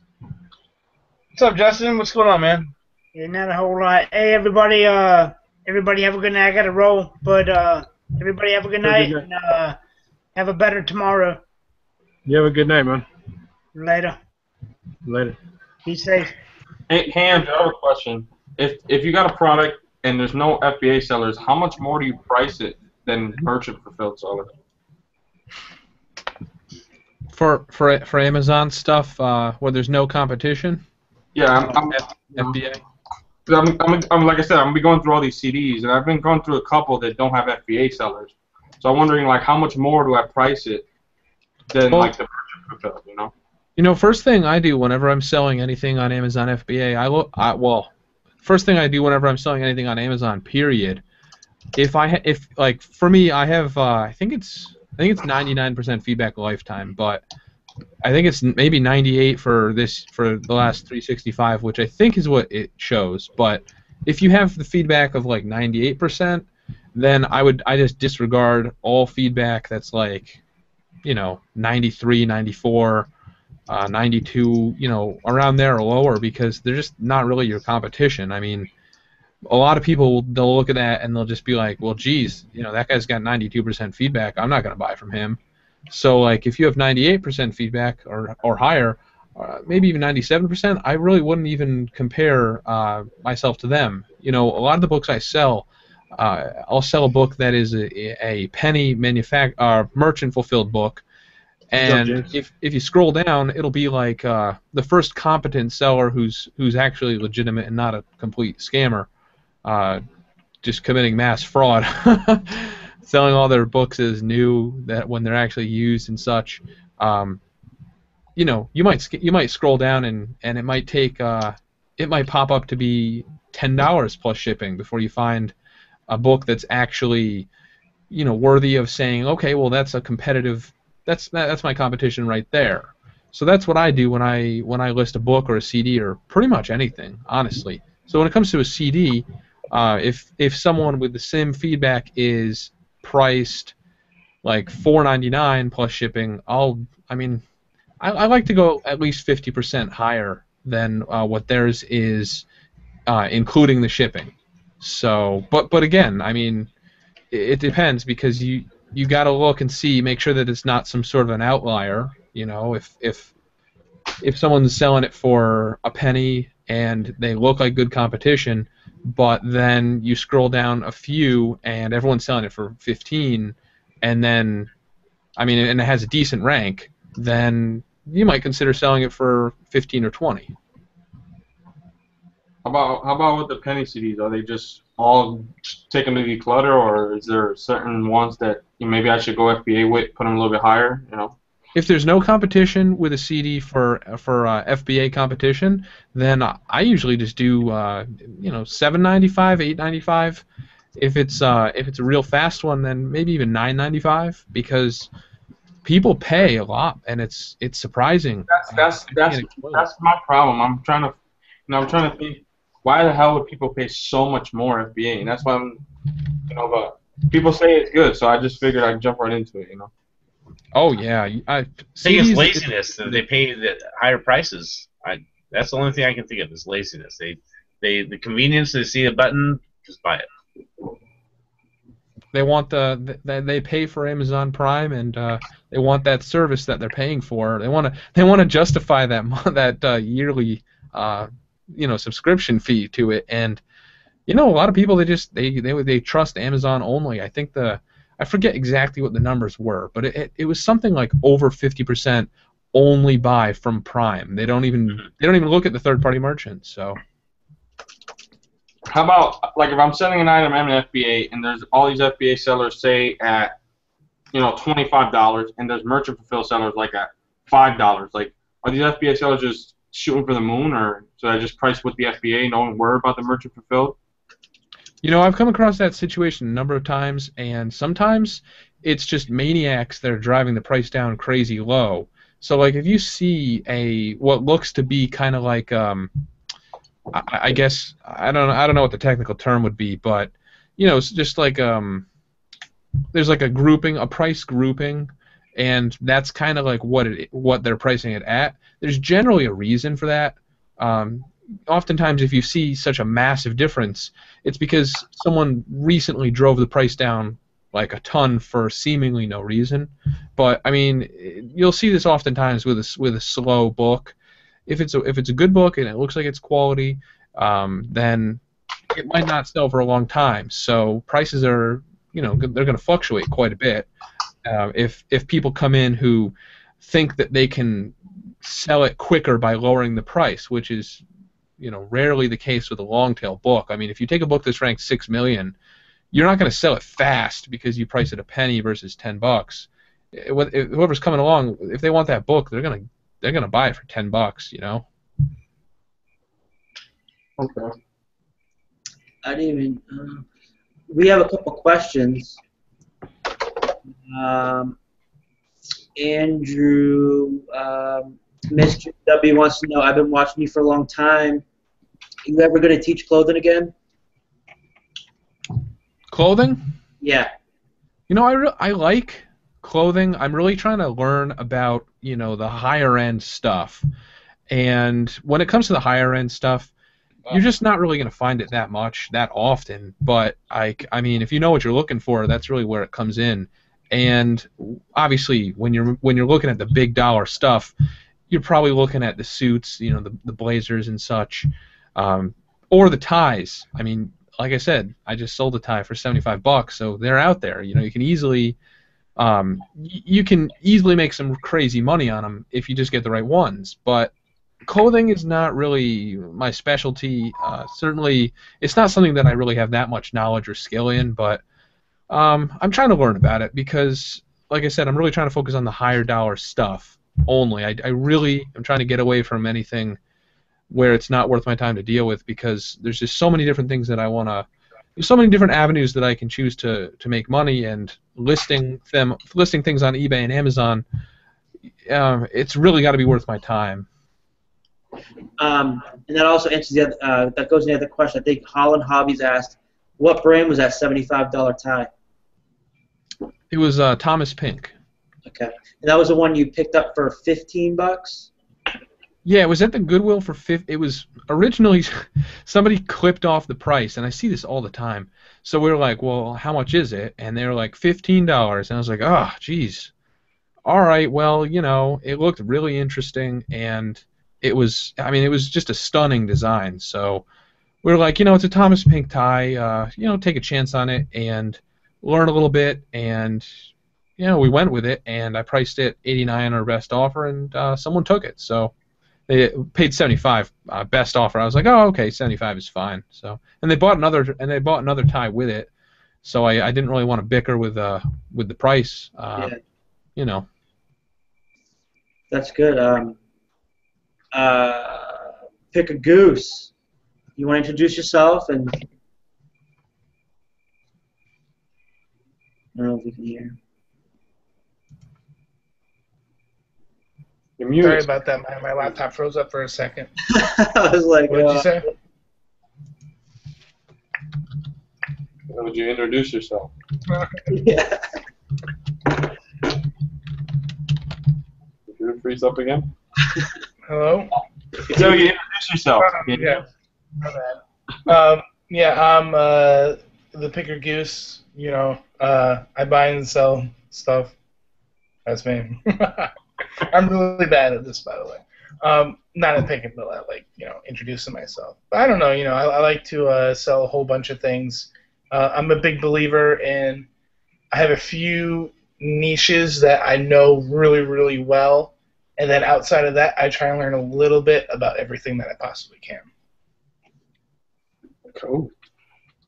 So that's kind of my my strategy, and and especially to somebody who's new, I would recommend that strategy, and just make anything that you want to be an expert on something that you're really interested in, because it's going to be easier to remember, and chances are you already have somewhat of an education about it. Like me with guitars, I don't think I learned anything like buying guitars. I learned it all because I loved it so much, and because that's what I've always done. So when it came time for me to say, hey, maybe I can buy and sell these guitars, I didn't really need to do any of my research or anything like that, because I already knew it just from, practicing and everything else. So I really suggest that, if you're new, start with something and slowly but surely branch out.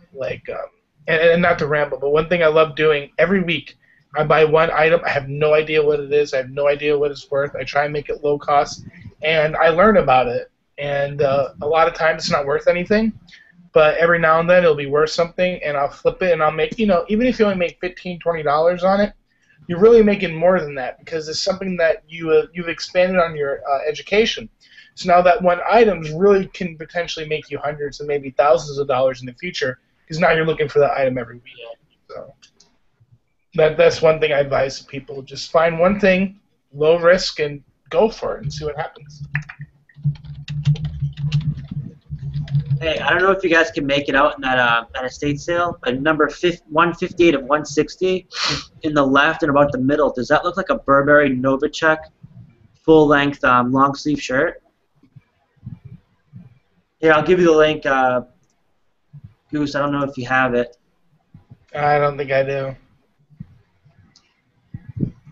I probably won't be able to help you anyway, to be honest with you. Yeah, no problem. But there's other stuff in there that's like, there's a lot of good stuff in there. Whoever owned this house is huge into marine stuff, fishing, boating, whatever it is. It's sick. Fishing stuff down here is awesome. I crush it on fishing stuff. You live in Florida too, right? Yeah, I live in Tampa. We talked about this yesterday. Yeah, I'm huge into fishing, so normally when I go to buy the fishing stuff, I already know what stuff it is, and with anything. Plus, most of the time I just keep it. I don't know.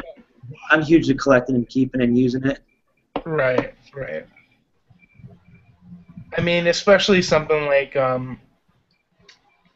like something as simple as like a pen reel or something like that. You know what I mean? I mean, you're looking at like a really solid return, and unless you're into fishing, you probably don't even know like what that would be. You know what I mean? So yeah, the usual like the Penn, the Shimano, the Penn Senators, like the big, I think they're like 17 aughts and 19 aughts and 21 aughts. They don't even make them anymore. Those would go for like $300-400 a piece, easy, just because old school fishermen that love the shark fish on the beach, man, like big, I mean like hammerheads, 14, 15, 16 feet, stuff like that, tiger sharks. They need enough line to run it, and they actually dig themselves in the sand. When they're fighting those things for 6-7 hours, they're digging themselves in the sand. And a lot of these newer, cheaper Senators, they're made out of aluminum and plastic. The outsides of them, and the old school of them are made out of the brass and the metal and stuff like that. And it's so in case a long run ain't gonna freaking crack your reel. Yeah. I'm sorry, I'm going on a rant. It's just the stuff I like to. I'm usually fishing. No, and it's funny because like even if I sell it online, like most of the stuff I sell stays within Florida. It's really weird. Like whenever I sell something fishing related, but yeah, there's a lot of. I mean, I think what it is so many fish. They say Florida's the fishing capital of the world. I believe it. Probably because it's like year round. You know what I mean? Like when I lived on Long Island, I would go fishing on the Great South. And I mean, you could really only go, maybe half the year. Depending on the year, so. You know what I mean? Whereas here I can just go to a little dock on the side of this highway and fish there and catch something. It might not be the greatest thing ever, but you can still do that, so. You can go anywhere around here, whether it's for bass fishing. Oh, what's that? What was that? Christian Dior striped long sleeve shirt. How much? You can go anywhere. I'm pulling up right now. $40. It's a long sleeve shirt from Christian Dior. What's up? What's with the pink iPhone? That's my girlfriend's. My phone, like, I haven't found a phone that I've actually liked, so the last week it's basically been dead, and it won't take a charge, and I refuse to pay another $200. This will be my 4th time to the insurance company to pay for this damn phone, and I'm like, no, I'm done. I'm going to wait a few more months till the phone that comes out that I like, But yeah, whether you fish in Florida, anywhere you go down here, it's going to be big. Bass fish, man, you can get them over 10 pounds down my local lake over here. Yeah. And anything in the fish in my river behind me, you can catch 6 feet shark out of it, and it's in a little creek, Turkey Creek. You can catch huge snook, tarpon. They all hang out up in here because it's warmer in the river up here than it is in the ocean sometimes. Yeah. Yeah, definitely miss like a lot of canals and all that you can do really well in too. I'm thinking about getting a GoPro camera for thrifting, and mainly for my kayak fishing. I'm gonna start taking my kayak out in the ocean, try to catch some bonita and stuff like that. But That'd be fun, man. I've seen people like where the shark, like a shark, would come up, and like a tiger shark. I've seen like a video in Florida, about 45 minutes south from us, where a big hammerhead came up and just was like tapping its head against the side of the kayak, and this guy was fending it off with a paddle. What it was doing was trying to figure out what it was. So he's like basically trying, because it feels by vibrations. He's trying to figure out what it was, and it wasn't moving. So he left him alone because he kind of figured out it wasn't a fish. But man, if that thing ever flipped over, you have crap my pants. You have no chance against a 15-foot hammerhead. Yeah.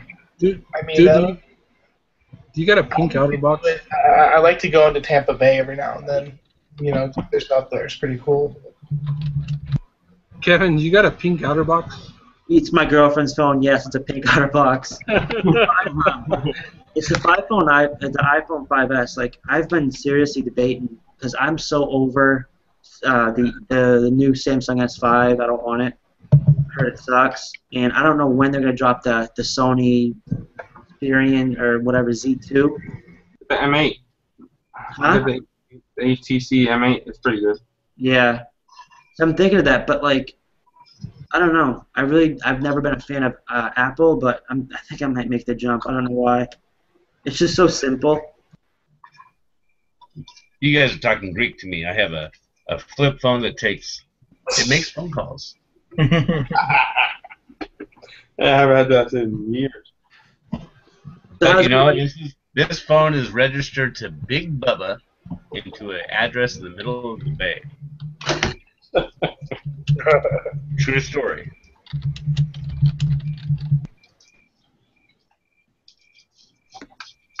I do need to get a smartphone, though. I know. I looked at some of the books today, Andrew, and oh man, yeah, I need a smartphone. Yeah. You gotta get a smartphone, and then you gotta get the PDA. A PDA is, if you're going to do like any serious book scouting or whatever, a PDA really is essential. Yeah, I gotta get one of those. I have 2 tablets, and I haven't had the phone, and I have her phone that I've been using, which I feel bad because I don't have a data plan on the tablets. See, I've had a couple of tablets, and I gave them both away. Yeah. One, her kids destroyed it, I guess, and the other one, yeah, PDA is the way to go. Yeah, PDA and a socket scan, and then get whatever service you want. Yeah. What service do you use, Goof? Seller tool. See, I was thinking about, they have a thing through their website where you can just rent the PDA for, I think it's like $45 a month or something like that. I wouldn't do that. No, I was thinking of just doing it just to see how it is, see if I really... Oh, yeah, if you just want to test it water. Yeah, just try it out. I'm really... What I'll do with a seller tool is, I don't think that you need to update, at least I don't update my PDA all that much. I'll do it like every 3 months, every 2 months or so. I do it quarterly also. So what I do is I'll sign up for the monthly subscription, get an update on my PDA, and then I'll cancel. I do that with Needle Scan. I don't do books as much as Andrew. Yeah, but wouldn't the information be invalid? Doesn't it change every freaking day? With books, I mean, I don't think it's going to change. You're going to still... All the difference is going to be the penny books, but the ones that I want, I'm still going to see that... I don't know they're worth money, and I'll look them up on my phone to double check. If something's going to fluctuate within a month and a half, in my opinion, you really don't know if that's permanent or not anyway. Like, unless if it's a brand new book that just came out, and then it's just going to like crash, which can happen, like a mass market fiction book or something like that. But I mean, other than that, really, I think that a little fluctuation is very normal. And then every now and then, it's just like what Pick and Profit said. You can have a really good, high quality book with like a relatively high sales rank, and some people just cut all the way down. So, I mean, it fluctuates a little bit. I mean, I'm not saying I wouldn't go a year without updating or anything like that, but yeah, because also textbooks, and new school years and new visions. Yeah. If I was sending in books like Andrew, I would pay the $50 a month. But I don't think it's that big of a deal. What do you think, Andrew? You think we're crazy? Well, how often do you? It's a tough one, because it's a tough one because it's like I see the point of updating it once every 3 months. I think it's just more, for me, it's more of just like a peace of mind type thing, I feel good if I buy a book and I know for a fact write that what it's worth. It's exactly what it says it is, because I mean I know that definitely a lot of books, a lot of books, you could see a book that's selling for $3.95 FBA, and in a month, even less, it could be selling for $7.95 FBA or $9.95 FBA. You never know. So yeah, prices fluctuate a lot, and it's like these are like really big things that a lot of people completely just overlook because prices fluctuate, and they fluctuate a lot. And a lot of big companies that have a lot of books, they're just like, you know what? I'm going to sell this book for $3.99 FBA because it didn't sell in 30 days. And it's like, I'm looking at long tail. I've experimented with long-term hold, and I got to say, it works really well if you're not buying just total trash. So I think it's more for me just about like the confidence of, okay, I'm scanning this book. It's worth $7.95. My scanner is up to date. I know it's going to be worth money.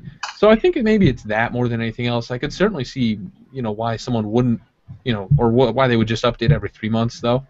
Well, also if you do that, you're reducing your risk. I mean, we're already taking enough risk as it is, trying to get it in there and sell it. And yeah, if you're just if you don't have the latest information, you're just increasing your risk of loss. That's true. For me personally, like the whole long tail thing, like I think I like to get a nice balance of both. Like, and it's like I say, I think a slow dime is better than a fast nickel, but I think that 3 fast nickels is better than 1 slow dime. So it really depends on how much I'm going to get out of an item, depending on whether I take that philosophy or not. You know what I mean? Like if I have one item and because if you, especially a new seller, if you invest right away on long tail, I would probably recommend you not do that unless if it's an amazing thing because, and obviously, I mean, Picking Profits is not in this boat, so I'm not talking about him. If you're brand new, you probably don't have that much capital to work with in the first place. So I would advise against having all your money tied up in items when they're going to take, an extended amount of time for you to sell it. So I would advise first starting out, fast nickel it for a while, and then once you have the funds up and once you're able to get some money invested and tied up into long tail items, that's when I would go into that. So I'm kind of in like both camps. I definitely see both sides. On a day-to-day basis, so I probably prefer the fast nickel. So I'm a big believer of you can't go broke if you're getting money in your pocket. Hey, Kevin, check the chat, please. Oh, sorry. The thing. Oh, our private chat. Thing I was gonna say about that, like, I have a quote that I say from time to time, and it's like, you can't buy time, but you can buy value, and it's like, I can certainly pay someone to list stuff, but as it is right now, I can haul more books than I can process.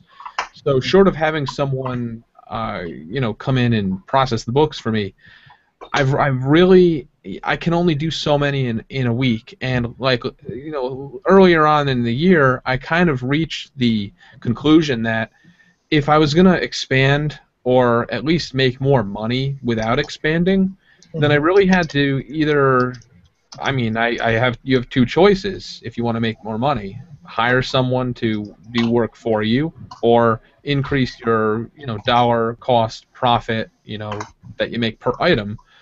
And so I kind of got to the conclusion that, well, and this is kind of thing that I thought a while back, and I kind of experimented with it, and it was basically just, let's see how I can squeeze out the most amount of value out of every book I send in, but not have them sit forever so that they lose value and competition comes in and I have issues because you don't want to have 10,000 books sitting at the warehouse doing nothing.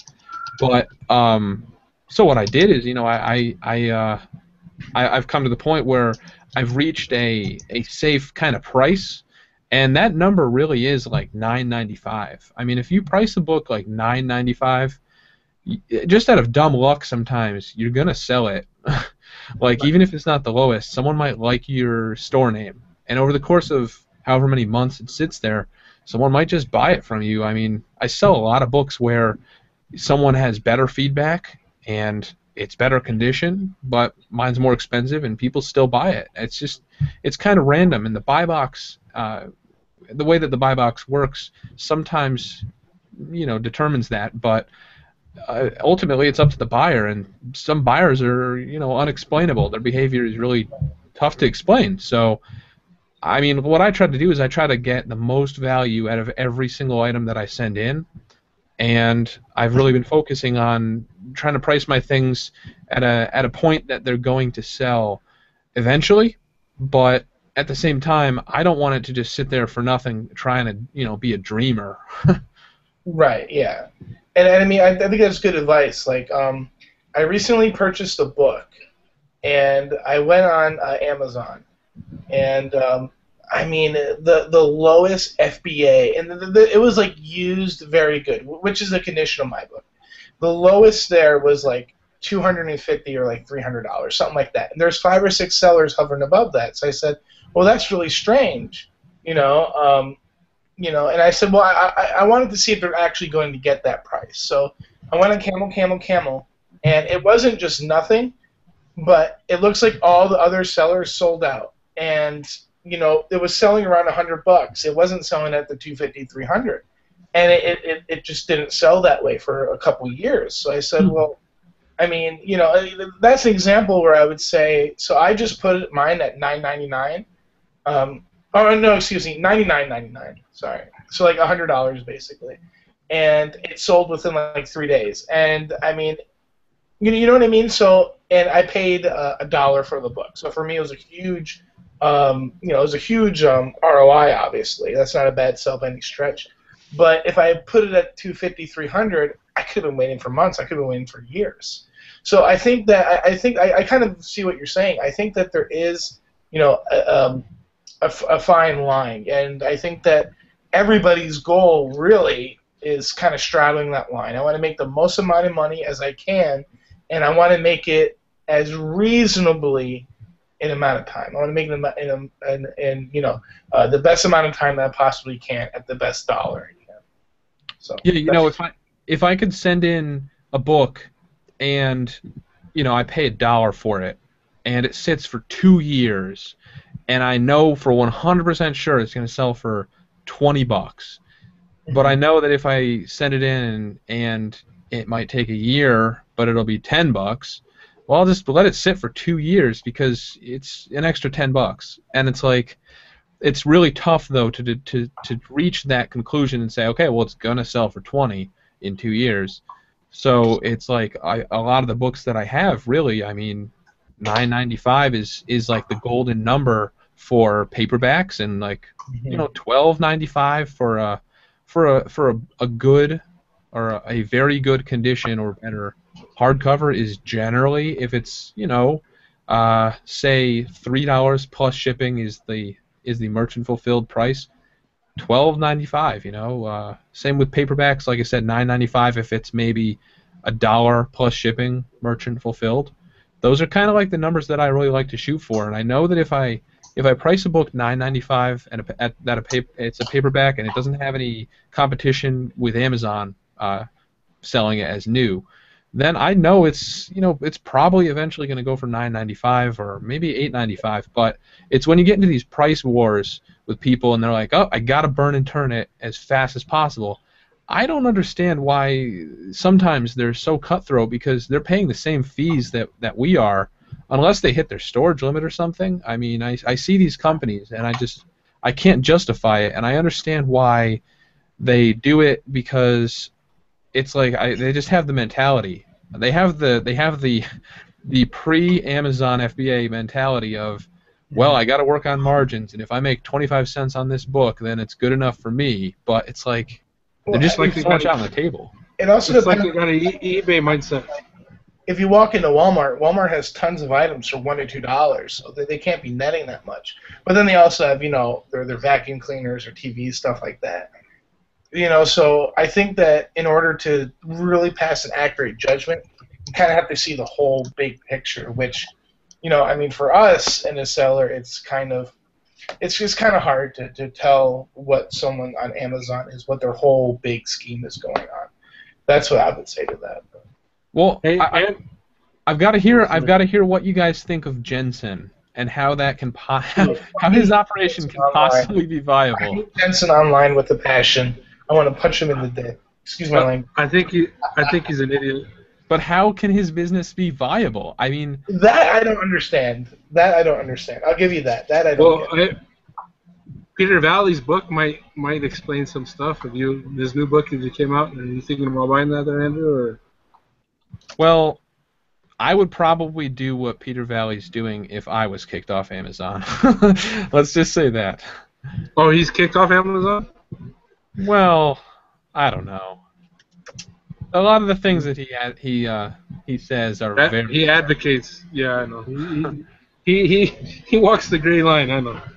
So you're not buying his new book? I mean, the things that he says are completely valid, and you know, I agree very much with most of what he says. But at the same time, it's like I can't possibly imagine that he's expecting to become rich and famous by writing books about the stuff the way that he is. I mean, hey, whatever.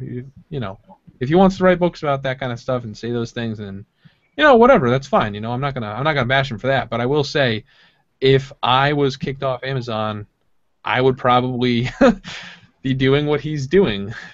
I mean, it's that simple, really. I bought his one that I forget which one it is. It's like Amazon Autopilot, and it was pretty good. Had a lot of good information in it, but obviously a little bit of sketchy stuff in there too. Yeah, makes you think. I mean, there's not a lot of information out there on books, but there's a lot of potential there. Well, his entire point, I mean, he makes the case for the long-term hold. If Amazon raised their long-term storage fee, then I would reconsider. But I mean, a paperback, it's probably like what, 15 cents for an entire year. So if you really put that into perspective, and you really are like, wow, that's really something.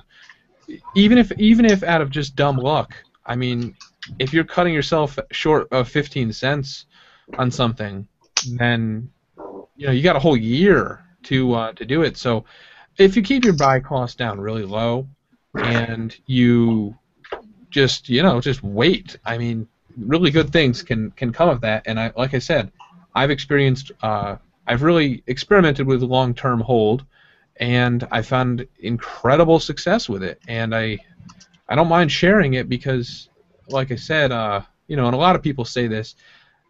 My competition, people out there who are listening, or they watch this video, maybe a lot of people aren't going to do it. And a lot of hard are you work. going to go out? Are you going to go out Sunday and just grind away at it for 8 hours tomorrow, like I am? Probably not. But if you are, then welcome to the club, I guess. Not too many people will do it. I know it's a lot of hard work, but I mean, there's a lot of potential there.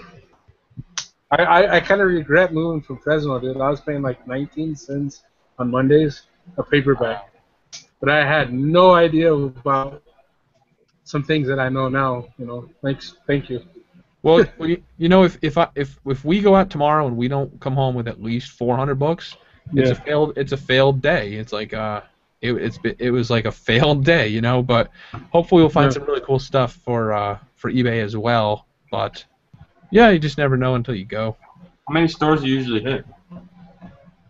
Usually we go out on Sunday and we go to one, because Sunday in Connecticut, the sale, they have half off on the certain color. So.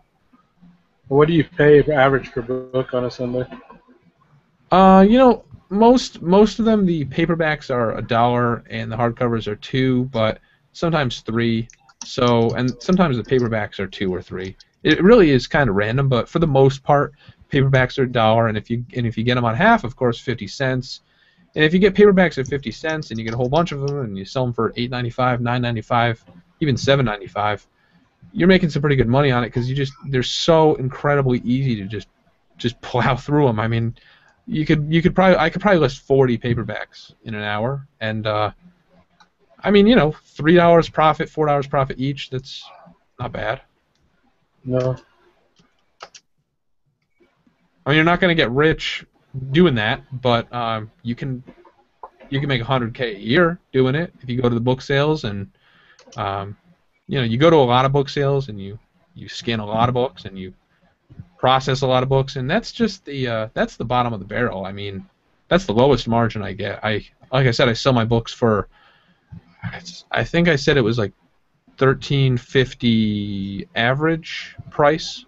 So there's a lot of bigger, more expensive books like the one I just sold. I just sold the book for $50, and it was a hardcover. Probably got it for about $2. Maybe got it less at a book sale. I have a quick question for you, Andrew.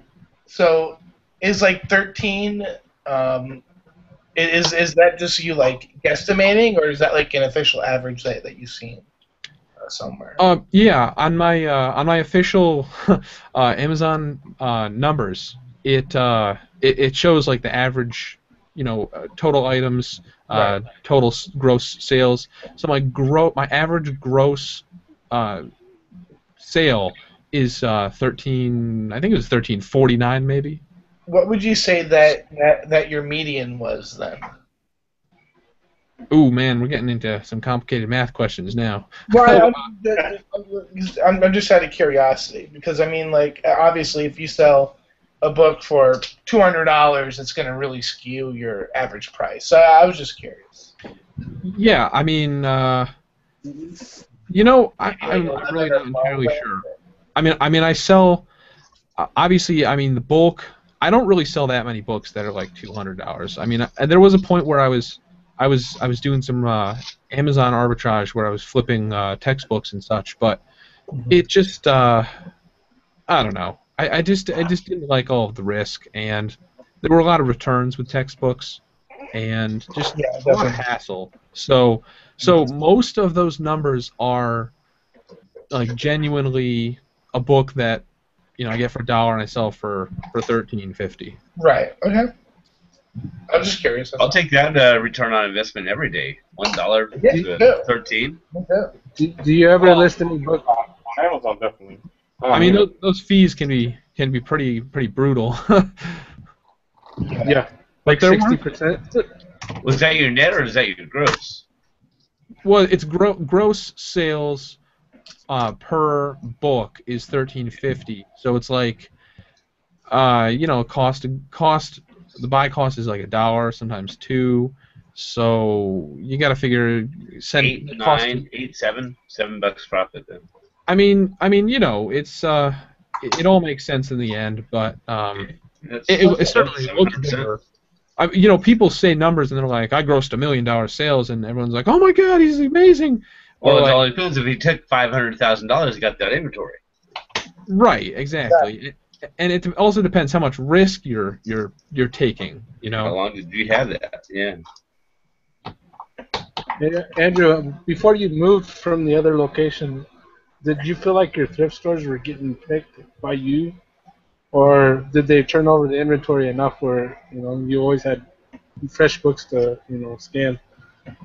The best part about Connecticut is that there is a massive abundance of stuff to get at thrift shops and Goodwills and Salvation Armies.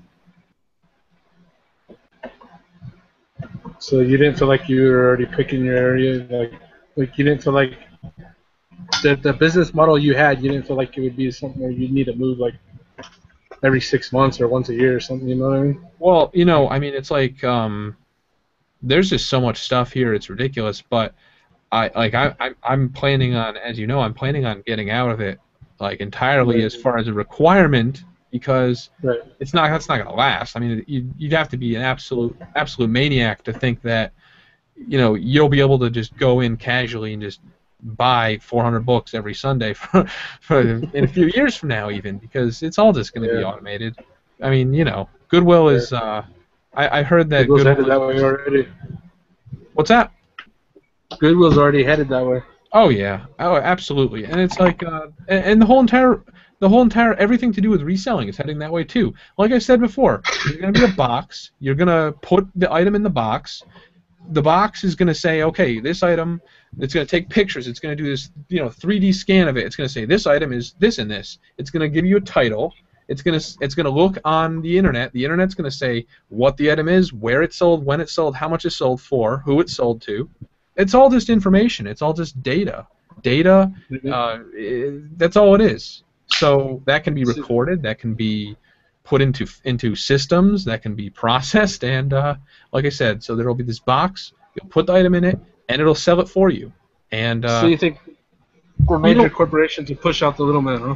You know what I think is going to happen is Amazon or Google is going to come up with this before eBay, and they're gonna put eBay out. Someone is going to come up with that invention, and it's going to absolutely change the world because it's going to get rid of the reseller. I mean, this is, in my opinion, this is completely logical. I mean, I don't see how this couldn't be. I mean, I'm not talking about like.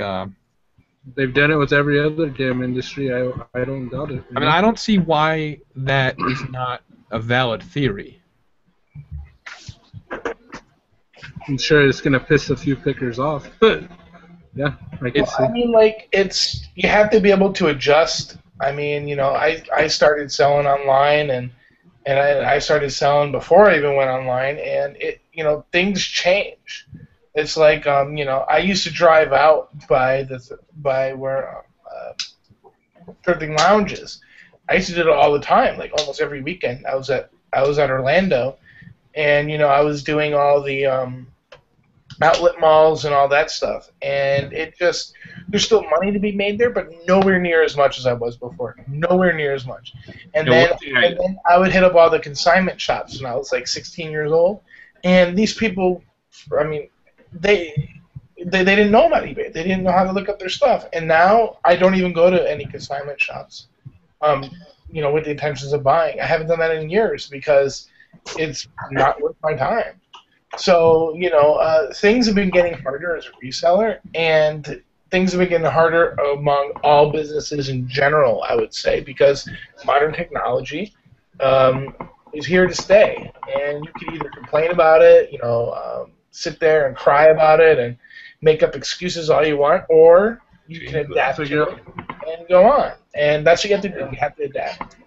One thing I've looked at my accounts, my eBay accounts, and one thing I was pleased to see was the highest category of my item selling were 36% was the highest category. The rest of it were 8%. 4% here, 3% here. It was completely diversified, and I think that is what my July sales, my June sales have been high compared to others, and I think it's because I'm so diversified. And I think that's a big key: is being diversified. Don't throw all your eggs into one basket. The problem is with being diversified is I don't think you can scale diversity like what you're saying, multiple items. I don't think you could scale it up as much as someone who's focusing in one area. True. Well, I think that's true, and that's kind of like why, when I first introduce myself, is I say I try and be I don't believe in ever call myself an expert, but I try and get as close to that as possible in a select few niches, and everything else I kind of try and be like a jack of all trades. No, am I an expert on CB radios? No. But I know what a Galaxy is. I know what a Cobra LTD 40 channel is. I know enough to do some damage. I know enough to make some money, but I wouldn't consider myself an expert on it. No, but you know what's going to sell when you go to the store and you see it. Right, exactly. And if I see basically any Galaxy CB radio for $25, I'm buying it. I'm walking out, and that's it. Whereas most people, if you didn't know what a Galaxy CB radio is, would never do that. They'd be too hesitant to spend that amount of money. But $20 out, no guarantee you get a huge ROI on that. Huge ROI on that. So, it just depends. But I can see if you do picking, I know a lot of people do it for the money too. But if you also do it for the fun, I could see how being well-rounded in other areas would be more fun, doing the yard sales, doing everything here and there. What I noticed from, and I'm not going to BS it because I'm no longer full-time picking, but I was for about 1.5 to 2 years. And what surprised me the most is, didn't surprise me. The one thing about picking is that what inventory you actually get to a certain extent is out of your hands. In the sense that when you go to a thrift store, you don't know what's going to be there. You don't have any control what's going to be there. So I'm of the mindset is if you're not at least a little bit well-rounded, you're you're screwed. Because if you're an expert on electronics and you go there and they don't have any electronics, what are you going to do? Clothing. Yeah, exactly. You need something else. You got to know. Yeah. Otherwise, your opportunity cost is just massive because you're spending your time and not making any money, and that's even worse. That's even worse than making a little bit off of something. That's what I turned the fan. Is that better, Kevin? I turned the fan off. Sounds like a fucking helicopter. My fan sounds like a helicopter all night. Sorry, guys. Oh, that's funny, dude. It's too damn hot. It's finally cooled down now. Or something. I was like, what are they doing at like 3:30 in the morning? Yeah, it's probably cooled down to 85 here. Let me see. I'm trying to find the weather on my phone. Like, guys, I'm gonna have to go to work in the morning. Yeah, I gotta get ready too in a Hey, couple jobs. Oh, dude, 96 here. it's nice here. 81 over here. 81 where you're at? Yeah, it's cooler there than it is here. I told you to. I told you I could hook you up and get you a place out here, dude. It's gonna be 107 tomorrow in the Central Valley. So It's like It'll be like 108 it's like 10 to 15 degrees usually cooler out here. Ah, that's not all bad. right, guys, have a good night. Later, Good James. Oh, man. away, though. Good night. Good night. Hey, James. Yo, what's up? So you do yard sale and everything, right? Yeah. And you live where, out in Tampa? Yeah. We should Hey, go Goose, up. We should hit up like Orlando or something sometime. Because I'm on the opposite coast of you. I think I'm like maybe. I'm right next to Cape Canaveral, so it's literally straight down. I think it's like 528 all the way. I think it's a road. I don't freaking know. But How far are you from like downtown Orlando or Disney? I'm probably about an hour and a half from Disney.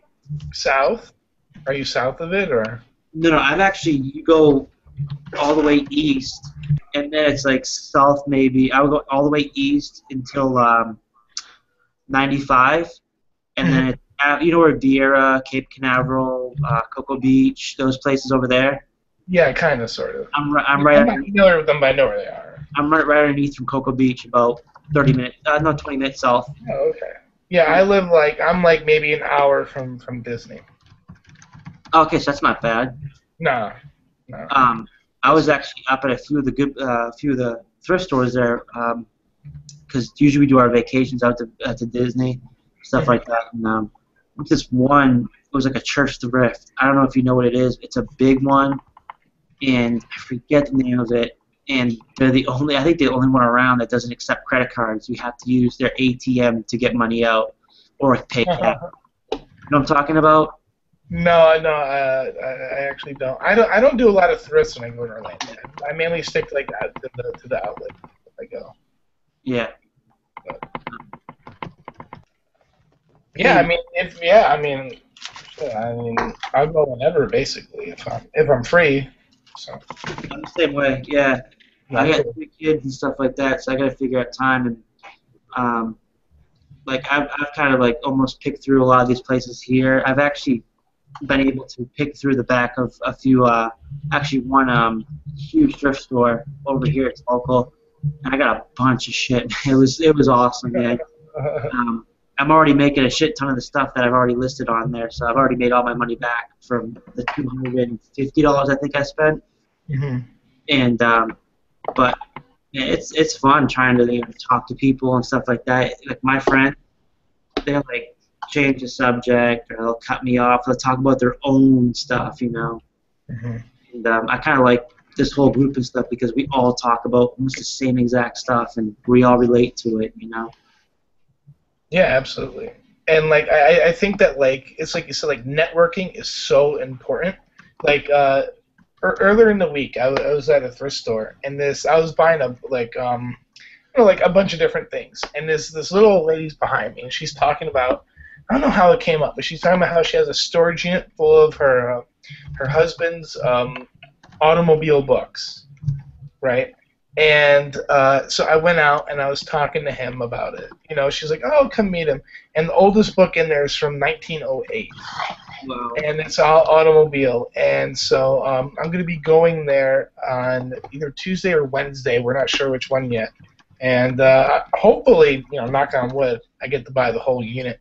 And I would never have been able to do that if I didn't just say hi, you know, and just be friendly and talk to people because, you know, it's doing something as simple as that can make you good money. You know what I mean? That's how I got in there. Was this? It's for the homeless, and a lot of the people that work there are basically next to homeless or homeless. So one guy came up to me, he's like, "I see like the sport coats out here. We have a lot of the winter ones out back." I'm like, "Really?"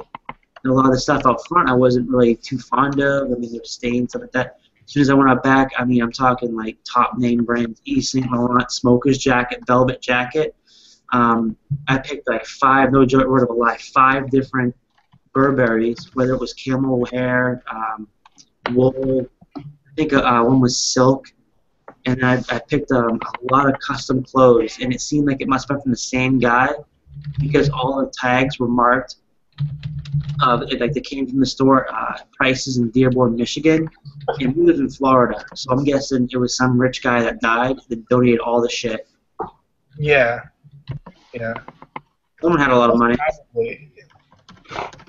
That's my favorite thing to find is like the really old rich people who retire here. Like I hit up like my favorite picking thing, and I have it somewhere on my laptop. I don't know if I'll ever release it or not, but I went to basically a mansion right on the bay here, and I get in there, and there's this little old guy. He's like 90 years old, and he must have had like the world's largest collection of Air Jordans. It was the most random thing I've ever seen. This little old white guy, and I went in there, and he wouldn't sell me all of them, but you know I bought a few, and it's cool because like you never know what you're gonna run into. That might have been the last thing I ever thought that like an 85, 90-year-old, you know, balding white guy would ever have is a bunch of Air Jordans, but he did.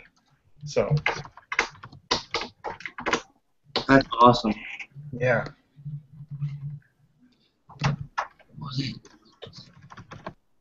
I'm in the middle of trying to sneeze and it won't come out. Like, oh, I hate when that happens. Hey, Kevin, I picked up these slacks the other day. What do you think I can get for these? I haven't really looked them up. I can't see too well who they are. Zegna Sport. Zegna? With the tags. You with tags? Yeah, I got 2 of them. New with tags, both. What's the any patterns or? Oh, they're just plain brown and khaki color. You know, just khaki. One's khaki, one's brown.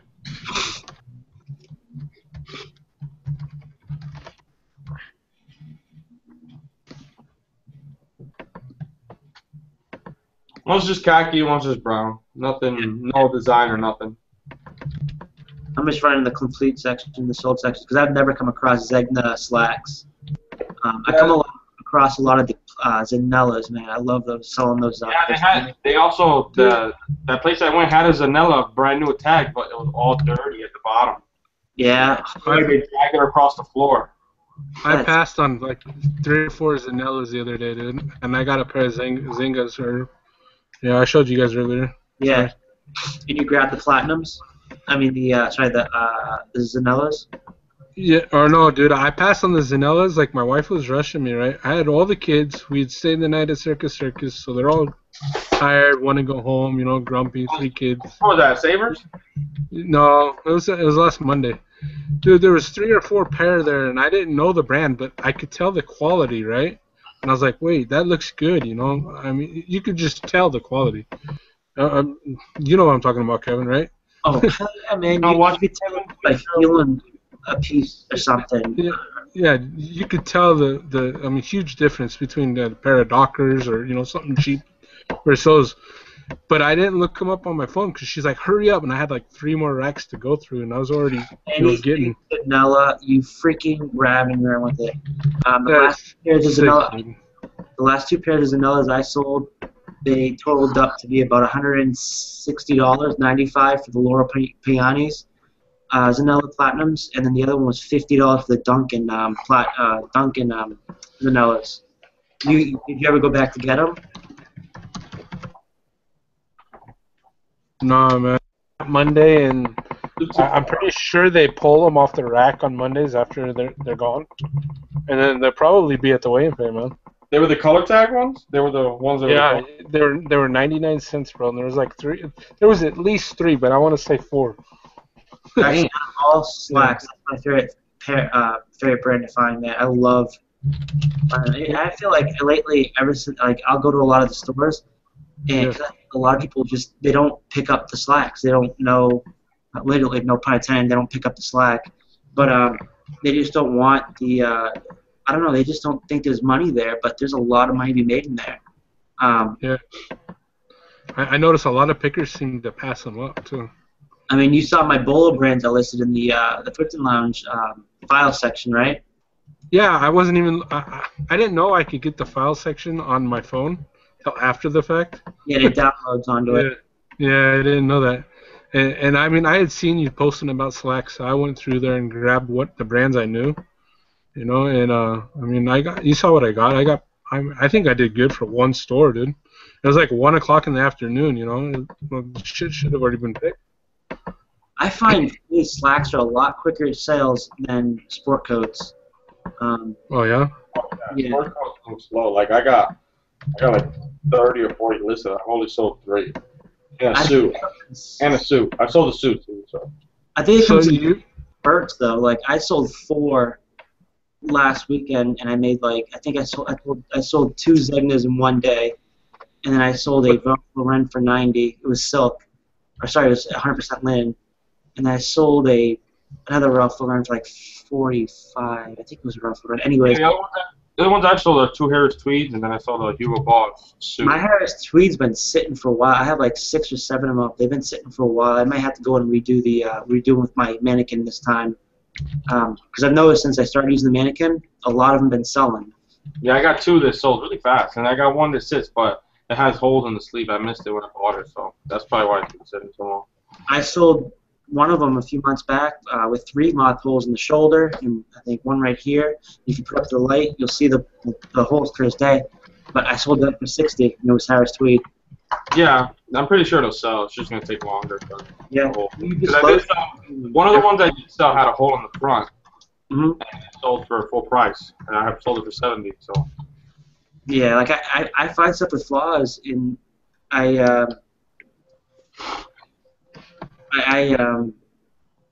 anyways, I find a lot with flaws, and I tend to disclose it and let people know, hey, this is the flaws, and they buy them. They'll still buy them. I think what it is like I explained on the Cool Toads a couple weeks back is that some people can't afford brand new or even the used stuff. So some of the stuff that has like minuscule problems with them, they'll buy it because some people just can't afford them.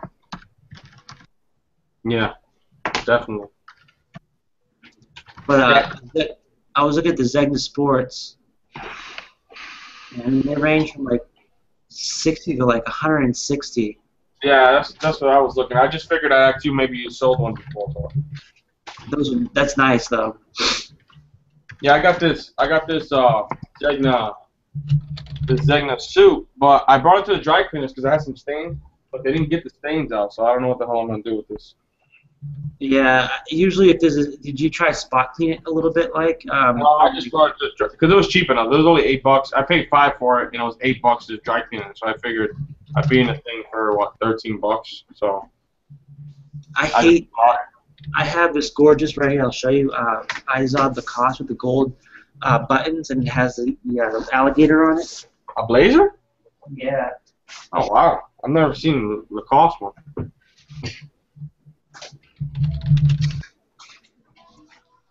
I like how we're all talking on the chat. I know. Right there. It's been a long time since we chatted. Oh shit! Hold on. Oh yeah, it's been only a couple days. Yeah, you're right. Hey Goose, by the way, dude, congratulations on the job. I know last time we didn't talk. We talked and you were trying, but you never. Oh yeah, I remember a few years ago. Thanks. Yeah. Last year. How long you been teaching now? Since February, I want to say. February. Didn't she not want that public at one point, or is that was a different job? No. I can actually go public with that. Basically, I was trained to become a cop, and what happened was I have tinnitus, and I failed the hearing test, and that's that. I can't be a cop. So there's only 3 jobs I told myself that I would ever leave full-time picking for. Be a cop, came to that hearing, be on the radio. I was actually on an FM radio show for about a week, and I hated every last second of it, and I thought I'd love it. It's really weird how that comes out, but whatever. And then teaching, and so I got a job teaching, and I love it. So, and it's also good because in the summer, I'm just every day I'm just nonstop picking during the summer. Yeah, that's cool. See, that's a good thing about teaching. You get the whole summers off. Yeah, and then I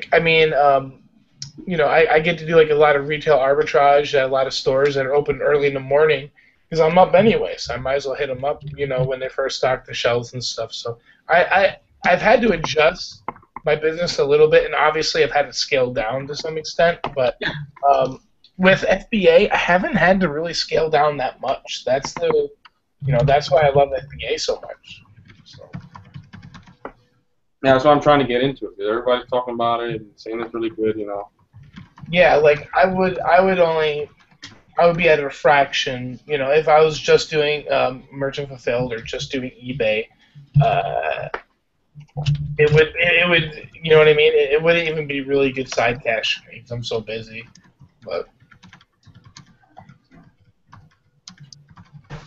yeah, so here's the sport coat. It has a spot right here. See that spot? Yeah. Yeah, but I'll take a picture of that and hopefully I can get 30, $35 for it. Mine, the actual jacket, the spot is on the inside of the sleeve at the bottom, so you don't even see that. But the pants are where the stains are really bad, and it's like. You see, if it's inside, I figure if it's inside the sport coat or blazer or whatever, I take a picture of it, I disclose it, and it never really affects the value. Maybe 10%. The inside's not a big deal, but mine's here on the inside of the cuff here. It's on the outside of the jacket, but it's It's probably from somebody, they had it on them and, right here, some sauce. it's right here on the side here, so you can't really even see it with your hands down on your side. You won't even see it. But the pants, they're pretty bad. So it's the worst thing when I go to use my flash on a sport coat or something, and I go to edit the picture, and it blows up everything. So the stain that looks minuscule when you first look at it. Yeah, it makes it look way worse. Yeah, it makes it 10 times worse. So I got to re-edit it and then take the picture again and make it look right and make it look like how it should look, like real life, not like it's all blown out and the stain's a lot worse than it should be, I don't know if you can see that stain, but that's the stain they got here on the pants. Yeah. And then there's more here on the other side of the pants and the other leg. And it's I brought it to the dry cleaner assuming they get it out, but, of course. Have you ever sold the brand Dunhill? No. I think I've looked them up in completes before, and I kind of stayed away from them. I don't know. I grabbed one in there. I don't know. That was the other one I brought to dry cleaners. It was because jackets are only $5. So. Yeah. So well, that's why I grabbed the ones yesterday morning, and I thought they were going to be more than that. It's $5 per jacket. I got this fucking Saks Fifth Ave 100% cashmere that I just found out worth. The last 2 sold for $200, but it was a tan color. Mine's black. I think black's a little more desirable than tan. But I was like, shit, I got that for $5. Whoever owned that house had some freaking money. I don't know what the hell he did, but. So yeah, I posted the estate sale on my site the other night because I have 2 local people here that do estate sales and one actually runs them. I ran into her in the closet of that house, and she picked up 3 eyes on the cost acrylic pullovers, and I grabbed one of them, and then I ran into her and we started talking, and I guess when I left, because I was running so much fast, because I was running late. My kids were running around, not running around, but they were with me and stuff, and it was getting irritable. So I ended up leaving, and this guy 2 hours later is like, "Oh, I'm on my way to that sale," and he's in my group too, and he ended up buying like a Hugo Boss, really nice Hugo Boss jacket that I don't know how the frig I missed. I don't know how I missed it. Yeah, Hugo Boss is good. Yeah. This one's, yeah, made for bulk, but yeah, this is nice.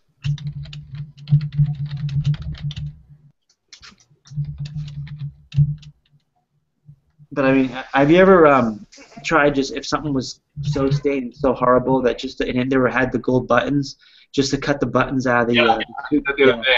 I did that the other day to a Ralph Lauren jacket. That when I got it home, I realized it had a bunch of holes. I just cut the gold buttons off of it. Yeah, because they can sell for like, I think I saw a listing where like the gold buttons for Ralph Lauren sold for like $30. Yeah, that's what I have it listed now, 30. That's freaking worse more than some of the jackets themselves. Yeah, I know. Sometimes at the weigh-in pay, if you see with the gold buttons, I'll just grab the buttons off. If they're not really high-end brands, I'll just grab the gold buttons off of it. Yeah. I don't know how Steve Rakin does it, but he buys a shit ton of like the Stafford with the gold buttons, and he sells the crap out of them. I know. I got a few listed that I got from the Goodwill outlet. They were all different colors. I got like a green one. I got like a purple one, all with the gold buttons. But they're not selling. I got some watchers and stuff, but they ain't selling. I don't know how he does it, man. But I mean, I can sell the crap out of like other brands. But when it comes to Stafford, shit just sits. Yeah, I got watchers and views, but no buyers. Yeah. I wonder if he just has followers that's previously bought from them.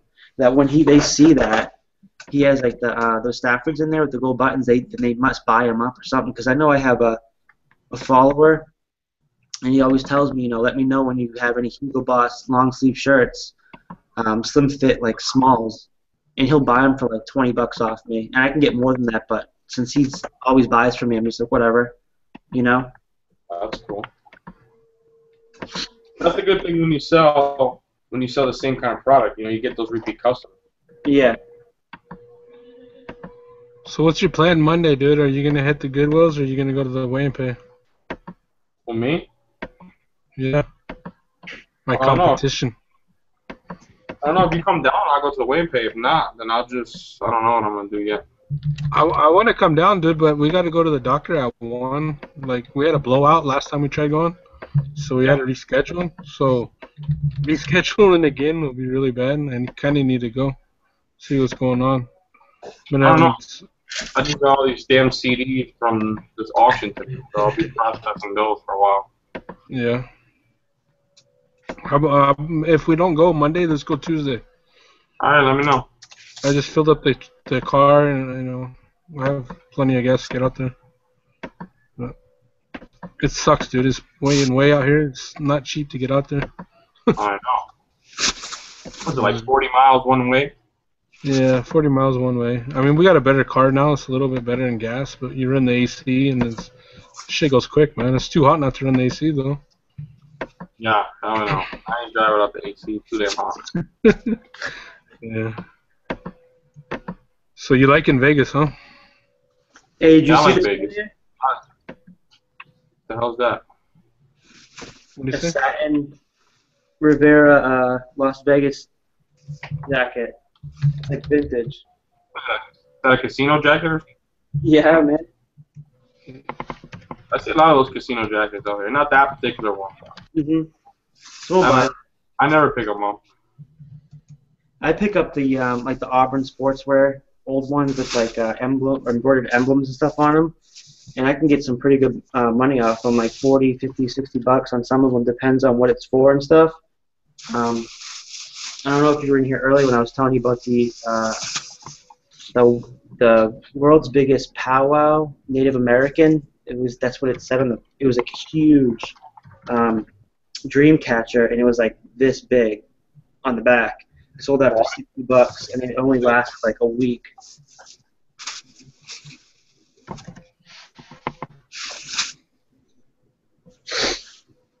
Hey, Andrew, did you see the thing I said earlier about the Holland Hobbies told me about looking at the Robert Talbot 7-folds? Yeah, that sounds pretty good. I mean, Sick, man. The thing is, I'm always looking for opportunities where I can cherry pick valuable items like that. I'm really excited about ties. I gotta say, because I mean, you could store like 600 of them in a closet really easily, and that's the kind of thing that I like. I'm getting into photographs too, and again, you could store 600 in your arms pretty easily. Yes. So I'm into those types of items really. I mean, I think that's awesome. So I'm going to try to expand with those. And again, I guess what I'm saying is when it comes to things like this, it's really awesome because you can standardize it, and that's like the biggest thing that I got to say. Really, I mean, that's got to be one of the biggest tips for like eBay or Amazon. If you just standardize something, that's so incredibly beneficial. And that's what I do on Amazon, and it's just like turning them out because they're the same thing. There's no guesswork. I know what they're worth, and because of the way that I source them, it's like I get a constant steady stream of it. I don't have to wonder where my next source is going to be.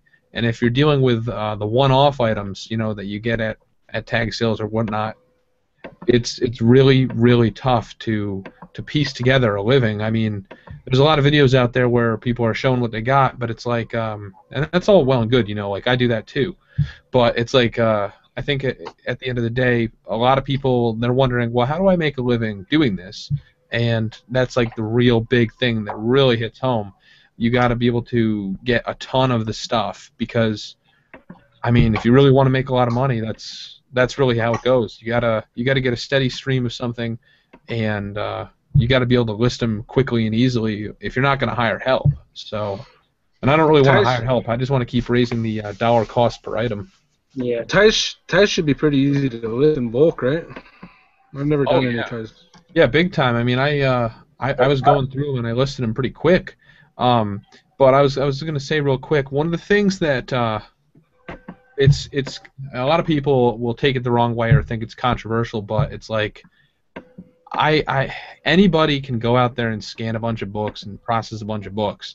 And while it does take some skill to organize the business of running like an eBay type thing where you've got an operation and you're bringing things in and out, I think what's really impressive, what's most impressive, is the guy who flips items for 400 that he gets for 200, or his entire business model is something that's extremely this niche thing where it's like maybe all he does is antique watches or something, and he picks them up, he snipes them on eBay for like 50 and he sells them for like 300, and he makes like 200K a year doing it. Like stuff like that is like really impressive to me, because that takes skill and it really takes a certain level of just mastering all aspects of the business. So whenever I see someone where they're doing some sort of a business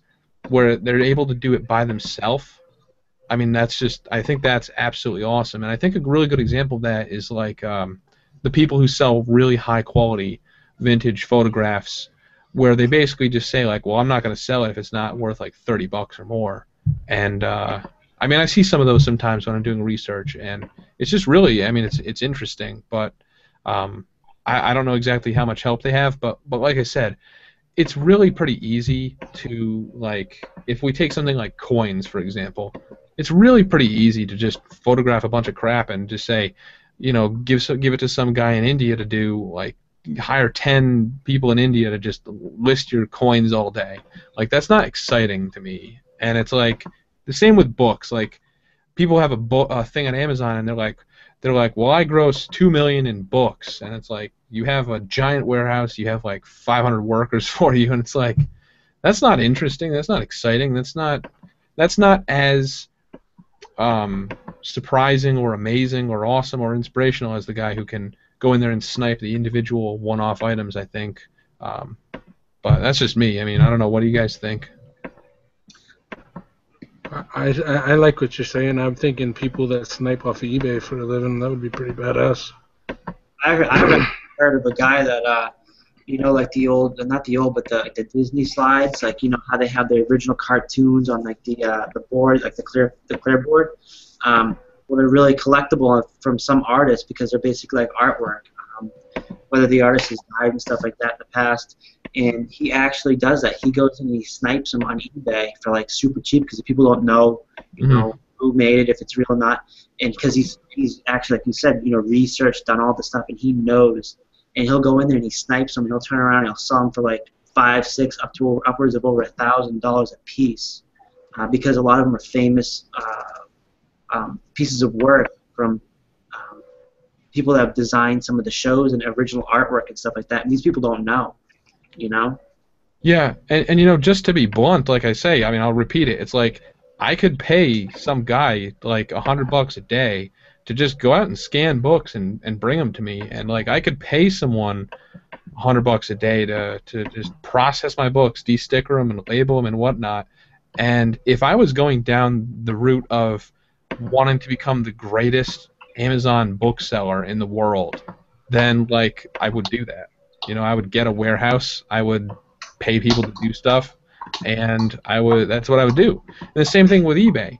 But when you do that, it's like you become a factory, you know, and you lose sight of handling the product. And I just think it's so much more. I mean, I'm just so much more impressed with the guy who can go in there and be like, well, I do everything by myself. It's kind of like I'm impressed by the guy who can make the most possible amount of money just by himself on eBay or on Amazon, because that really requires some serious brain power and some serious skill. And you know, I just think that's pretty awesome. But it's tough to find people that do that. Yeah, so you think 100%, and I wanted to show you guys that something kind of similar. There's a Disney sell. I showed it in one of my videos a long time ago. Yeah, I never put this up for sale, for the record. This is worth about $3. What'd you say? This is worth about $3,000. Wow. Where'd you get that? I remember that. I got it through a connection where basically nobody else had any idea what this was. And that's what the guy does. I'm not an expert on something like this. Oh, and you know, I got my COAs from Disney. Wow, that's crazy. But, I'm no expert on it or anything, but I knew enough to grab it for what it was.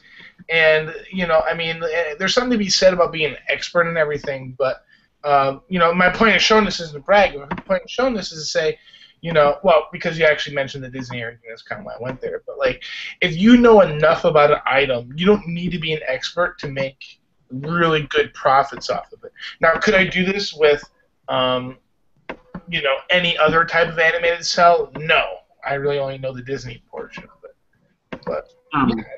Hey, Andrew, don't you think you could reach your long-term goals that you've talked about? I don't know if you said it online or not, or live, but if you hired somebody and you outsourced the legwork and you're basically able to focus on what you want to while you're still bringing in the money and growing your business?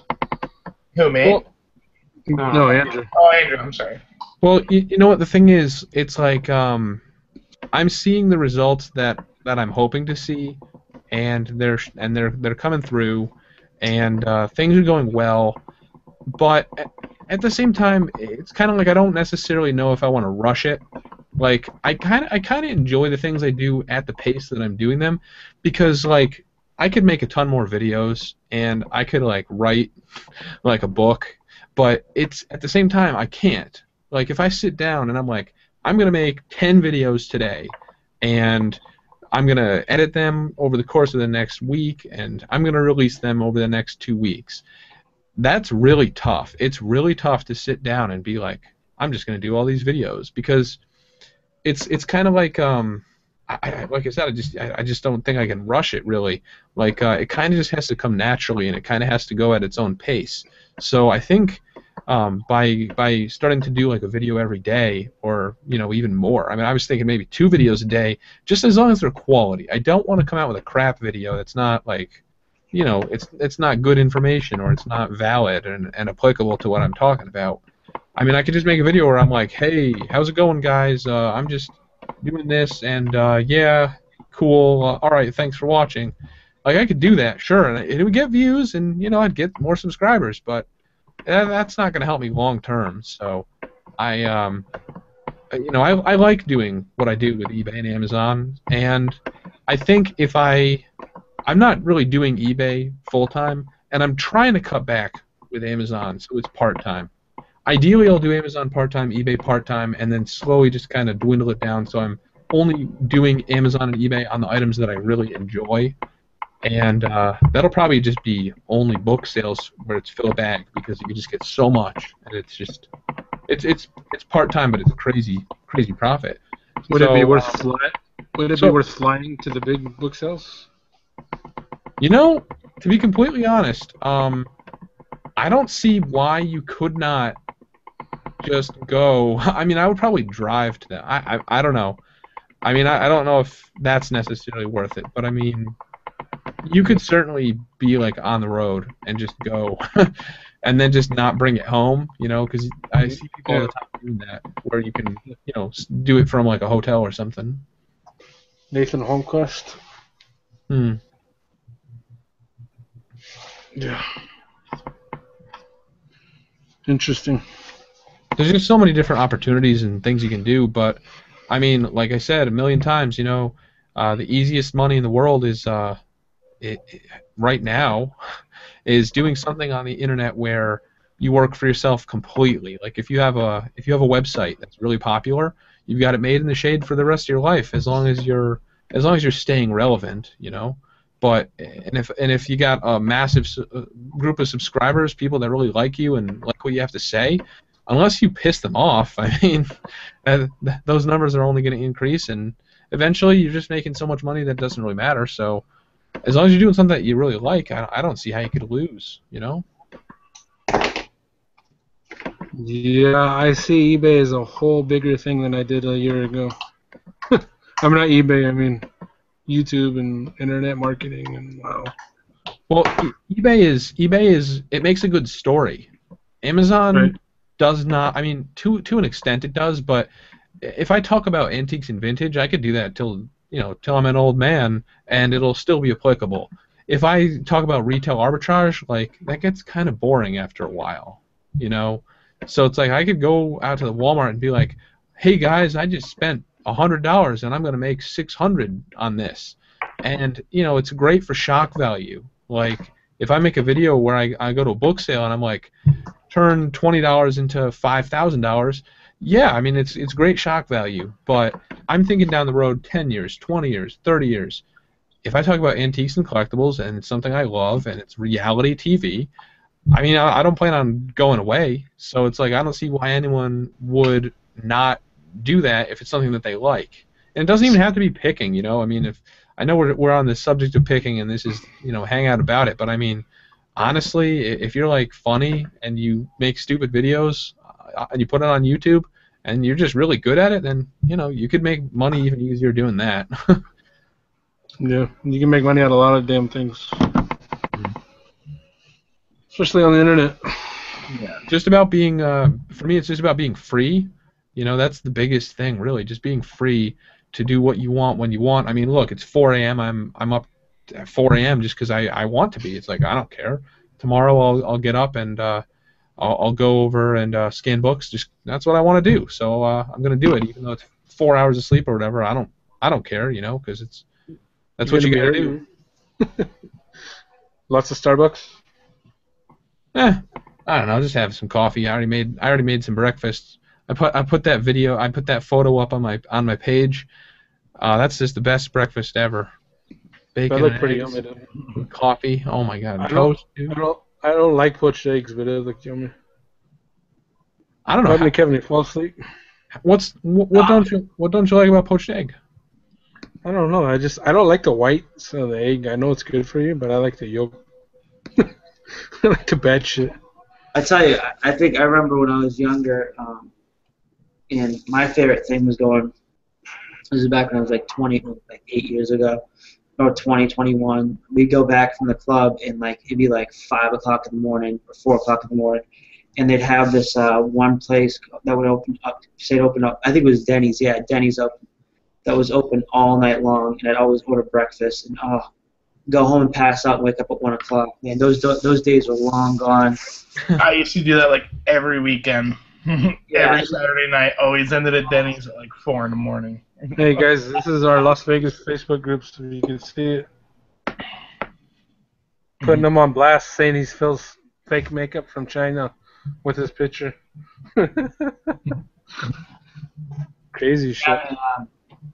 Man, yeah, I used to just I still remember this stuff because before my cousin passed away, we would all be, we'd sit around in a circle and after the club, hang out and just sit and talk about bullshit, anything, life. And it's weird looking back on those days, though, like how far I've come, and I don't know, just so much stuff. It's crazy how stuff just changes in a matter of, a couple of years and stuff.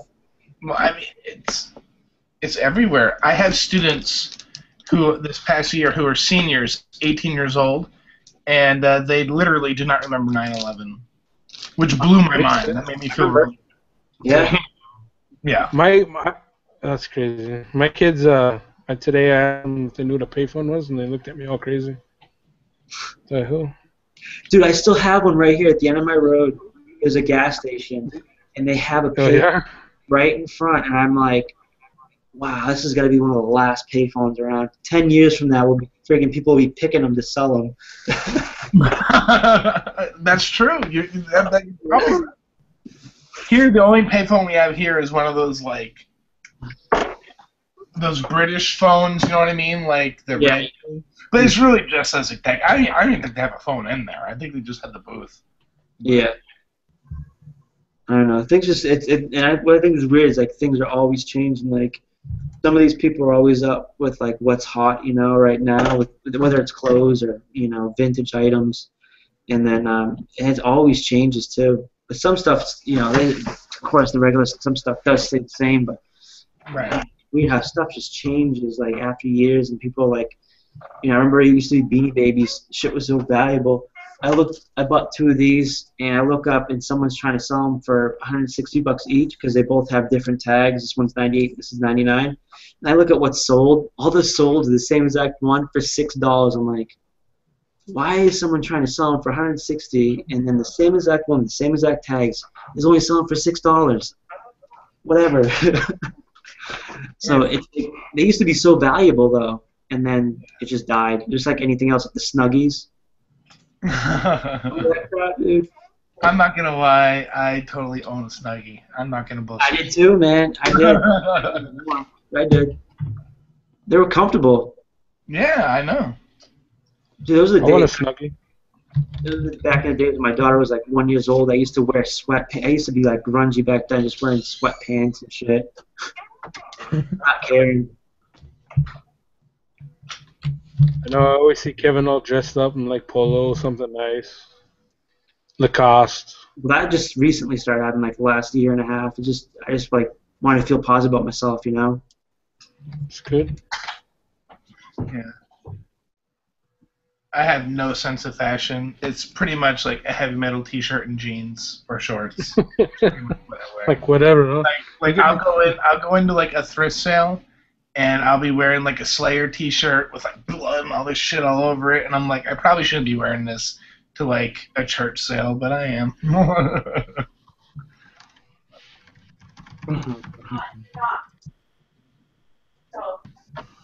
You're probably one of those teachers, dude, that comes in flip flops and.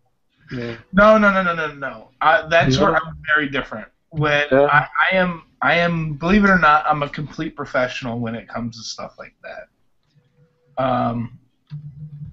You know what I mean? Yeah.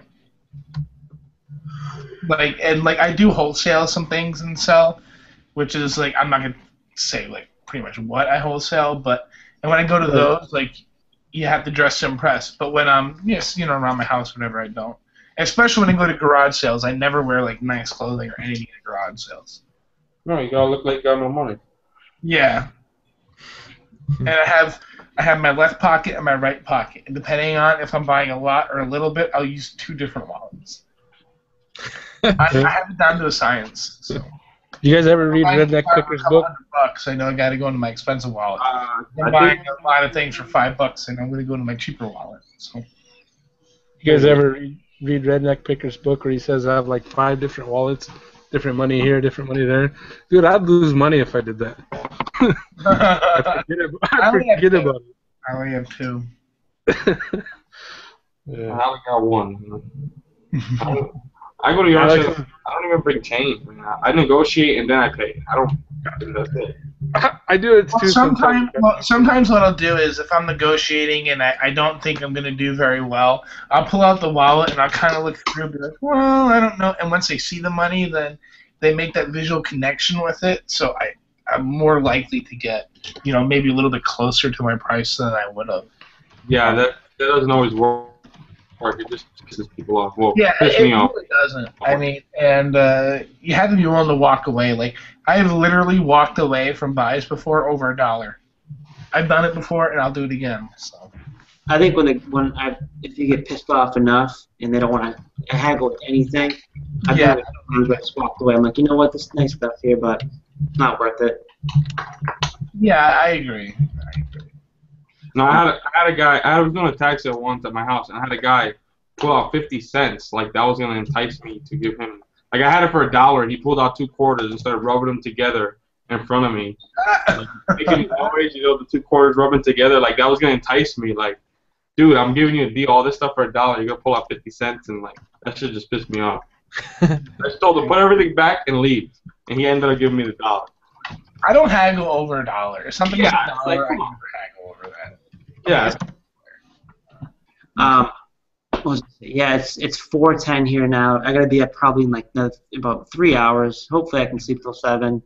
I'm gonna get off and I'm gonna end the hangout. But seriously, everybody, I didn't expect to do it a live like freaking haul video. That was it. I didn't know it was gonna turn into I like that. I thought it was fun, especially on my channel because I never really had something like this on my channel. It's usually other people's channels and stuff, but I thought it was fun. Seriously, thank you guys for coming on. We used to do this almost every night, huh? Yeah. All the time. I don't think I got a full night of sleep for about 4 months straight. Like I'm not exaggerating. It was crazy. I got 3 kids, so it's like they're already running me ragged, man. It's crazy because they're almost the same age. My 1 drives me crazy, so I imagine 3. Yeah. But seriously, thank you guys for coming on. I really appreciate it. And have a good night, man. I'm gonna go to bed. I'll be on Wednesday, so. I'm gonna go to bed too. Hopefully, I can make the wife happy. Yeah. Thanks, guys. Later. All right, guys. Good night.